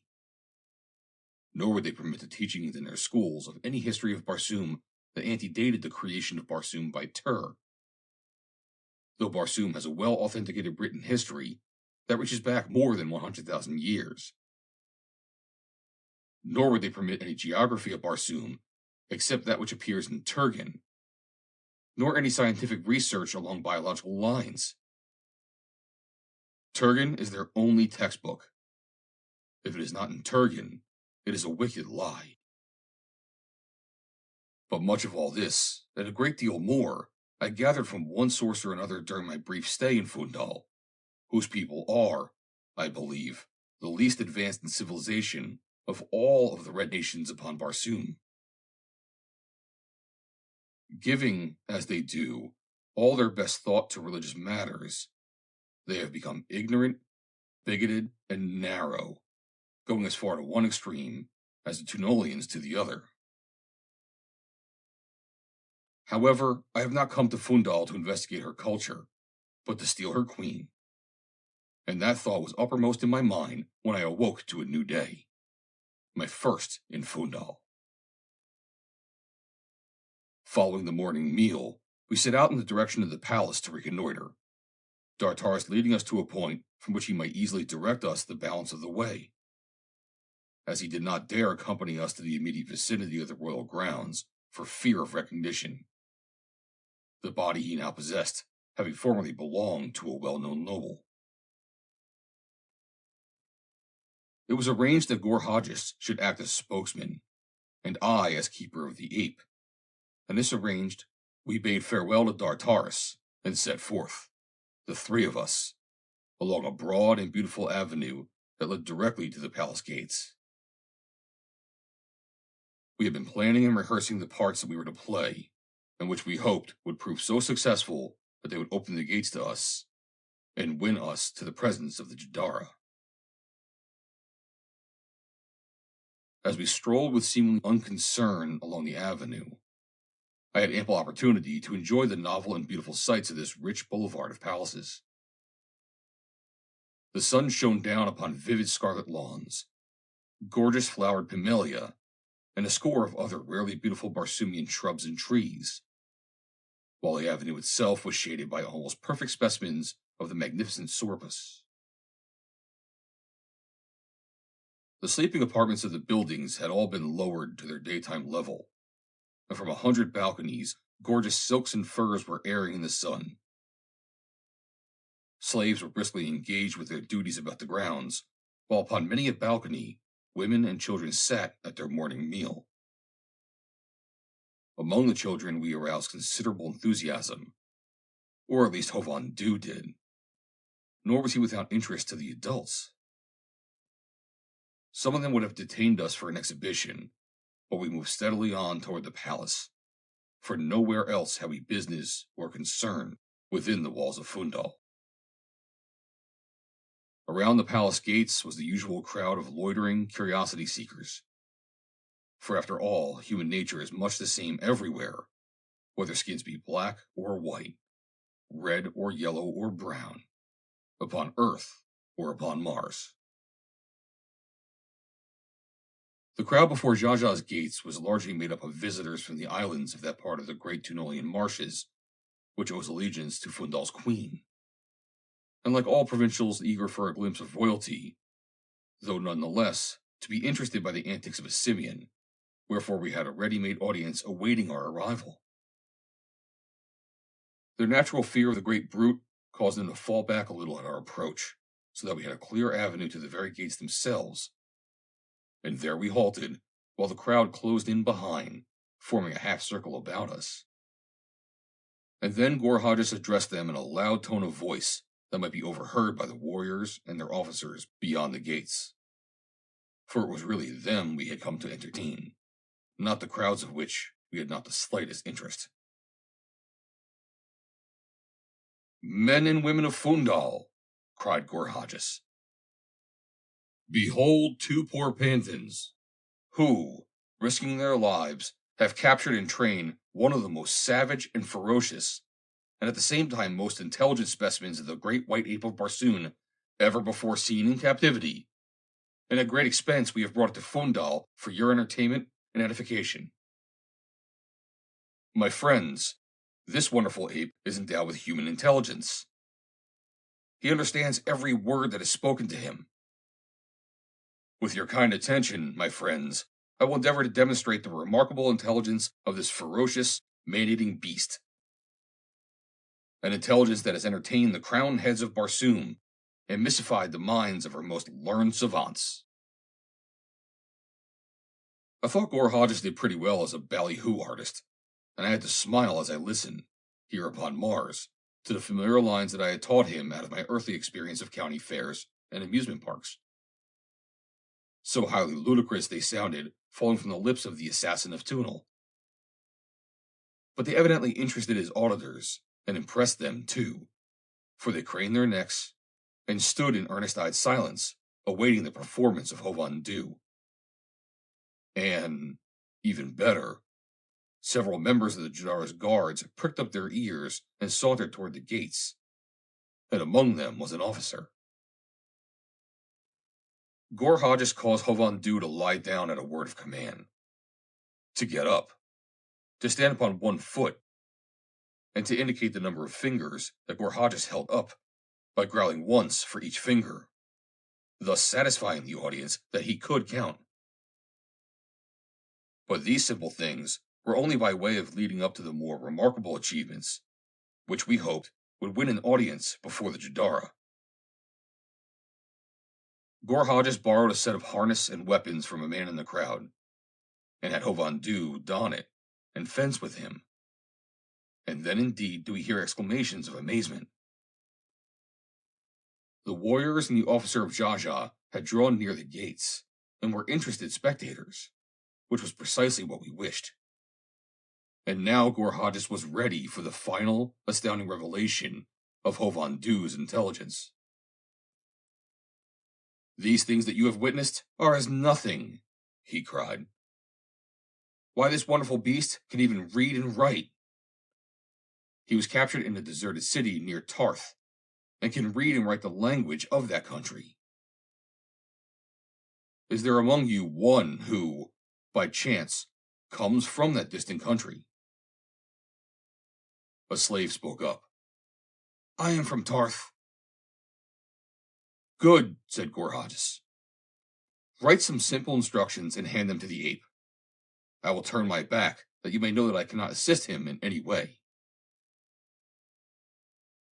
The slave drew forth a tablet from a pocket pouch, and wrote briefly. What he wrote was handed to Hovandu. The ape read the message, and without hesitation moved quickly to the gate, and handed it to the officer standing upon the other side. The gate being constructed of wrought metal in fanciful designs that offered no obstruction to the view, or to the passage of small articles. The officer took the message and examined it. "What does it say?" he demanded of the slave that had penned it. "It says," replied the latter, "take this message to the officer who stands just within the gates." There were exclamations of surprise from all parts of the crowd, and Hovandu was compelled to repeat his performance several times with different messages which directed him to do various things, the officer always taking a great interest in the proceedings. "It is marvelous," he said at last.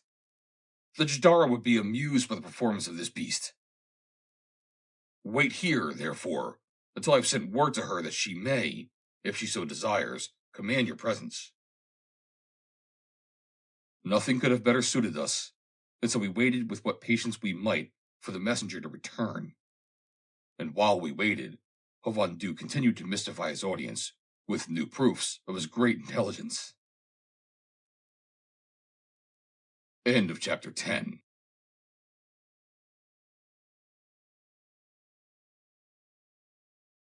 Chapter 11. Xaxa. The officer returned. The gates swung out, and we were commanded to enter the courtyard of the Palace of Xaxa, Cadre of Phundahl. After that, events transpired with great rapidity. Surprising and totally unexpected events. We were led through an intricate maze of corridors and chambers until I became suspicious that we were purposely being confused, and convinced that whether such was the intention or not, the fact remained that I could no more have retraced my steps to the outer courtyard than I could have flown without wings. We had planned that, in the event of gaining admission to the palace, we would carefully note whatever might be essential to a speedy escape. But when, in a whisper, I asked Warhajas if he could find his way out again, he assured me that he was as confused as I. The palace was in no sense remarkable, nor particularly interesting, the work of the Phundalian artists being heavy and oppressing, and without indication of high imaginative genius. The scenes depicted were mostly of a religious nature, illustrating passages from Turgan, the Phundalian Bible, and, for the most part, were a series of monotonous repetitions. There was one, which appeared again and again, depicting Turgan creating a round, flat Mars and hurling it into space. It always reminded me of a culinary artist turning a flapjack in the child's window. There were also numerous paintings of what appeared to be court scenes delineating members of the Phundalian royal line in various activities, and it was noticeable that the more recent ones in which Xaxa appeared had the principal figure repainted, so that there confronted me from time to time portraits, none too well done, of the beautiful face and figure of Valla Dia, in the royal trappings of a Jadara. The effect of these upon me is not easy of description. They brought home to me the fact that I was approaching, and should presently be face to face with, the person of the woman to whom I had consecrated my love and my life, and yet in that same person I should be confronting one whom I loathed and would destroy. We were halted at last before a great door, and from the number of warriors and nobles congregated before it, I was confident that we were soon to be ushered into the presence of the Jadara. As we waited, those assembled about us eyed us with, it seemed to me, more of hostility than curiosity. When a door swung open, they accompanied us, with the exception of a few warriors, into the chamber beyond. The room was of medium size, and at the farther side, behind a massive table, sat Xaxa. About her were grouped a number of heavily armed nobles, and as I looked them over, I wondered if among them was he whom the body of Dartaris had been filched, for we had promised him that if conditions were favorable, we would attempt to recover it. Xaxa eyed us coldly as we were halted before her. "Let us see the beast perform," she commanded. And then suddenly, "What mean you by permitting strangers to enter my presence bearing arms?" she cried. "Sag-or, see that their weapons are removed." And she turned to a handsome young warrior standing near her. Sag-or! That was the name. Before me stood the noble for whom Dartaris had suffered the loss of his liberty, his body, and his love. Gorhajas had also recognized the name, and Phundahl too. I could tell by the way they eyed the man as he advanced. Curtly, he instructed us to hand over our weapons to two warriors who advanced to receive them. Gorhajas hesitated. I admit that I did not know what course to pursue. Everyone seemed hostile, and yet that might be, and doubtless was, but a reflection of their attitude towards all strangers. If we refused to disarm, we were but 3 against a room full if they chose to resort to force. Or if they turned us out of the palace because of it, we would be robbed of the seemingly God-given opportunity to win to the very heart of Xaxa's palace, and to her very presence, where we must eventually win before we could strike. Would such an opportunity ever be freely offered us again? I doubted it, and felt that we had better assume a vague risk now than by refusing their demand. Definitely arm their suspicions. And so I quietly removed my weapons and handed them to the warrior waiting to receive them, and following my example, Gorhajas did likewise, though I can imagine with what poor grace. Once again, Xaxa signified that she would see Phundahl perform, and as Gorhajas put him through his antics, she watched listlessly. Nor did anything that the ape did arouse the slightest flicker of interest among the entire group assembled about the Jadara. As the thing dragged on, I became obsessed with apprehensions that all was not right. It seemed to me that an effort was being made to detain us for some purpose, to gain time. I could not understand, for instance, why Xaxa required that we repeat several times the least interesting of the ape's performances. And all the time Xaxa sat playing with a long, slim dagger, and I saw that she watched me quite as much as she watched Phundahl. While I found it difficult to keep my eyes averted from that perfect face, even though I knew it was but a stolen mask, behind which lurked the cruel mind of a tyrant and a murderess. At last came an interruption to the performance.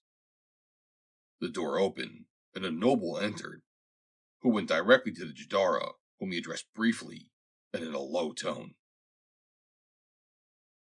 I saw that she asked him several questions, and that she seemed vexed by his replies. Then she dismissed him with a curt gesture, and turned toward us. Enough of this, she cried.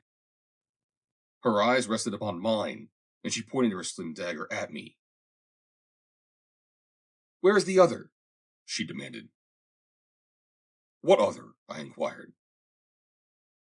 There were 3 of you beside the ape. I know nothing about the ape, nor where, nor how you acquired it. But I do know all about you, Vadvaro, and Gorhajas, the assassin of Phundahl, and Dartaris. Where is Dartaris? Her voice was low and musical and entirely beautiful, the voice of Valla Dia. But behind it, I knew was the terrible personality of Xaxa, and I knew too that it would be hard to deceive her, for she must have received what information she had directly from Thavas. It had been stupid of me not to foresee that Thavas would immediately guess the purpose of my mission and warn Xaxa. I perceived instantly that it would be worse than useless to deny our identity. Rather, I must explain our presence, if I could. Where is Dartaris? She repeated. How should I know? I countered. Dartaris has reasons to believe that he would not be safe in Phundahl, and I imagine that he is not anxious that anyone should know his whereabouts, myself included. He helped me to escape from the island of Thavas, for which his liberty was to be his reward. He was not chosen to accompany me further upon my adventures. Xaxa seemed momentarily disarmed that I did not deny my identity. Evidently, she had supposed that I would do so. You admit, then, she said, that you are Vadvaro, the assistant of Thavas? Have I ever sought to deny it? You have disguised yourself as a red man of Barsoom. How could I travel in Barsoom otherwise, where every man's hand is against a stranger.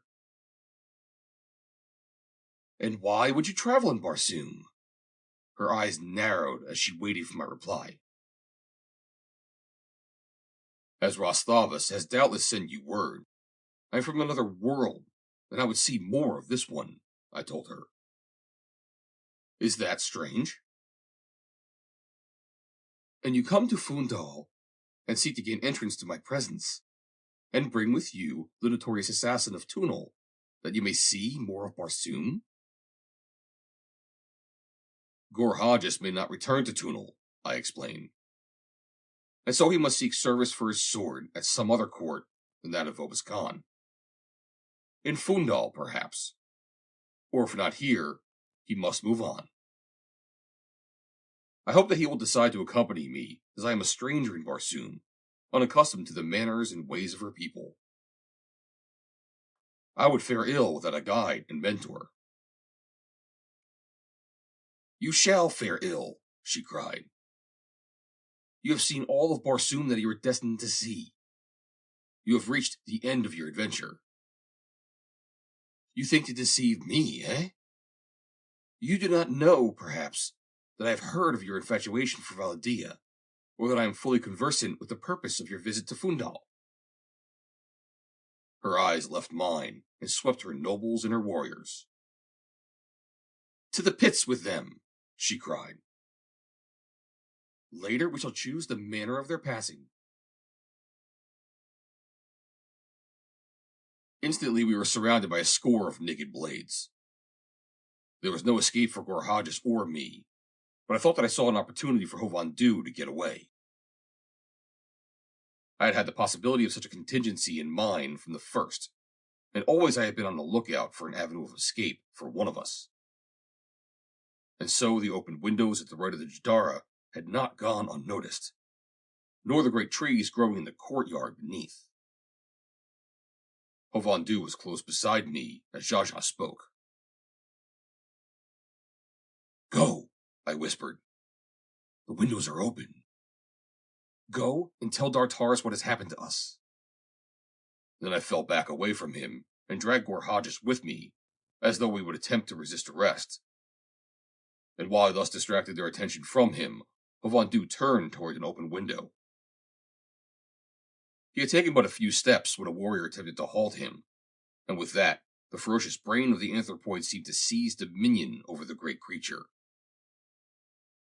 With a hideous growl, he leapt with the agility of a cat upon the unfortunate Phundalian, swung him high in giant hands, and using his body as a flail, tumbled his fellows to right and left as he cut a swath toward the open window nearest him. Instantly, pandemonium reigned in the apartment. The attention of all seemed centered upon the great ape, and even those who had been confronting us turned to attack Phundahl.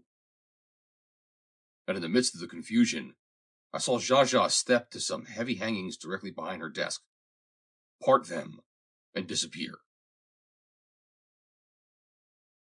Come, I whispered to Gorhages, and apparently intent only upon watching the conflict between the ape and the warriors, I moved forward with the fighters, but always to the left, toward the desk that Xaxa had just quitted. Phundahl was giving a good account of himself. He had discarded his first victim, and one by one had seized others as they came within range of his long arms and powerful hands, sometimes 4 at a time, as he stood well braced upon 2 of his hand-like feet and fought with the other 2. His shock of bristling hair stood erect upon his skull, and his fierce eyes blazed with rage as, towering high above his antagonists, he fought for his life, the most feared of all the savage creatures of Barsoom. Perhaps his greatest advantage lay in the inherent fear of him that was a part of every man in that room who faced him. And it forwarded my quickly conceived plan, too, for it kept every eye turned upon Phundahl, so that Gorhages and I were able to work our way to the rear of the desk. I think Phundahl must have sensed my intention then, for he did the one thing best suited to attract every eye from us to him. And, 2, he gave me notice that the human half of his brain was still alert and watchful of our welfare. Heretofore, the Phundalians must have looked upon him as a remarkable specimen of a great ape, marvelously trained. But now, of a sudden, he paralyzed them with awe, for his roars and growls took the form of words, and he spoke the tongue of a human. He was near the window now. Several of the nobles were pushing bravely forward. Among them was Sag-Or. Hovhandu reached forth and seized him, wrenching his weapons from him. "I go," he cried. "But let harm befall my friends, and I shall return and tear the heart from Xaxa. Tell her that, from the great ape of Tarth." For an instant, the warriors and nobles stood transfixed with awe. Every eye was upon Hovhandu as he stood there with the struggling figure of Sag-Or in his mighty grasp. Gorhajas and I were forgotten. And then Hovhandu turned and leapt to the sill of the window, and from there, lightly to the branches of the nearest tree, and with him went Sag-Or, the favorite of Xaxa, the Jadara. And at the same instant I drew Gorhajas with me between the hangings in the rear of Xaxa's desk. And as they fell behind us, we found ourselves in the narrow mouth of a dark corridor. Without knowledge of where the passage led, we could only follow it blindly, urged on by the necessity for discovering a hiding place or an avenue of escape from the palace, before the pursuit which we knew would be immediately instituted overtook us. As our eyes became accustomed to the gloom, which was partially dispelled by a faint luminosity, we moved more rapidly, and presently came to a narrow spiral runway which descended into the dark hole below the level of the corridor, and also arose into equal darkness above. "Which way?" I asked Gorhajas. "They will expect us to descend," he replied, "for in that direction lies the nearest avenue of escape." "Then we will go up." "Good," he exclaimed. "All we seek now is a place to hide until night has fallen, for we may not escape by day." We had scarcely started to ascend before we heard the first sounds of pursuit, the clank of accoutrements in the corridor beneath. Yet, even with this urge from behind, we were forced to move with great caution, for we knew not what lay before. At the next level there was a doorway. The door closed and locked, but there was no corridor, nor anywhere to hide. And so we continued on upward. The second level was identical with that just beneath, but at the third, a single corridor ran straight off into darkness, and at our right was a door ajar. The sounds of pursuit were appreciably nearer now, and the necessity for concealment seemed to grow increasingly greater until every other consideration was overwhelmed by it. Nor is this so strange when the purpose of my adventure is considered, and you realize that our discovery now must assuredly spell defeat, and blast forever the slender ray of hope that remained for the resurrection of Valla Dia in her own flesh. There was scarce a moment for consideration. The corridor before us was shrouded in darkness. It might be naught but a blind alley. The door was close and ajar. I pushed it gently inward. An odor of heavy incense greeted our nostrils, and through the small aperture we saw a portion of a large chamber, garishly decorated. Directly before us, in almost wholly unobstructed view of the entire chamber, stood a colossal statue of a squatting, man-like figure. Behind us we heard voices. Our pursuers already were ascending the spiral. They would be upon us in a few seconds. I examined the door and discovered that it fastened with a spring lock. I looked again into the chamber and saw no one within the range of our vision, and then I motioned Gorhajas to follow me, and stepping into the room, closed the door behind us. We had burned our bridges. As the door closed, the lock engaged with a sharp, metallic click. "What was that?" demanded a voice, originating, seemingly, at the far end of the chamber. Gorhajas looked at me and shrugged his shoulders in resignation. He must have been thinking what I was thinking. That with 2 avenues, we had chosen the wrong one. But he smiled, and there was no reproach in his eyes. It sounded from the direction of the Great Tur, replied a second voice. Perhaps someone is at the door, suggested the first speaker. Gorhajas and I were flattened against the back of the statue that we might postpone as long as possible our inevitable discovery, should the speakers decide to investigate the origin of the noise that had attracted their suspicions. I was facing against the polished stone of the figure's back, my hands outspread upon it. Beneath my fingers were the carven bits of the ornamental harness. Jutting protuberances that were costly gems were set in these trappings of stone, and there were gorgeous inlays of gold filigree. But these things I had no eyes for now. We could hear the two conversing as they came nearer. Perhaps I was nervous. I do not know. I am sure I never shrank from an encounter when either duty or expediency called. But in this instance, both demanded that we avoid conflict and remain undiscovered. However that may be, my fingers must have been moving nervously over the jeweled harness of the figure when I became vaguely, perhaps subconsciously, aware that one of the gems was loose in its setting. I do not recall that this made any impression upon my conscious mind, but I do know that it seemed to catch the attention of my wandering fingers, and they must have paused to play with the loosened stone.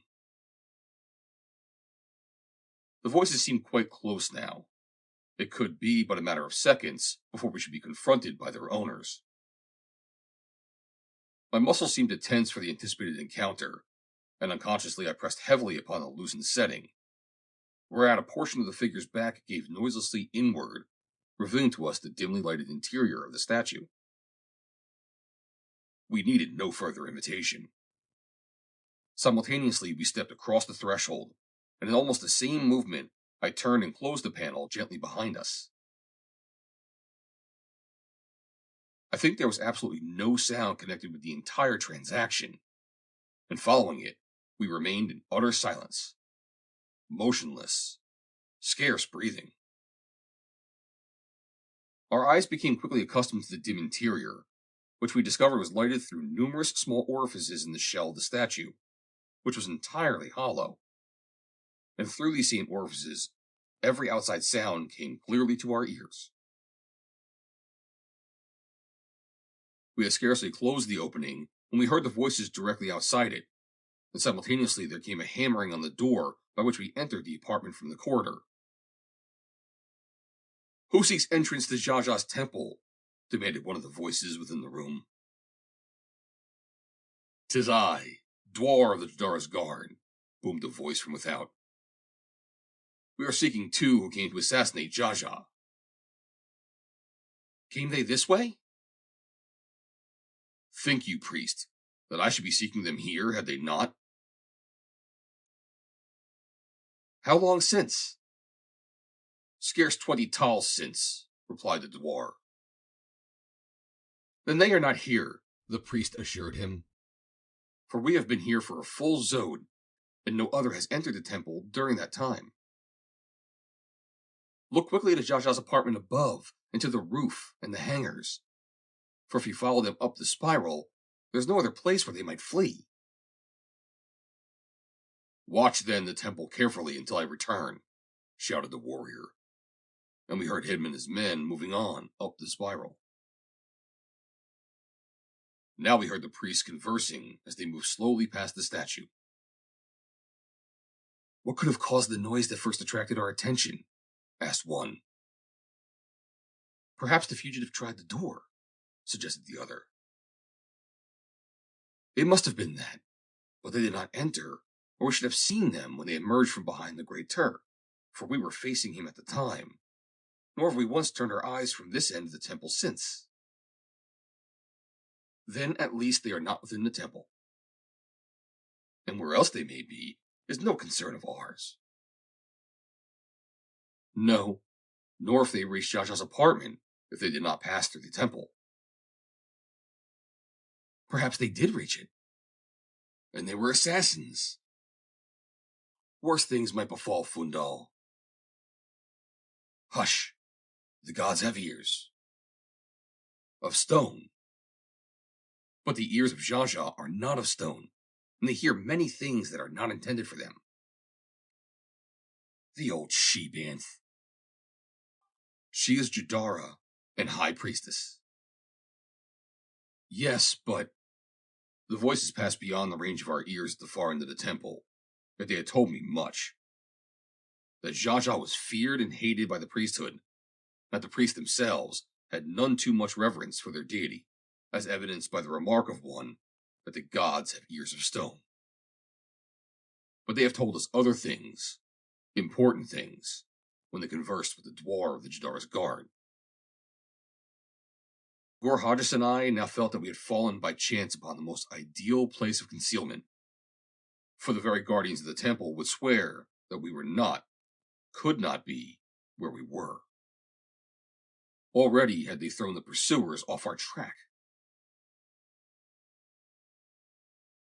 Now, for the first time, we had an opportunity to examine our hiding place.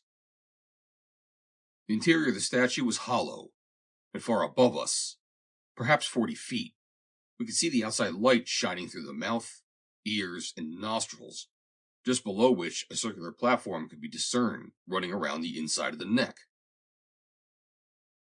A ladder with flat rungs led upward from the base to the platform.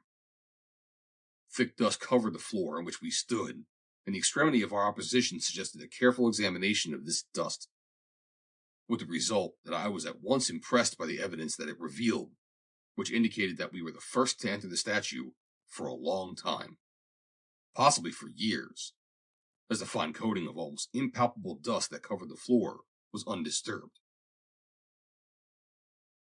As I searched for this evidence, my eyes fell upon something lying huddled close to the base of the ladder, and approaching nearer, I saw that it was a human skeleton, while a closer examination revealed that the skull was crushed, and one arm and several ribs broken. About it lay, dust-covered, the most gorgeous trappings I had ever seen. Its position at the foot of the ladder, as well as the crushed skull and broken bones, appeared quite conclusive evidence of the manner in which death had come. The man had fallen head foremost from the circular platform 40 feet above, carrying with him to eternity, doubtless, the secret of the entrance to the interior of the Great Tur. I suggested this to Gorhajas, who was examining the dead man's trappings, and he agreed with me that such must have been the manner of his death.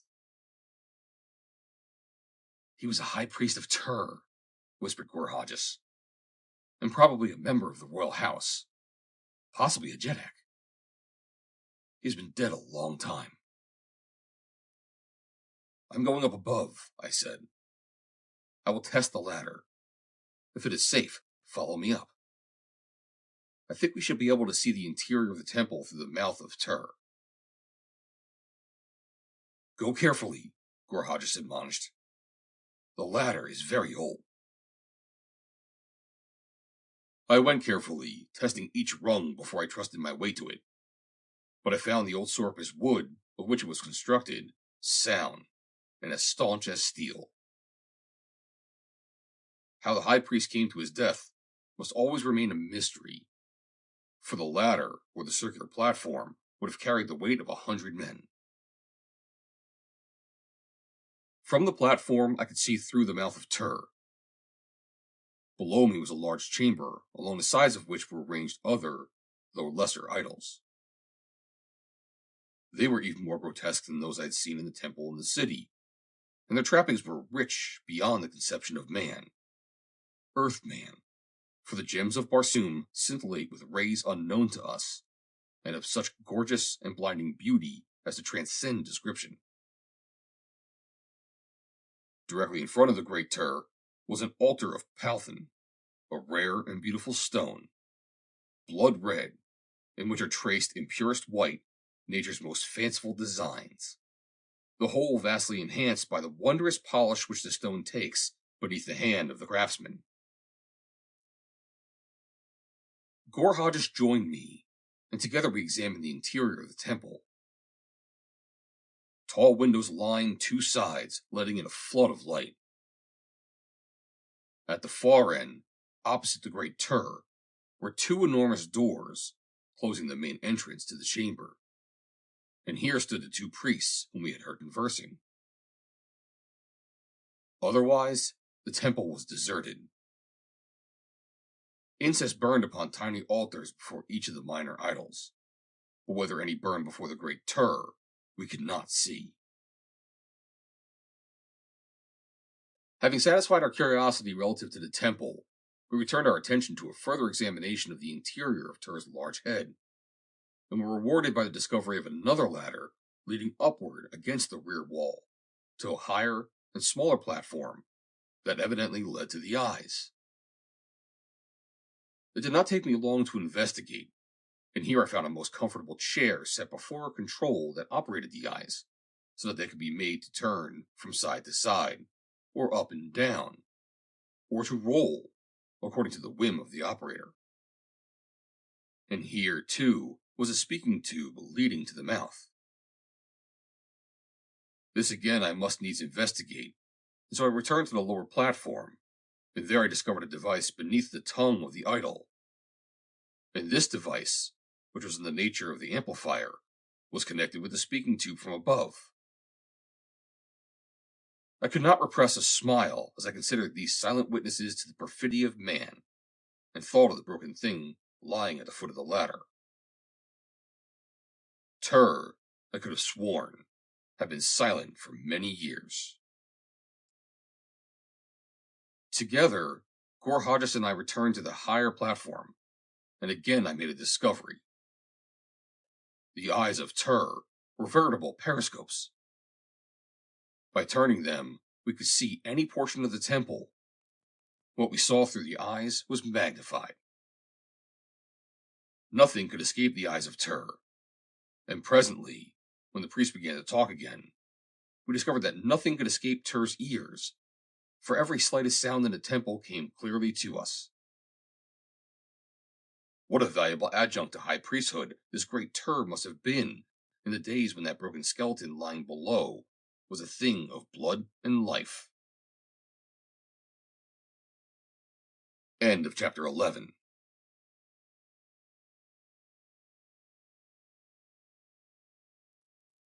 Chapter 12. The Great Tur.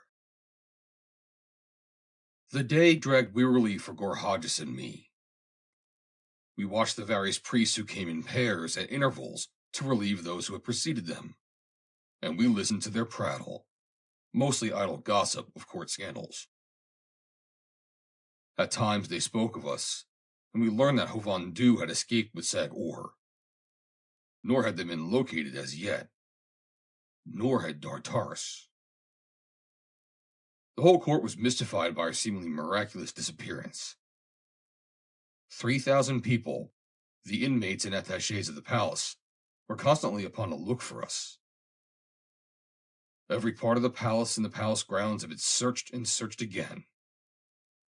The pits had been explored more thoroughly than they had been explored within the memory of the oldest retainer. And it seemed that queer things had been unearthed there, things of which not even Xaxa dreamed. And the priest whispered that at least one great and powerful house would fall because of what a dwarf of the Jadar's guard had discovered in a remote precinct of the pits. As the sun dropped below the horizon and darkness came, the interior of the temple was brilliantly illuminated by a soft white light, but without the glare of earthly artificial illumination. More priests came, and many young girls, priestesses.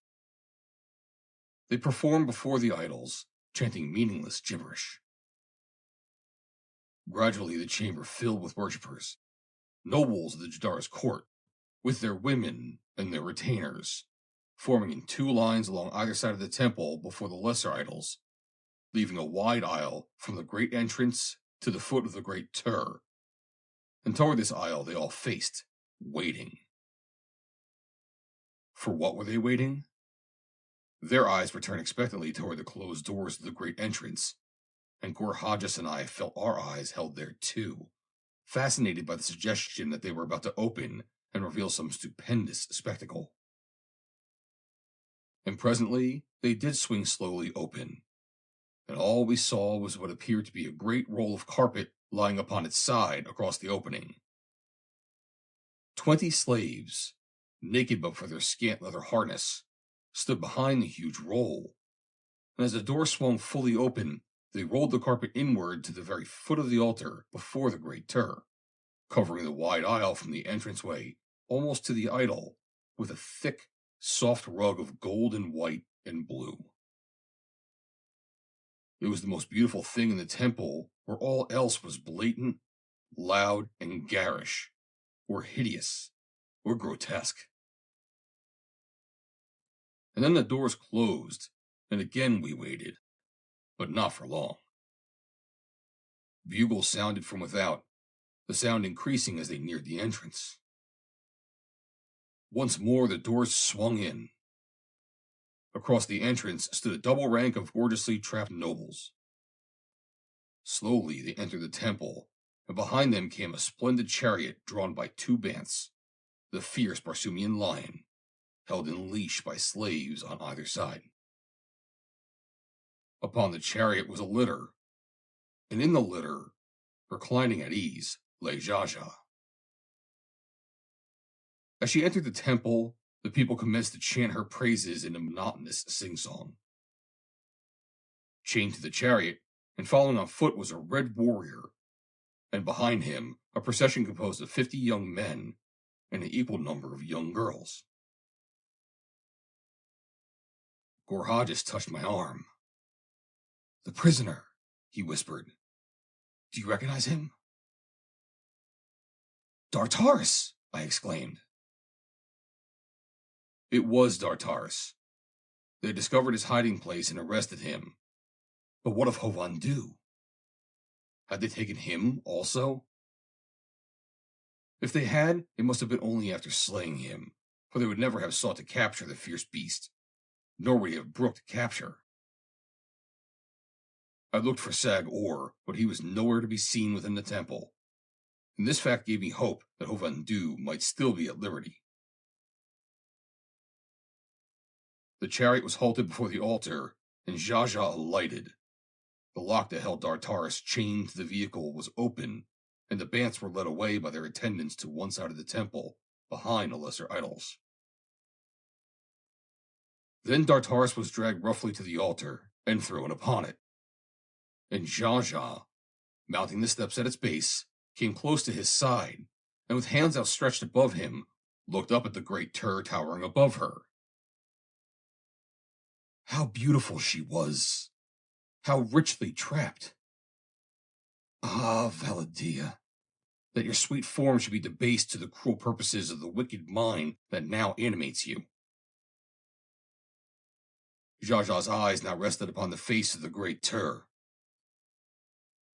"O Tur, father of Barsoom," she cried, "behold the offering we place before you, all-seeing, all-knowing, all-powered one, and frown no more upon us in silence. For 100 years you have not deigned to speak aloud to your faithful slaves.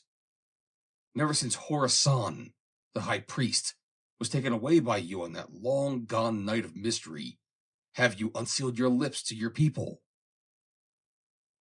Speak, Great Tur. Give us some sign ere we plunge this dagger into the heart of our offering, that our works are pleasing in thine eyes. Tell us whither went the 2 who came here today to assassinate your high priestess. Reveal to us the fate of Sag-Or. Speak, Great Tur, ere I strike." And she raised her slim blade above the heart of Dartaris, and looked straight upward into the eyes of Tur. And then, as a bolt from the blue, I was struck by the great inspiration. My hands sought the lever controlling the eyes of Tur, and I turned them until they completed a full circuit of the room and rested again upon Xaxa. The effect was magical. Never before had I seen a whole room of people so absolutely stunned and awestruck as were these. As the eyes returned to Xaxa, she seemed turned to stone, and her copper skin to have taken on an ashen, purple hue. Her dagger remained stiffly poised above the heart of Dartaris. Not for 100 years had they seen the eyes of the Great Tur move, and then I placed a speaking tube to my lips, and the voice of Tur rumbled through the chamber. As from one great throat, a gasp arose from the crowded temple floor, and the people fell upon their knees and buried their faces in their hands. "Judgment is mine," I cried. "Strike not, lest ye be struck. To Tur is the sacrifice." I was silent then, attempting to plan how best to utilize the advantage I had gained. Fearfully, one by one, the bowed heads were raised and frightened eyes sought the face of Tur. I gave them another thrill by letting the god's eyes wander slowly over the upturned faces. And while I was doing this, I had another inspiration, which I imparted to Gorhages in a low whisper. I could hear him chuckle as he started down the ladder to carry my new plan into effect. Again, I had recourse to the speaking tube.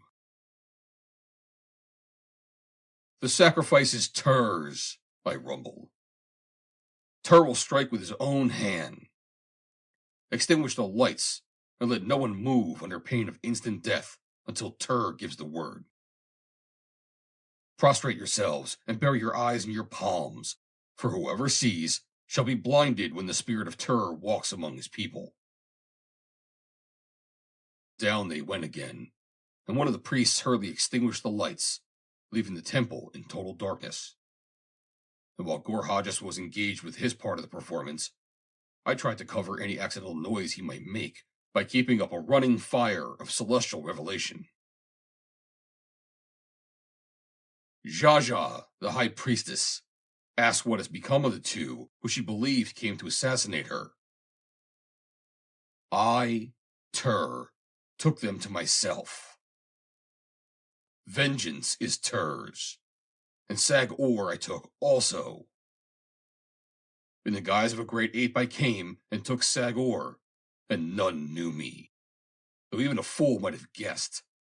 For who was there ever heard a great ape speak with tongue of man, unless it was animated by the spirit of Tur? I guess that convinced them, it being just the sort of logic suited to their religion. Or it would have convinced them if they had not already been convinced. I wondered what might be passing in the mind of the doubting priest who had remarked that the gods had ears of stone. Presently, I heard a noise upon the ladder beneath me, and a moment later, someone climbed upon a circular landing. "All's well," whispered the voice of Gorhages. "Dartaris is with me." "Light the temple," I commanded through the speaking tube. "Rise and look upon your altar." The lights flashed on, and the people rose, trembling to their feet. Every eye was bent upon the altar, and what they saw there just seemed to crush them with terror. Some of the women screamed and fainted. It all impressed me with the belief that none of them had taken this god of theirs with any great amount of seriousness. And now when they were confronted with this absolute proof of his miraculous powers, they were swept completely off their feet. Where, a few moments before, they had seen a live sacrifice awaiting the knife of the high priestess, they saw now only a dust-covered human skull. I grant you that without an explanation, it might have seemed a miracle to almost anyone. So quickly had Gorhages run from the base of the idol with the skull of the dead high priest, and returned again, leading Dartaris with him. I had been a bit concerned as to what the attitude of Dartaris might be, who was no more conversant with the hoax than were the Phundalians. But Gorhages had whispered, "For Valla Dia," in his ear, and he had understood and come quickly. The Great Tur, I now announced, is angry with his people. For a long time they have denied him in their hearts, even while they made open worships of him. The Great Tur is angry with Xaxa. Only through Xaxa may the people of Phundahl be saved from destruction, for the Great Tur is angry. Go then from the temple and the palace, leaving no human being here other than Xaxa, the high priestess of Tur.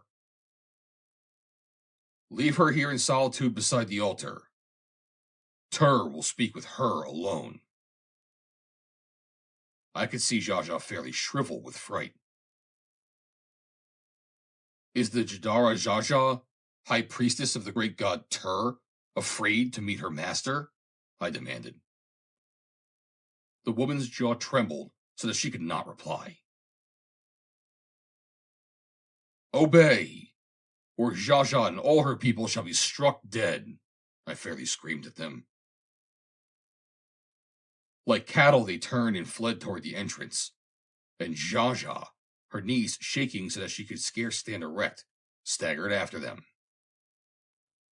A noble saw her and pushed her roughly back, but she shrieked and ran after him when he had left her. Then others dragged her to the foot of the altar and threw her roughly down, and one menaced her with his sword. But at that I called aloud that no harm must befall the Jadara if they did not wish the wrath of Tur to fall upon them all. They left her lying there, and so weak from fright was she that she could not rise. A moment later, the temple was empty, but not until I shouted after them to clear the whole palace within a quarter zode, for my plan required a free and unobstructed, as well as unobserved field of action.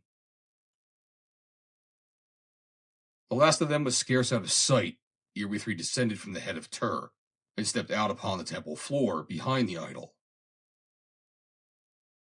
Quickly I ran toward the altar, upon the other side of which Xaxa had dropped to the floor in a swoon.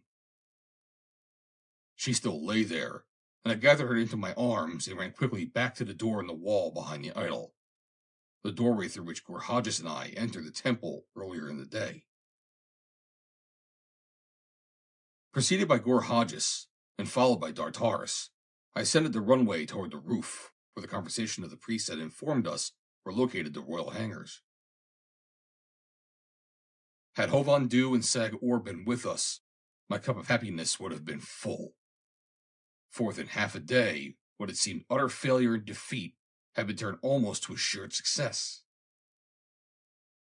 At the landing where lay Xaxa's apartments, we halted and looked within, for the long night voyage I contemplated would be cold, and the body of Valla Dia must be kept warm with suitable robes, even though it was inhabited by the spirit of Xaxa.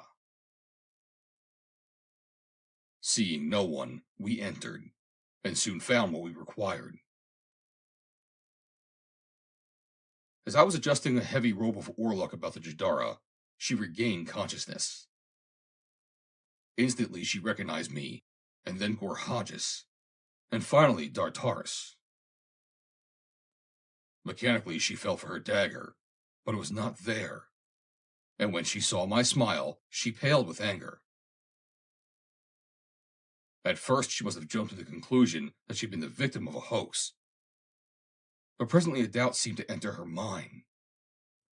She must have been recalling some of the things that had transpired within the temple of the Great Tur, and these neither she nor any other mortal might explain. "Who are you?" she demanded. "I am Tur," I replied brazenly. "What is your purpose with me?" "I'm going to take you away from Phundahl," I replied. "But I do not wish to go. You are not Tur. You are Vadvaro. I shall call for help, and my guards will come and slay you." "There is no one in the palace," I reminded her. "Did I, Tur, not send them away?" "I shall not go with you," she announced firmly. "Rather would I die." "You shall go with me, Xaxa," I replied, and though she fought and struggled, we carried her from her apartment and up the spiral runway to the roof, where I prayed I should find the hangars and the royal flyers. As we stepped out in the fresh night air of Mars, we did see the hangars before us. But we saw something else. A group of Phundalians, warriors of the Jedha's Guard, whom they had evidently failed to notify of the commands of Tur.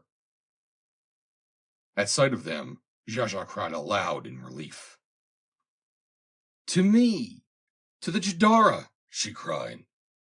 "Strike down these assassins and save me." There were 3 of them, and there were 3 of us. But they were armed, and between us we had but Xaxa's slender dagger. Gorhajas carried that. Victory seemed turned to defeat as they rushed toward us. But it was Gorhajas who gave them pause. He seized Xaxa and raised the blade, its point above her heart. "Halt!" he cried, "or I strike." The warriors hesitated. Xaxa was silent, stricken with fear. Thus we stood in stalemate when, just beyond the 3 Phundalian warriors, I saw a movement at the roof's edge. What was it? In the dim light, I saw something that seemed a human head, and yet unhuman, rise slowly above the edge of the roof. And then, silently, a great form followed. And then I recognized it. Phundahl, the great white ape. "Tell them," I cried to Xaxa in a loud voice that Phundahl might hear, "that I am Tur. For see, I come again in the semblance of a white ape." And I pointed to Phundahl. I would not destroy these poor warriors. Let them lay down their weapons and go in peace. The men turned, and seeing the great ape standing there behind them, materialized, it might have been, out of thin air, were shaken. "Who is he, Jadara?" demanded one of the men. "It is Tur," replied Xaxa in a weak voice. "But save me from him! Save me from him!" "Throw down your weapons and your harness and fly," I commanded, "or Tur will strike you dead. Heard you not the people rushing from the palace at Tur's command? How think you we brought Xaxa hither with a lesser power than Tur's, when all her palace was filled with her fighting men? Go, while yet you may in safety." One of them unbuckled his harness and threw it with his weapons upon the roof, and as he started at a run for the spiral, his companions followed his example. Then Phundahl approached us. "Well done, Vodvaro," he growled, "though I know not what it is all about." "That you shall know later," I told him, "but now we must find a swift flyer and be upon our way." "Where is Sag-Or? Does he still live?" "I have him securely bound and safely hidden in one of the high towers of the palace," replied the ape. "It will not be easy to get him when we have launched a flyer." Xaxa was eyeing us ragefully. "You are not Tur," she cried. "The ape has exposed you." "But too late to profit you in any way, Jadara," I assured her. "Nor could you convince one of your people who stood in the temple this night that I am not Tur. Nor do you yourself know that I am not. The ways of Tur, the all-powerful, all-knowing, are beyond the conception of mortal man. To you, then, Jadara, I am Tur, and you will find me all-powerful enough for my purposes." I think that she was still perplexed as we found and dragged forth a flyer, aboard which we placed her, and turned the craft's nose toward the lofty tower where Phundahl told us lay Sag-Or. "I shall be glad to see myself again," said Dartaris with a laugh. And you shall be yourself again, Dartaris, I told him, as soon as ever we can come again to the pits of Thavas. Would that I might be reunited with my sweet Caravasa, he sighed. Then, Vadvaro, the last full measure of my gratitude would be yours. Where may we find her? Alas, I do not know. It was while I was searching for her that I was apprehended by the agents of Xaxa. I had been to her father's palace, only to learn that he had been assassinated and his property confiscated. The whereabouts of Caravasa they either did not know or would not divulge, but they held me there upon one pretext or another until a detachment of the Jadara's guard could come and arrest me. We shall have to make inquiries of Sagor, I said. We were now coming to a stop alongside a window of the tower Hovondu had indicated, and he and Dartaris leapt to the sill and disappeared within. We were all armed now, having taken the weapons discarded by the three warriors at the hangars, and with a good flyer beneath our feet and all our little company reunited, with Xaxa and Sagor, whom they were now conducting aboard, we were indeed in high spirits. As we got under way again, setting our nose toward the east, I asked Sagor if he knew what had become of Caravasa, but he assured me, in surly tones, that he did not. Think again, Sagor, I admonished him, and think hard, for perhaps upon your answer your life depends. What chance have I for life? He sneered, casting an ugly look toward Dartaris. You have every chance, I replied. Your life lies in the hollow of my hand. If you serve me well, it shall be yours, though in your own body, and not in that belonging to Dartaris. You do not intend destroying me? Neither you nor Xaxa, I answered. Xaxa shall live on in her own body, and you in yours. I do not wish to live in my own body, snapped Jadara. Dartaris stood looking at Sagor, looking at his own body like some disembodied soul, as weird a situation as I have ever encountered. Tell me, Sagor, he said, what has become of Caravasa? But my body has been restored to me, and yours to you. I shall hold no enmity against you if you have not harmed Caravasa, and will tell me where she is. I cannot tell you, for I do not know. She was not harmed, but the day after you were assassinated, she disappeared from Phundahl. We were positive that she was spirited away by her father, but from him we could learn nothing. Then he was assassinated. The man glanced at Xaxa. And since, we have learned nothing. A slave told us that Caravasa, with some of her family's warriors, had embarked upon a flyer and set out for Helium, where she proposed placing herself under the protection of the great warlord of Barsoom. But of the truth of that, we know nothing. This is the truth. I, Sagor, have spoken. It was futile then to search Phundahl for Caravasa, so we held our course toward the east and the Tower of Thavas. End of chapter 12.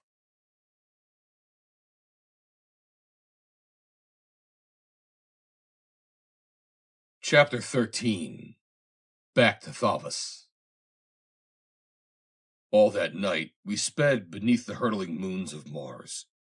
As strange a company as was ever foregathered upon any planet, I will swear. Two men, each possessing the body of the other. An old and wicked empress whose fair body belonged to a youthful damsel, beloved by another of this company. A great white ape dominated by half the brain of a human being. And I, a creature of a distant planet, with Gorhages, the assassin of Tunal, completed the mad roster. I could scarcely keep my eyes from the fair form and face of Xaxa, and it is well that I was thus fascinated, for I caught her in the act of attempting to hurl herself overboard, so repugnant to her was the prospect of living again in her old and hideous corpse. After that, I kept her securely bound and fastened to the deck, though it hurt me to see the bonds upon those fair limbs. Dartaris was almost equally fascinated by contemplation of his own body, which he had not seen for many years. "By my first ancestor," he ejaculated, "it must be that I was the least vain of fellows, for I give you my word, I had no idea I was so fair to look upon. And I can say this now, without seeming egotism, since I am speaking of Sagor." And he laughed aloud at his little joke. But the fact remained that the body and face of Dartaris were beautiful indeed, though there was a hint of steel in the eyes, and a set of the jaw betokened fighting blood. Little wonder, then, that Sagor had coveted the body of this young warrior, for his own, which Dartaris now possessed, was marked by dissipation and age, or that Dartaris yearned to come again into his own.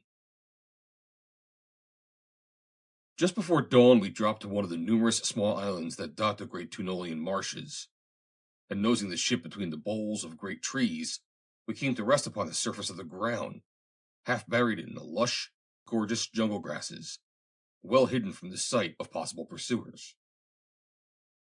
Here Hovondu found fruits and nuts for us, which the simian section of his brain pronounced safe for human consumption, and instinct led him to a nearby spring, from which there bubbled delicious water.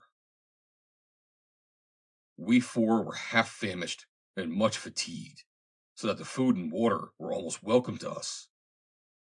Nor did Xaxa and Sagor refuse them. Having eaten, the three of us lay down upon the ship's deck to sleep, after securely chaining our prisoners, while the fourth stood watch. In this way, taking turns, we slept away most of the day, and when night fell, rested and refreshed, we were ready to resume our flight. Making a wide detour to the south, we avoided Phundahl, and about 2 hours before dawn, we sighted the high tower of Thavas. I think we were all keyed up to the highest pitch of excitement, for there was not one aboard the flyer whose whole life would not be seriously affected by the success or failure of our venture. As a first precaution, we secured the hands of Xaxa and Sagor behind their backs, and placed gags in their mouths, lest they succeed in giving warning of our approach. Chloros had long since set, and Thuria was streaming toward the horizon as we stopped our motor and drifted without lights a mile or two south of the tower, while we waited impatiently for Thuria to leave the heavens to darkness and the world to us. To the northwest, the lights of Phundahl shone brightly against the background of the sky, and there were lights, too, in some of the windows of the great laboratory of Thavas. But the tower itself was dark from plinth to pinnacle. And now the nearer moon dropped plummet-like beneath the horizon, and left the scene to darkness and to us. Dartaris started the motor, the wonderful, silent motor of Barsoom, and we moved slowly, close to the ground, toward Thavas' island, with no sound other than the gentle whirring of our propeller. Nor could that have been heard 100 feet away, so slowly was it turning. Close off the island, we came to a stop behind a cluster of giant trees, and Hovondu, going into the bow, uttered a few low growls. Then we stood waiting in silence, listening. There was a rustling in the dense undergrowth upon the shore. Again Hovondu voiced his low, grim call, and this time there came an answer from the black shadows. Hovondu spoke in the language of the great apes, and the invisible creature replied. For 5 minutes, during which time we were aware from the different voices that others had joined in the conversation from the shore, the apes conversed, and then Hovondu turned to me. "It is arranged," he said. They will permit us to hide our ship beneath these trees, and they will permit us to pass out again when we are ready and board her. Nor will they harm us in any way. All they ask is that when we are through, we shall leave the gate open that leads to the inner court.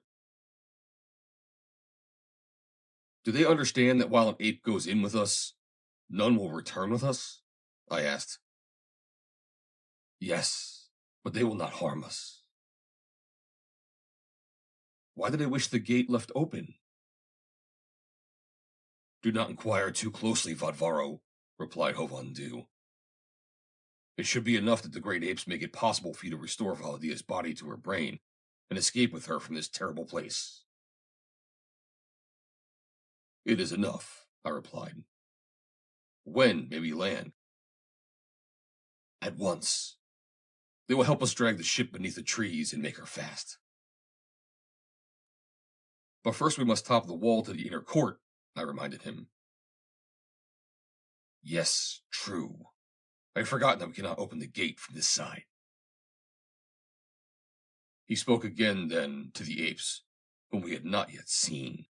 And then he told me that all was arranged, and that he and Dartaris would return with the ship after landing us inside the wall. Again we got underway, and rising slowly above the outer wall, dropped silently to the courtyard below. The night was unusually dark, clouds having followed Thuria, and blotted out the stars after the moon had set. No one could have seen the ship at a distance of 50 feet, and we moved almost without noise. Quietly we lowered our prisoners over the side, and Gorhajas and I remained with them, while Dartaris and Hovhandu rose again and piloted the ship back to its hiding place beneath the trees. I moved at once to the gate, and, unlatching it, waited. I heard nothing. Never, I think, have I endured such utter silence. There came no sound from the great pile rising behind me, nor any from the dark jungle beyond the wall. Dimly, I could see the huddled forms of Gorhajas, Xaxa, and Sag-Or beside me. Otherwise, I might have been alone in the darkness and immensity of space. It seemed an eternity that I waited there before I heard a soft scratching on the panels of the heavy gate. I pushed it open, and Dartaris and Hovhandu stepped silently within as I closed and relatched it. No one spoke. All had been carefully planned so that there was no need of speech. Dartaris and I led the way. Gorhajas and Hovhandu brought up the rear with the prisoners. We moved directly to the entrance to the tower, found the runway, and descended to the pits. Every fortune seemed with us. We met no one. We had no difficulty in finding the vault we sought, and once within, we secured the door so that we had no fear of interruption. That was our first concern. And then I hastened to the spot that I had hidden Valla Dia behind the body of a large warrior, tucked far back against the wall in a dark corner. My heart stood still as I dragged aside the body of the warrior, for always had I feared that Thavas, knowing my interest in her, and guessing the purpose of my venture, would cause every chamber and pit to be searched, and every body to be examined, until he found her for whom he sought. But my fears had been baseless, for there lay the body of Xaxa, the old and wrinkled casket of the lovely brain of my beloved, where I had hidden it against this very night. Gently I lifted it out, and bore it to one of the two Ursite top tables.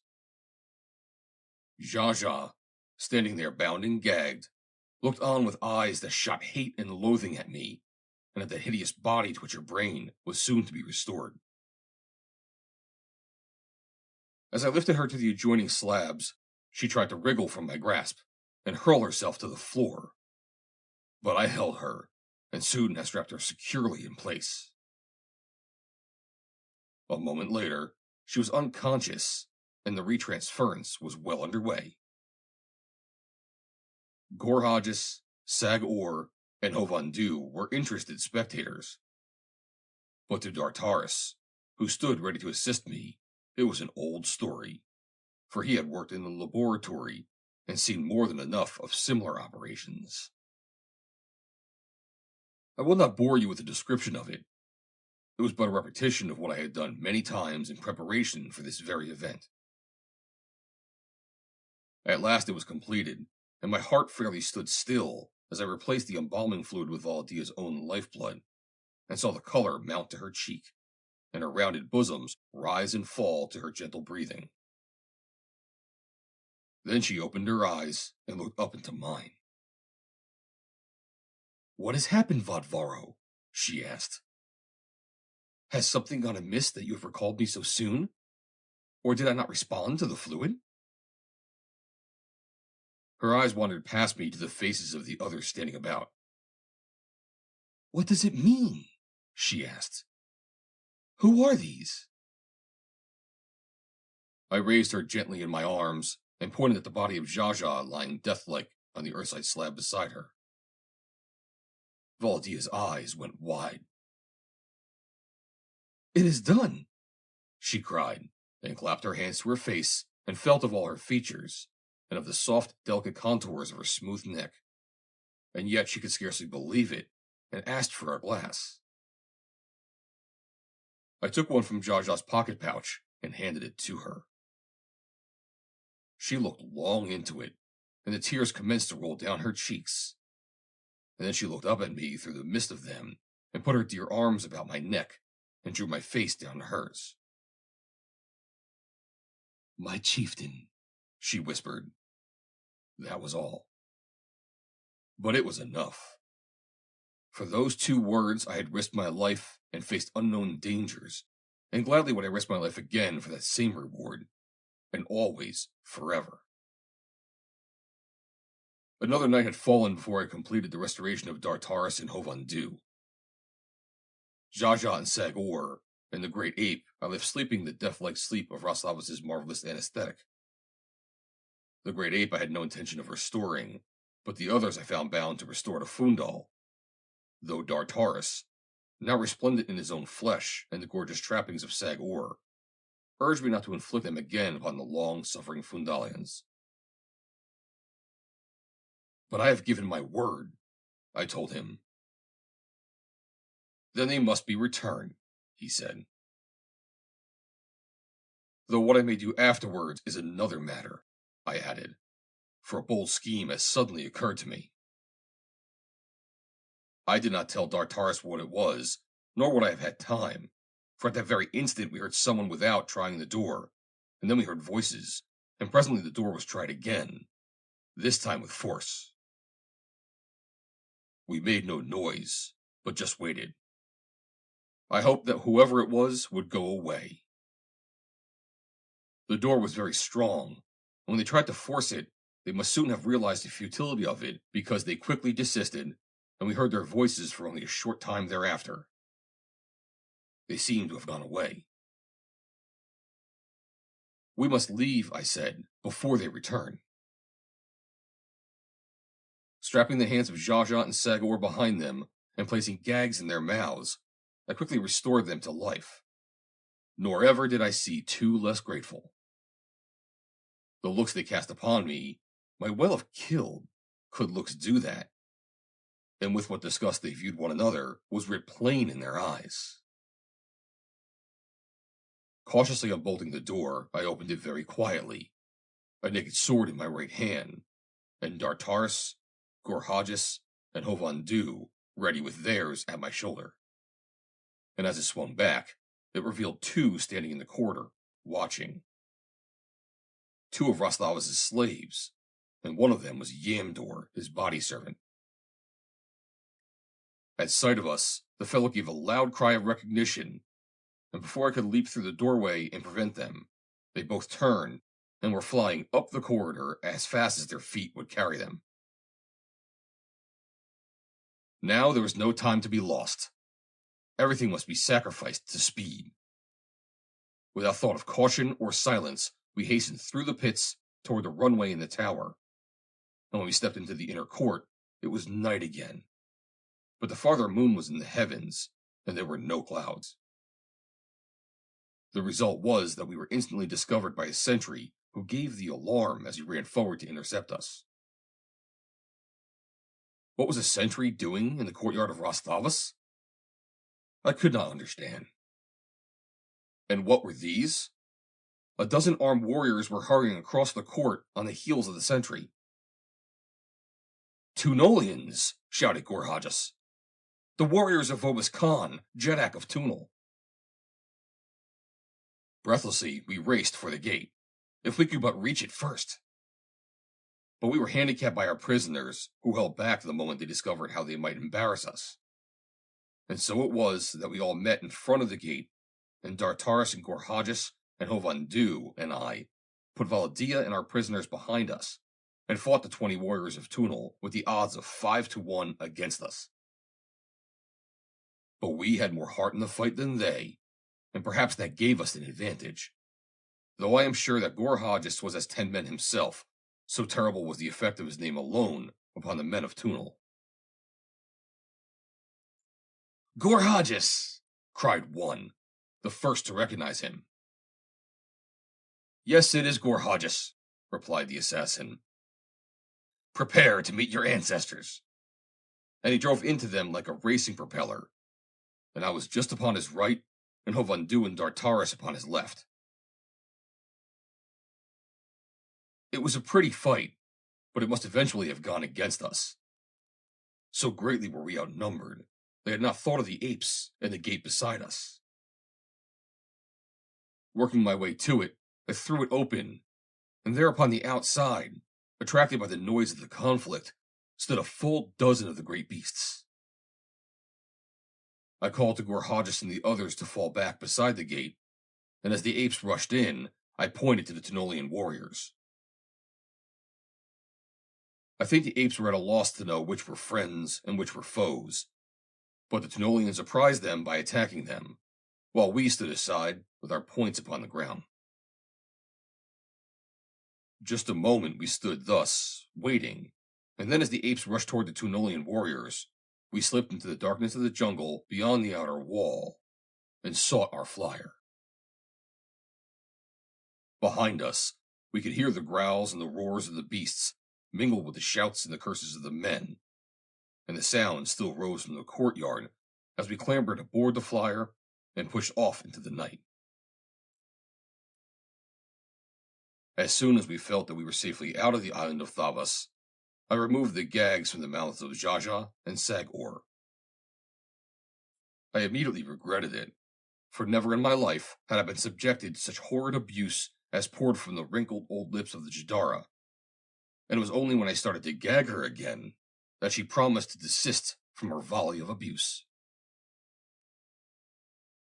My plans were now well laid, and they included a return to Phundahl, since I could not start for Duhor with Valla Dia without provisions and fuel.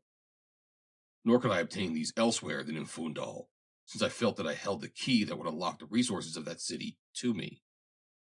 Whereas all Phundahl was in arms against us, owing to Vobis Khan's fear of Gorhajas. And so we retraced our way toward Phundahl, as secretly as we had come, for I had no mind to be apprehended before we had gained entrance to the Palace of Xaxa. Again, we rested over daylight upon the same island that had given us sanctuary 2 days before, and at dark, we set out upon the last leg of our journey to Phundahl. If there had been pursuit, we had seen naught of it, and that might easily be explained by the great extent of the uninhabited marshes across which we flew, and the far southern course that we followed close above the ground. As we neared Phundahl, I caused Xaxa and Sagor to be again gagged, and further I had their heads bandaged so that none might recognize them. And then we sailed straight over the city toward the palace, hoping that we would not be discovered, and yet ready in the event that we should be. But we came to the hangers of the roof apparently unseen, and constantly I coached each upon the part he was to play. As we were settling slowly to the roof, Dartaris, Hovandu, and Valla Dia quickly bound Gorhajas and me and wrapped our heads in bandages, for we had seen below the figures of the hangar guard. Had we found the roof unguarded, the binding of Gorhajas and me would have been unnecessary. As we dropped nearer, one of the guards hailed us. "What ship?" he cried. "The royal flyer of the Jadara of Phundahl," replied Dartaris, "returning with Xaxa and Sagor." The warriors whispered among themselves as we dropped nearer, and I must confess that I felt a bit nervous as to the outcome of our ruse. But they permitted us to land without a word, and when they saw Valla Dia, they saluted her after the manner of Barsoom, as, with the regal carriage of an empress, she descended from the deck of the flyer. "Carry the prisoners to my apartments," she commanded, addressing the guard. And with the help of Phundahl and Dartaris, the four bound and muffled figures were carried from the flyer down the spiral runway to the apartments of Xaxa, Jadara of Phundahl. Here, excited slaves hastened to do the bidding of the Jadara, and word must have flown through the palace with the speed of light that Xaxa had returned. For almost immediately, court functionaries began to arrive and be announced. But Valla Dia sent word that she would see no one for a while. Then she dismissed her slaves, and at my suggestion, Dartaris investigated the apartments with a view to finding a safe hiding place for Gorhajas, me, and the prisoners. This he soon found in a small antechamber directly off the main apartment of the royal suite. The bonds were removed from the assassin and myself, and together we carried Xaxa and Sagor into the room. The doorway was furnished with a heavy door, over which there were hangings that completely hid it. I bade Phundahl, who, like the rest of us, wore Phundalian harness, stand guard before the hangings and let no one enter but members of our own party. And Gorhajas and I took up our positions just within the hangings, through which we cut small holes that permitted us to see all that went on within the main chamber. For I was greatly concerned for Valla Dia's safety while she posed as Xaxa, whom I knew to be both feared and hated by her people, and therefore always liable to assassination. Valla Dia summoned the slaves and bade them admit the officials of the court, and as the doors opened fully, a score of nobles entered. They appeared ill at ease, and I can guess that they were recalling the episode in the temple when they had deserted their Jadara, and even hurled her roughly at the feet of the Great Tur. But Valla Dia soon put them at their ease. "I have summoned you," she said, "to hear the word of Tur." Tur would speak again to his people. 3 days and 3 nights have I spent with Tur. His anger against Phundahl is great. He bids me summon all the higher nobles to the temple after the evening meal tonight, and all the priests, and all the commanders and dwarves of the guard, and as many of the lesser nobles as be in the palace. And then shall the people of Phundahl hear the word and the law of Tur, and all those who shall obey shall live, and all those who shall not obey shall die. And woe be to him who, having been summoned, shall not be in the temple this night. I, Xaxa, Jadara of Phundahl, have spoken. Go." They went, and they seemed glad to go. And then Valla Dia summoned the Adwar of the guard, who would be in our world a general. And she told him to clear the palace of every living being from the temple level to the roof an hour before the evening meal, not to permit anyone to enter the temple or the levels above it until the hour appointed for the assembling in the temple to hear the word of Tur, excepting, however, those who might be in her own apartments, which were not to be entered upon pain of death. She made it all very clear and plain, and the Adwar understood, and I think he trembled a trifle, for all were in great fear of the Jadara Xaxa. And then he went away, and the slaves were dismissed, and we were alone. End of chapter 13.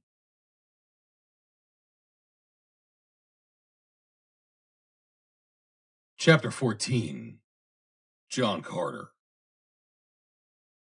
Half an hour before the evening meal, We carried Xaxa and Sag-Or down the spiral runway and placed them in the base of the Great Tur. And Gorhajas and I took our places on the upper platform behind the eyes and voice of the idol. Valla Dia, Dartaris, and Hovandu remained in the royal apartment. Our plans were well formulated. There was no one between the door at the rear of the Great Tur and the flyer that lay ready on the roof, in the event that we were forced to flee through any miscarriage of our mad scheme.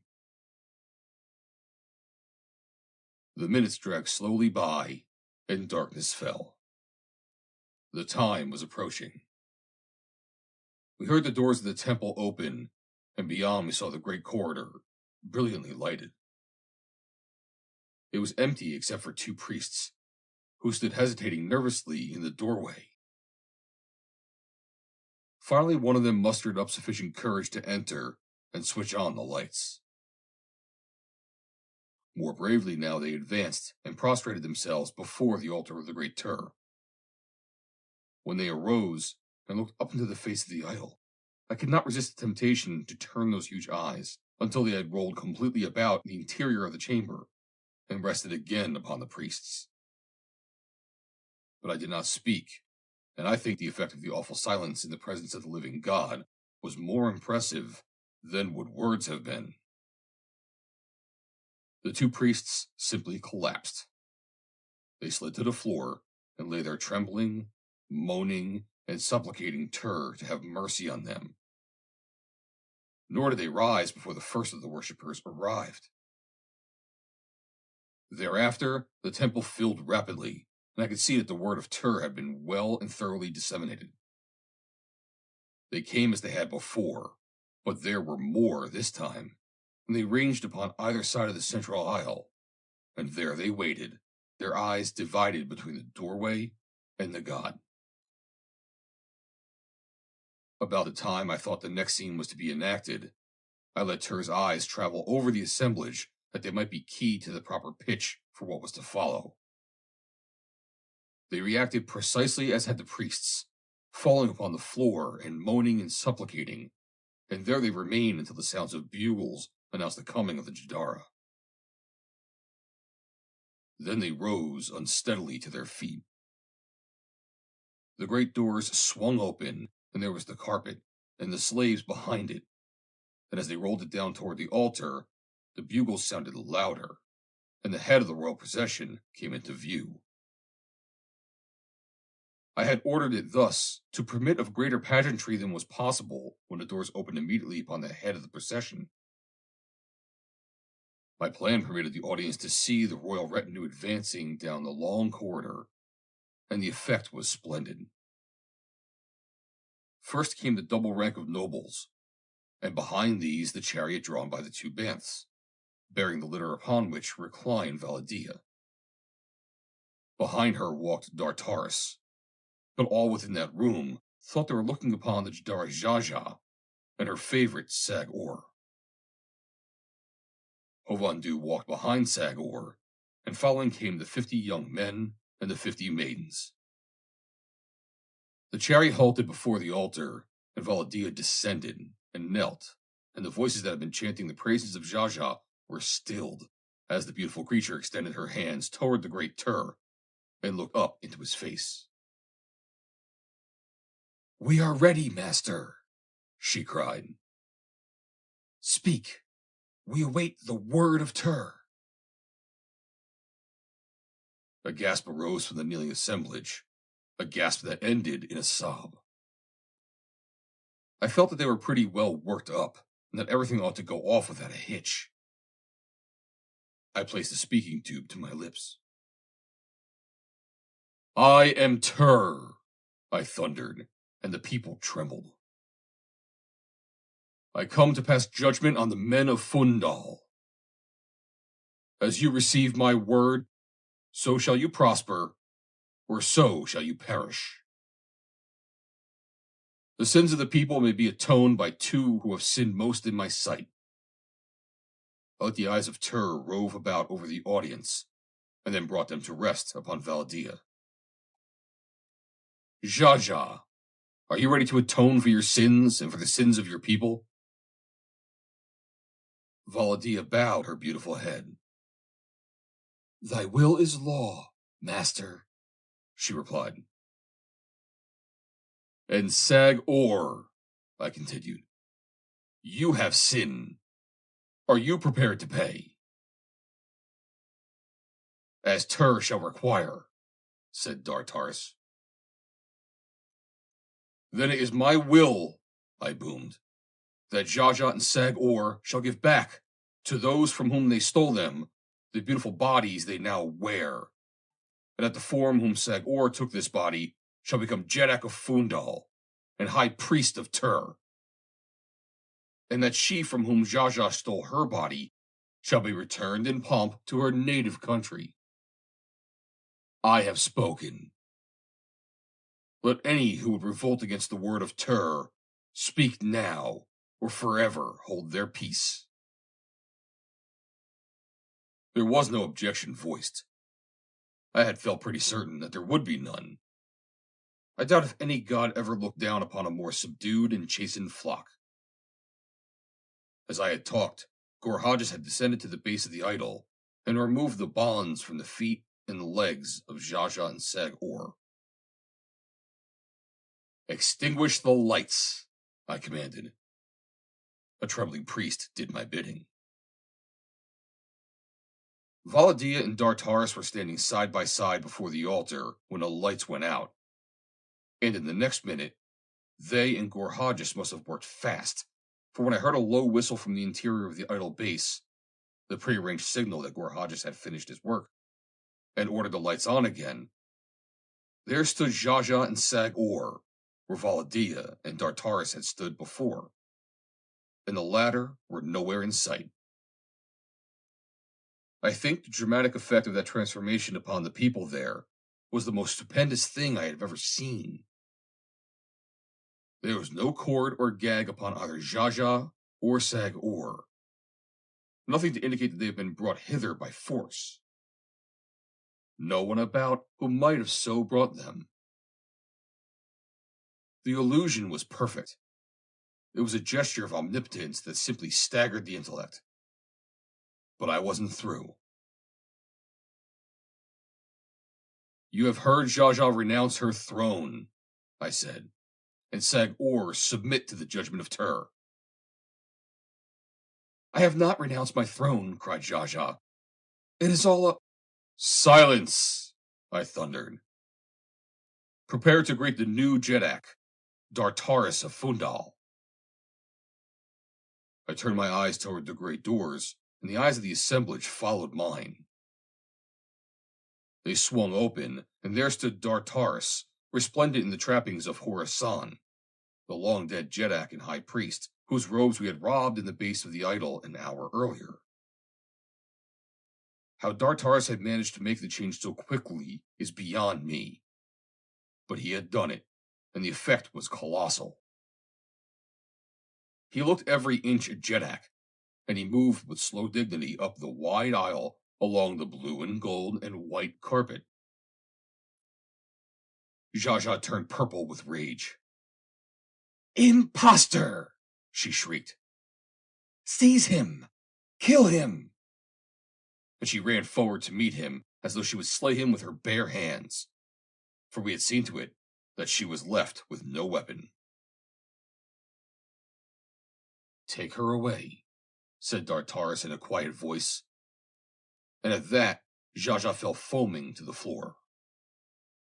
She shrieked and gasped, and then lay still, a wicked old woman dead of apoplexy. And when Sag-Or saw her lying there, he must have been the first to realize that she was dead, and that there was now no one to protect him from the hatreds that are leveled always at the person of a ruler's favorite. He looked wildly about for an instant, and then threw himself at the feet of Dartaris. You promised to protect me, he cried. None shall harm you, replied Dartaris. Go your way and live in peace. Then he turned his eyes upward toward the face of the Great Tur. "What is thy will, master?" he cried. "Dartaris, thy servant, awaits thy commands." I permitted an impressive silence before I replied. "Let the priests of Tur, the lesser nobles, and a certain number of the Jedak's guards go forth into the city and spread the word of Tur among the people, that they may know that Tur smiles again upon Phundahl, and that they have a new Jedak who stands high in the favor of Tur. Let the higher nobles attend presently in the chambers that were Xaxa's, and do honor to Valla Dia, in whose perfect body their Jadara once ruled them, and effect the necessary arrangements for her proper return to Duhor, her native city. There also will they find two who have served Tur well, and these shall be accorded the hospitality and friendship of every Phundalian. Gorhajas of Tunal and Vodvaro of Jasum. Go, and when the last has gone, let the temple be darkened. I, Tur, have spoken." Valla Dia had gone directly to the apartment of the former Jadara, and the moment that the lights were extinguished, Gorhajas and I joined her. She could not wait to hear the outcome of our ruse, and when I assured her that there had been no hitch, the tears came to her eyes for very joy. "You have accomplished the impossible, my chieftain," she murmured. "And already I can see the hills of Duhor and the towers of my native city. Ah, Vodvaro, I had not dreamed that life might again hold for me such happy prospects. I owe you life, and more than life." We were interrupted by the coming of Dartaris, and with him were Hovondu and a number of the higher nobles. The latter received us pleasantly, though I think they were mystified as to just how we were linked with the service of their god. Nor, I am sure, did one of them ever learn. They were frankly delighted to be rid of Xaxa, and while they could not understand Tur's purpose in elevating a former warrior of the guard to the throne, yet they were content if it served to relieve them from the wrath of their god, now a very real and terrible god, since the miracles that had been performed in the temple. That Dartaris had been of a noble family relieved them of embarrassment, and I noted that they treated him with great respect, and I was positive that they would continue to treat him so, for he was also high priest, and for the first time in 100 years, he would bring to the Great Tur of the royal temple the voice of God. For Hovondu had agreed to take service with Dartaris, and Gorhajas as well, so that there would never be lacking a tongue wherewith Tur might speak. I foresaw great possibilities for the reign of Dartaris, Jedak of Phundahl. At the meeting held in the apartment of Xaxa, it was decided that Valla Dia should rest 2 days in Phundahl while a small fleet was preparing to transport her to Duhor. Dartaris assigned Xaxa's apartments for her use, and gave her slaves from different cities to attend upon her, all of which were to be freed and returned with Valla Dia to her native land. It was almost dawn before we sought our sleeping silks and furs, and the sun was high before we awoke.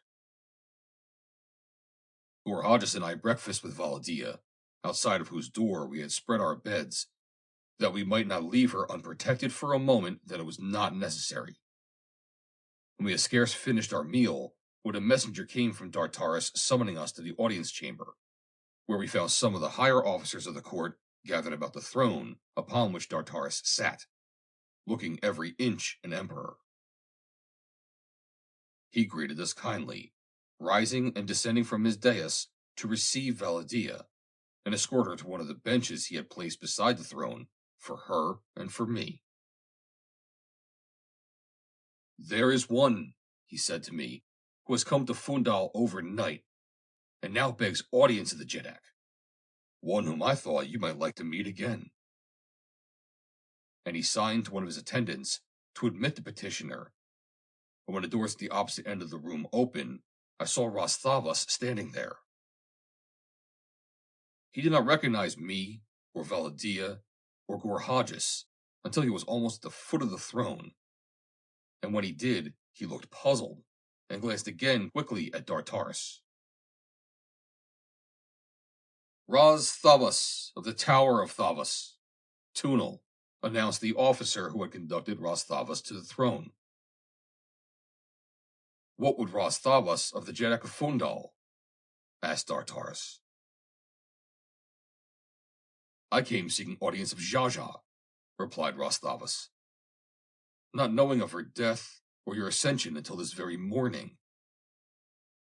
But I see Sag-Or upon Xaxa's throne, and beside him one whom I thought was Xaxa, though they tell me Xaxa is dead, and another who was my assistant at Thavas, and one who is the assassin of Phundahl, and I am confused, Jeddak, and do not know whether I be among friends or foes. Speak as though Xaxa still sat upon the throne of Phundahl, Dartaris told him.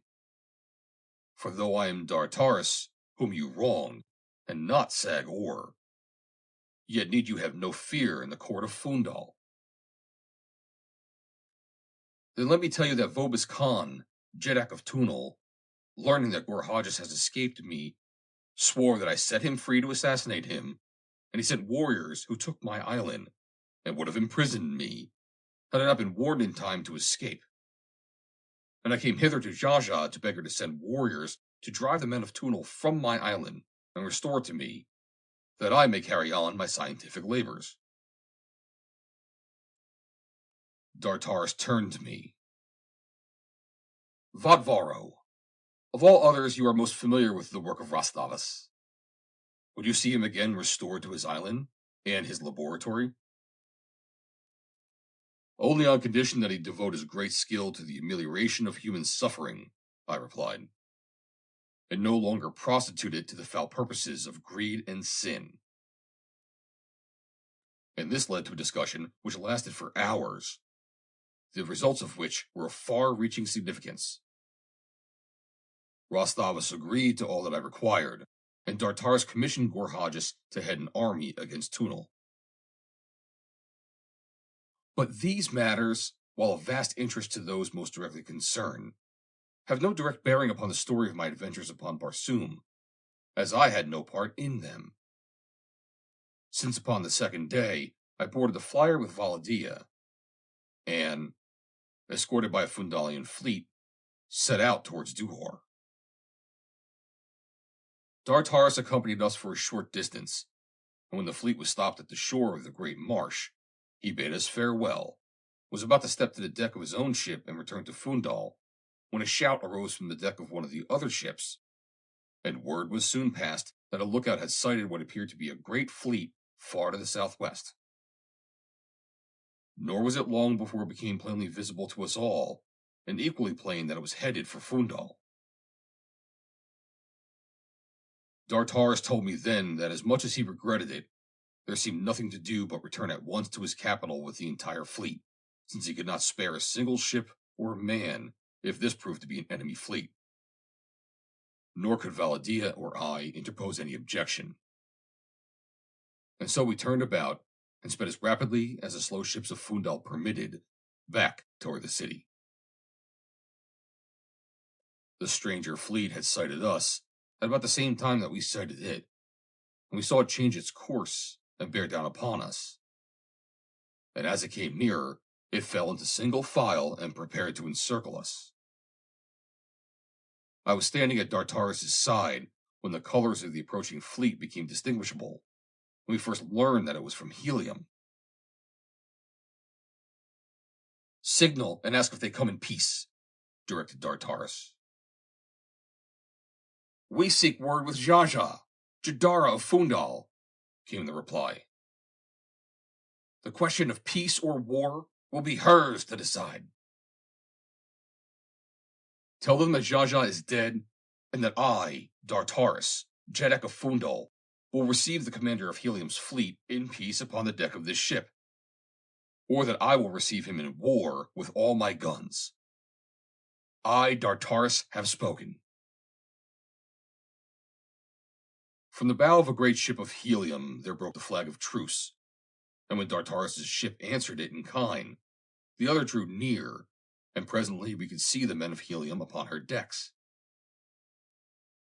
Slowly, the great flyer came alongside our smaller ship, and when the two had made fast, a party of officers boarded us. They were fine-looking men, and at their head was one whom I recognized immediately, though I never before had laid eyes upon him. I think he was the most impressive figure I have ever seen, as he advanced slowly across the deck toward us. John Carter, Prince of Helium, Warlord of Barsoom. Dartaris, he said. John Carter greets you, and in peace. Though it had been different, I think, had Xaxa still reigned. You came to war upon Xaxa? Asked Dartaris. We came to right a wrong, replied the warlord. But from what we know of Xaxa, that could have been done only by force of arms. What wrong has Phundahl done Helium? Demanded Dartaris. The wrong was against one of your own people, even against you in person. I do not understand, said Dartaris. There is one aboard my ship who may be able to explain it to you, Dartaris, replied John Carter, with a smile. He turned and spoke to one of his aides in a whisper, and the man saluted and returned to the deck of his own ship.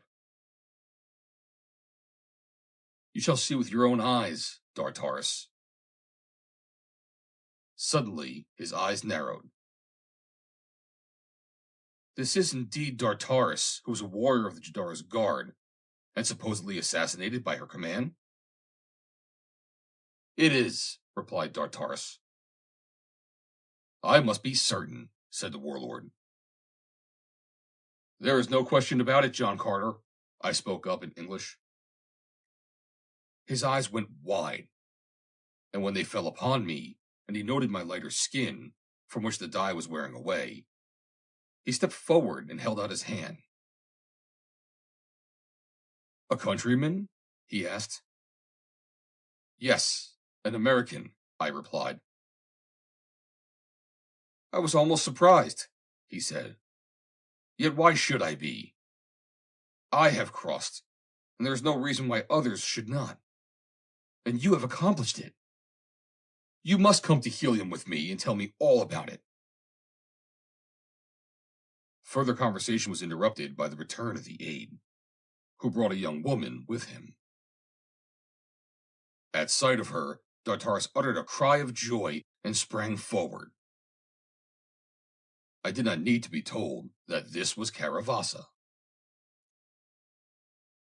There is little more to tell that might not bore you in the telling of how John Carter himself took Valla Dia and me to Duhor after attending the nuptials of Dartaris and Caravassa, and of the great surprise that awaited me in Duhor when I learned for the first time that Khorsan, Jeddak of Duhor, was the father of Valla Dia, and of the honors that he heaped upon me and the great riches when Valla Dia and I were wed.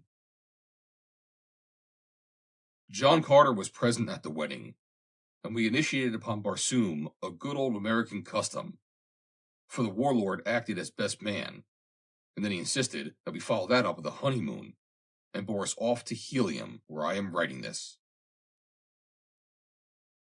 Even now it seems like a dream that I can look out of my window and see the scarlet and the yellow towers of the twin cities of Helium, that I have met and see daily Carthoris, Thuvia of Tarth, Tara of Helium, Gahan of Gathal, and that peerless creature, Deja Thoris, Princess of Mars. Though to me, beautiful as she is, there is another even more beautiful. Valla Dia, Princess of Duhor, Mrs. Ulysses Paxton. End of chapter 14. The End of the Mastermind of Mars by Edgar Rice Burroughs. Read by Joe DeNoia, Chesterfield, New Jersey, October 25th, 2022.